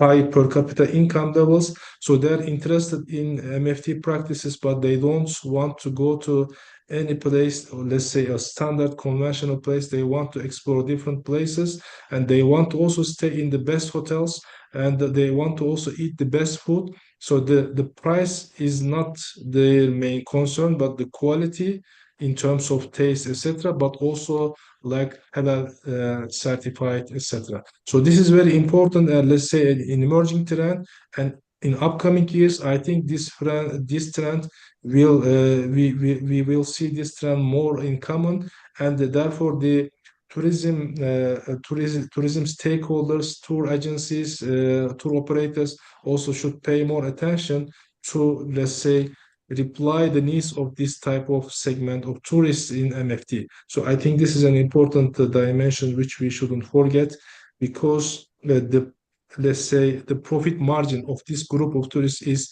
significantly higher than the conventional ones. So, and also I would like to draw your attention that some of the countries now not looking for more tourists. They are looking for quality tourists, which means that they want to attract a small number of tourists, which can generate more profits to them. So this type of tourists are very important for them.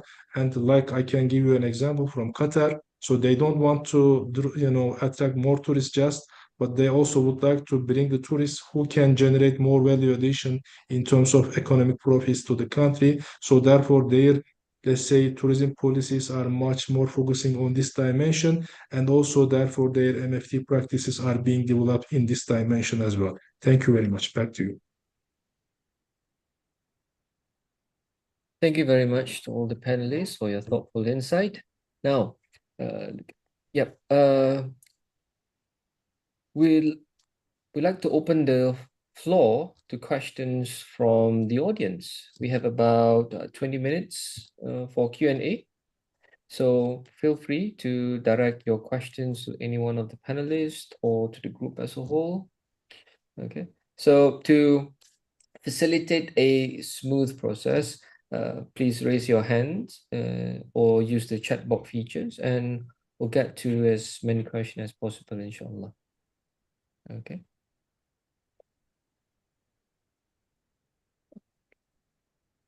Let me take a look at the chat box. I have one direct message from the...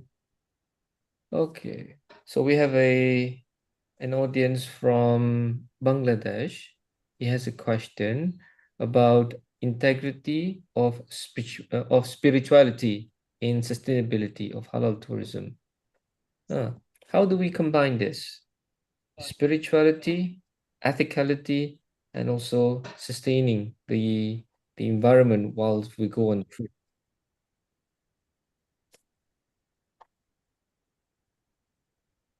Any one of the panelists? Yeah, I think I don't know whether the answer I'm going to give is exactly what the question is about, but I think we have written about it a long time ago as well. I think it's important to get our intention. Of course, we call it niyyah, right, before we travel. Why are we traveling? I think when we make that intention properly, then chances are all these things will come together. Your spirituality, or your values as you go on travel. So I think I think making a conscious decision on your niyyah. I mean, whatever you're going up to, you can be multiple intentions. I mean, I think the article must be still there somewhere on Halal Trip, yeah.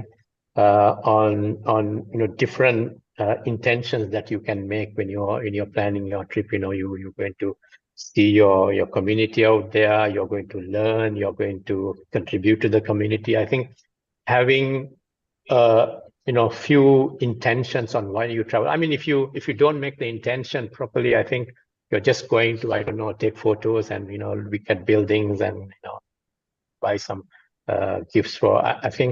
I mean, that's okay, I believe. But I think if you have a proper intention, which you can have for any type of trip that we normally do, actually. I mean, all you can have, as long as your trips are not out of the confines of what we normally would be say okay, right?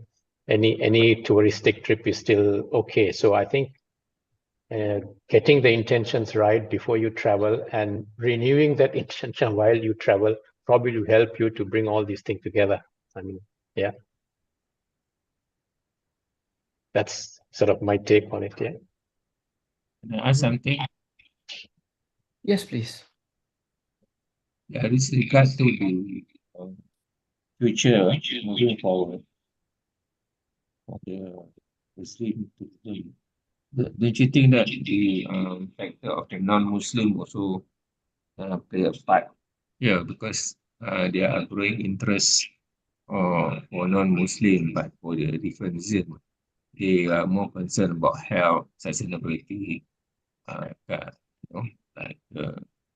they are very conscious of the, for example, organic food and things like that, green. So what is the impact going forward for this type of issues?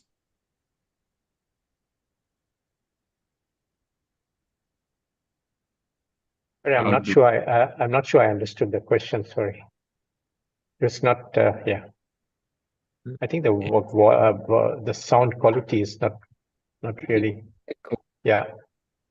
I'm more concerned about the things like the green issue that we're discussing, like that we have to comply to sustainability, like the SDGs, so on. So to what extent does this affect the development of Muslim?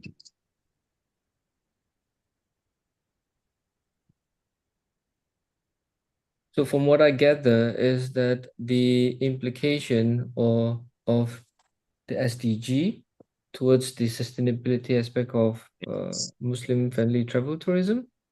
Yes, is it?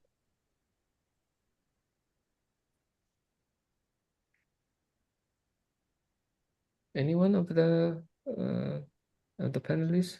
Yes, I think I have provided some insights on this during my intervention, that the rise of, let's say, SDGs or more awareness on SDGs also helping Muslim travelers to pay more attention to the sustainability dimension. In fact, in our understanding of MFT, it should be part or in essence of MFT. But because, as Mr. Fazal mentioned, that because of limited education or inadequate education, sometimes we take this type of values from the West.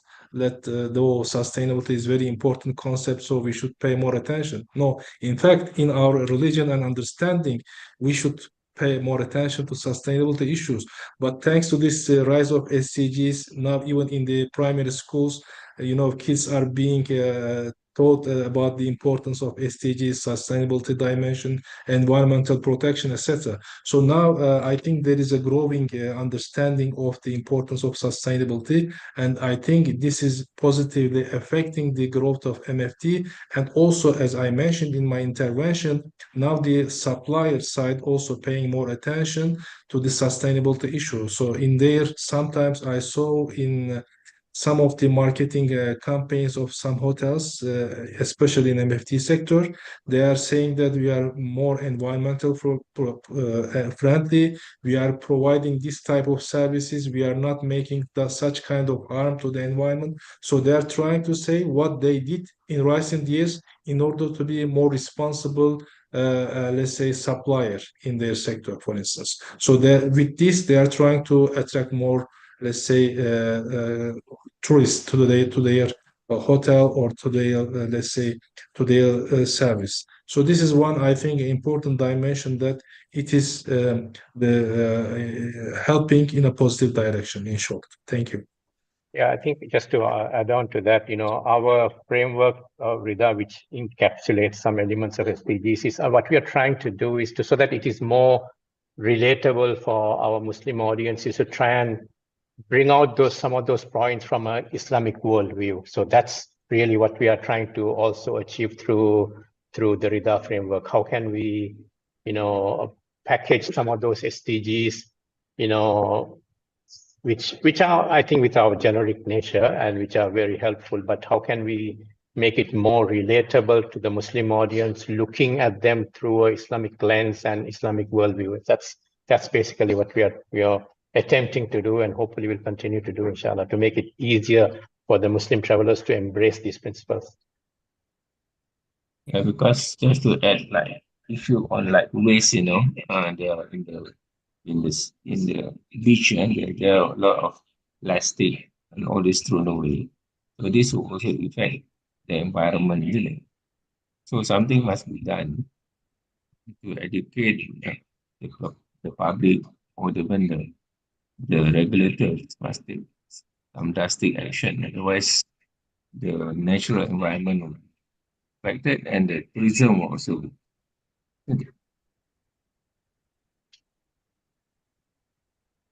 Okay, thank you.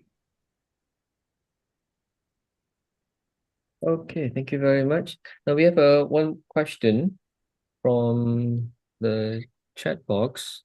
Considering the rapid advancement of AI in the tourism sector, which I think Hafsa Graham mentioned quite clearly earlier, what potential negative impacts do you foresee it could have on Muslim-friendly tourism? Yeah, so go ahead. Sorry. Go ahead, Hafsa. Go ahead, Hafsa. Yeah. So because of our the Halal Cover Network, we've had a few conversation on trade shows or people that we work with who are AI experts. So the first thing is that the first concern that we have, because of what's been happening in the media or what's happening, especially in the Western world, is biasness. AI is at its infancy at the moment. So it's very important that our people, more Muslim, get in it and teach it what actually can people search there, what people find.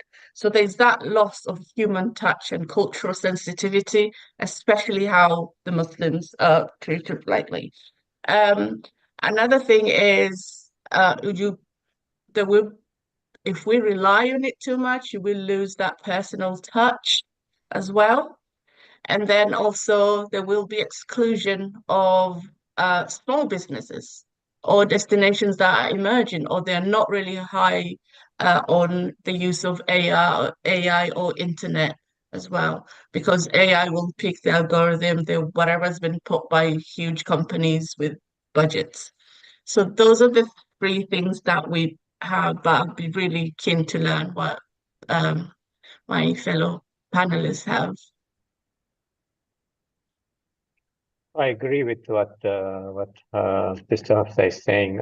In my opinion, the greatest challenge on AI, especially when it comes to Islam and Muslim in general, and probably to Muslim-friendly tourism, is a data bias actually here.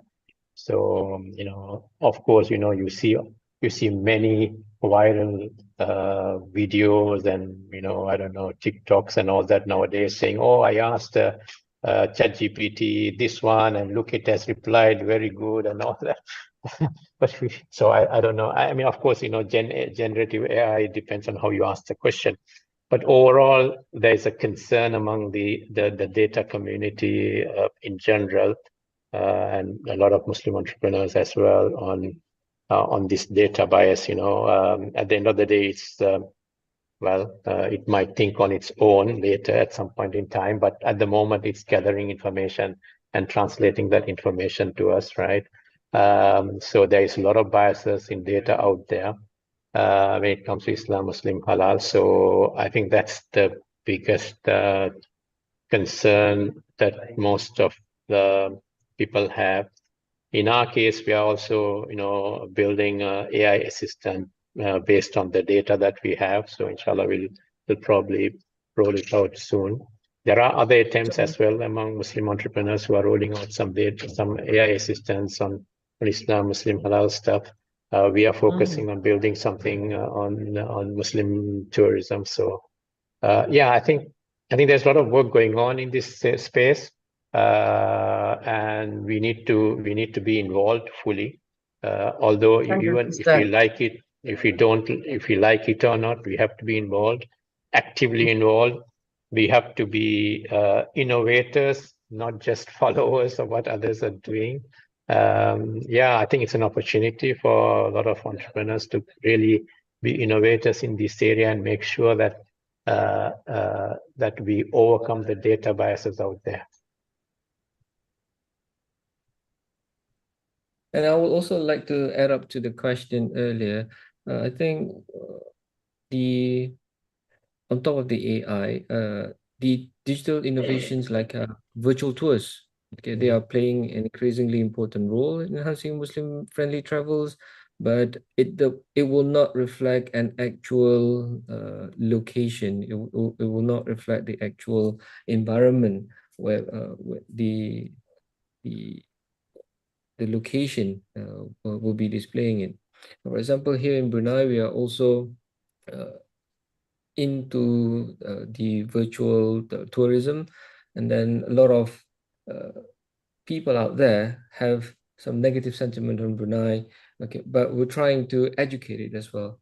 Okay, so therefore, the use of AI could actually be with caution, obviously. Okay, because it will create a lot of bias, but positively looking forward, digital innovation like virtual tourism will definitely be a thing in the future, inshallah.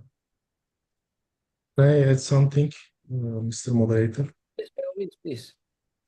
So I want to also add 2 points on these negative aspects. The number one is some of the jobs will be lost, So some people may be jobless because of the rise of AI in upcoming years. Also in tourism sector and also in MFT, like tour guides. Maybe, as I mentioned in my intervention, perhaps people may want to use their phones instead of to work with an interpreter during their tour in the city. So this is number one that we need to think of, or the policymakers perhaps think of what should be done in order to help these tour guides if they lose their jobs, etc. So this is number one. Secondly, also as mentioned by Brother Fazal, is that the AI at this level, at this point of time, is not very reliable. So there are a lot of biases. So it depends on how you, let's say, write your prompt or ask the question, or it may change the reply, because one of my friends had a negative story on this. He wanted to visit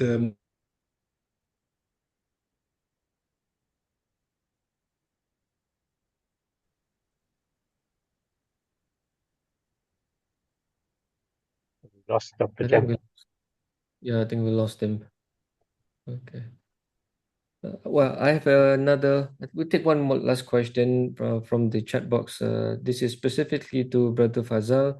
The question says, is there any governance model on MFT, Muslim Friendly Tourism, implemented by non-OIC member countries? Is there any non-governance model? When you say governance, you're probably talking about some kind of a regulatory framework at the policy making level.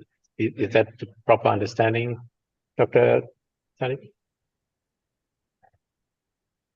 If that is the understanding, I don't think there are. I cannot think of any non-OIC countries who are having such a governance model. I think I really don't think that such a model is even required, actually. This is a service industry. It's going to be innovating all the time. There are certain areas that, travel industry has been catering. This is what I tell the travel industry, travel industry has been catering to different types of travelers for ages, for centuries, and travel industry will continue to adapt itself to cater to the new realities of travelers. During the time of, when Japanese were traveling, they put bathtubs. Now bathtubs are being removed in hotels.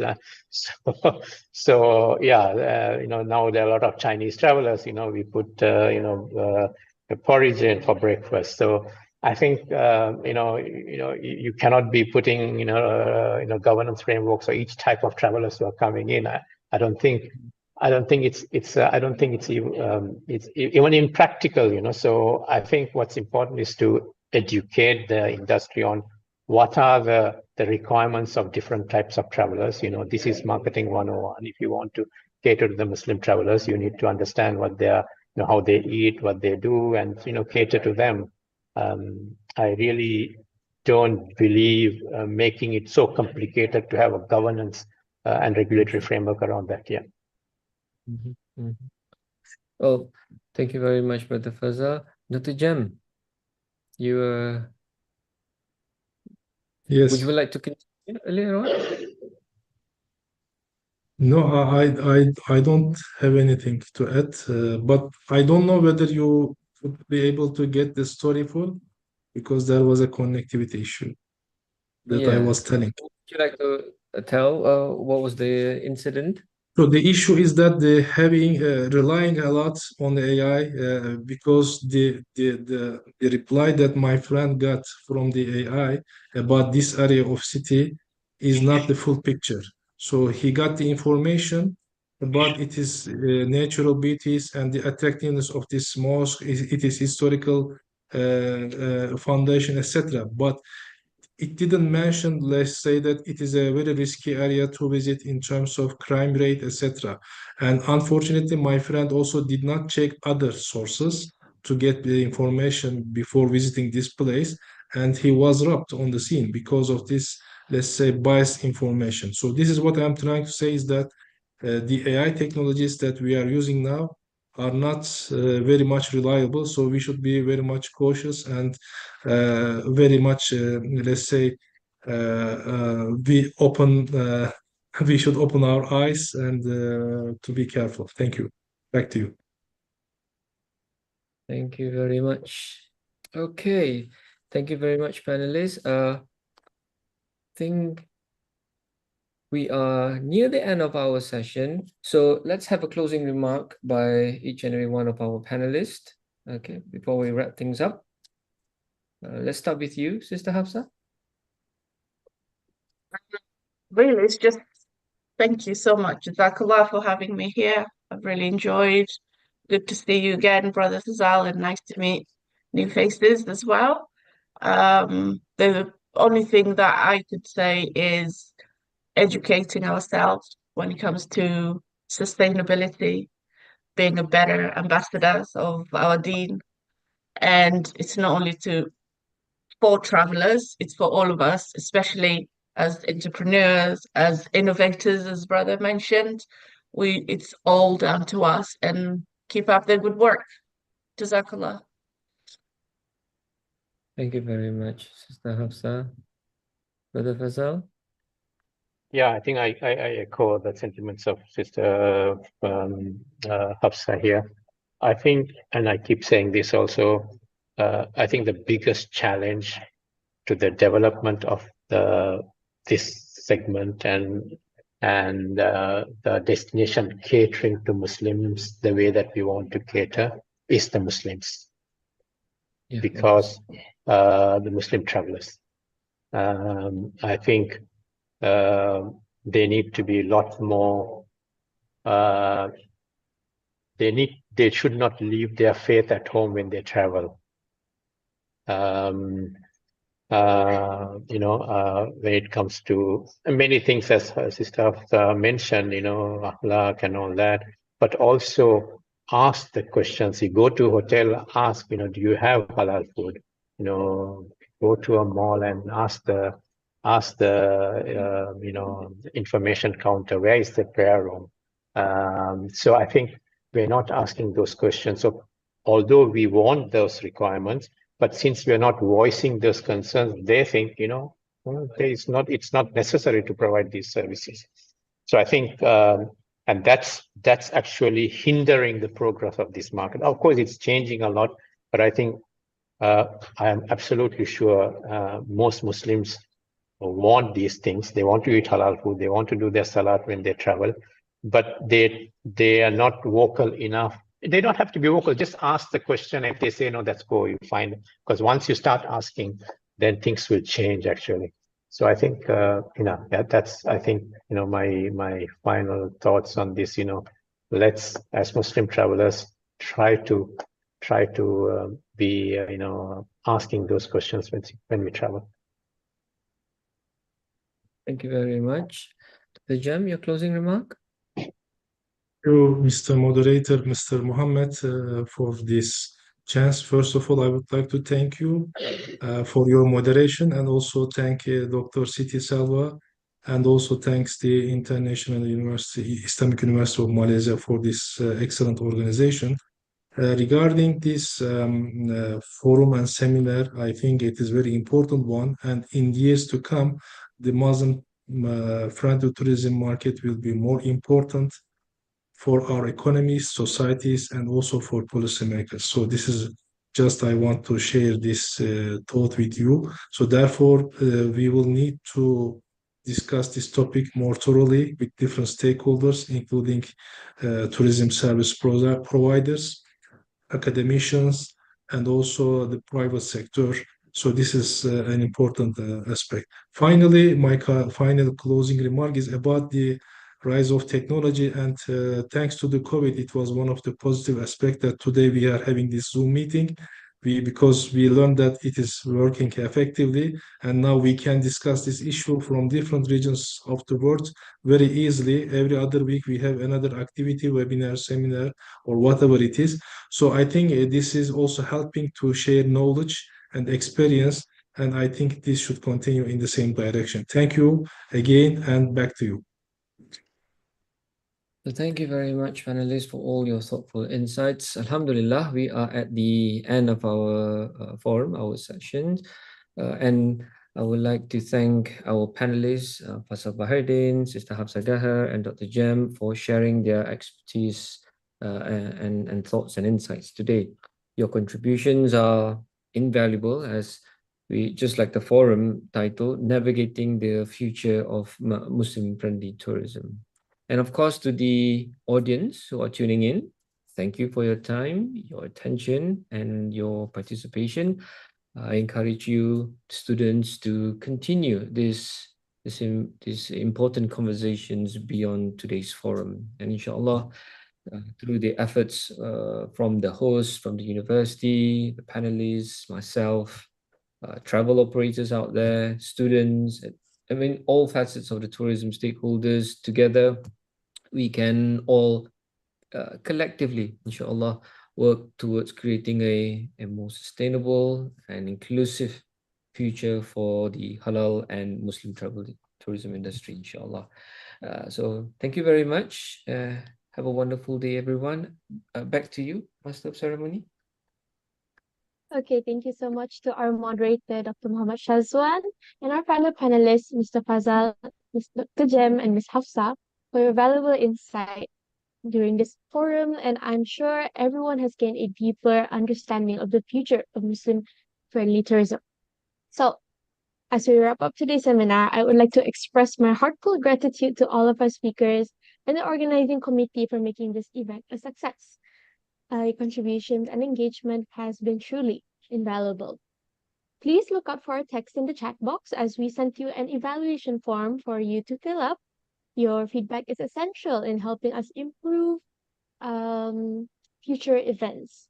So thank you again for joining us today, and we hope to see you in upcoming events. Let us conclude our session with Tasbih Kafara and Surah Al-Asr.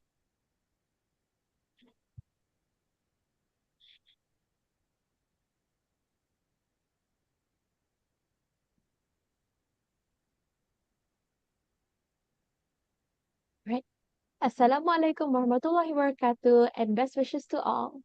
Thank you. Salam.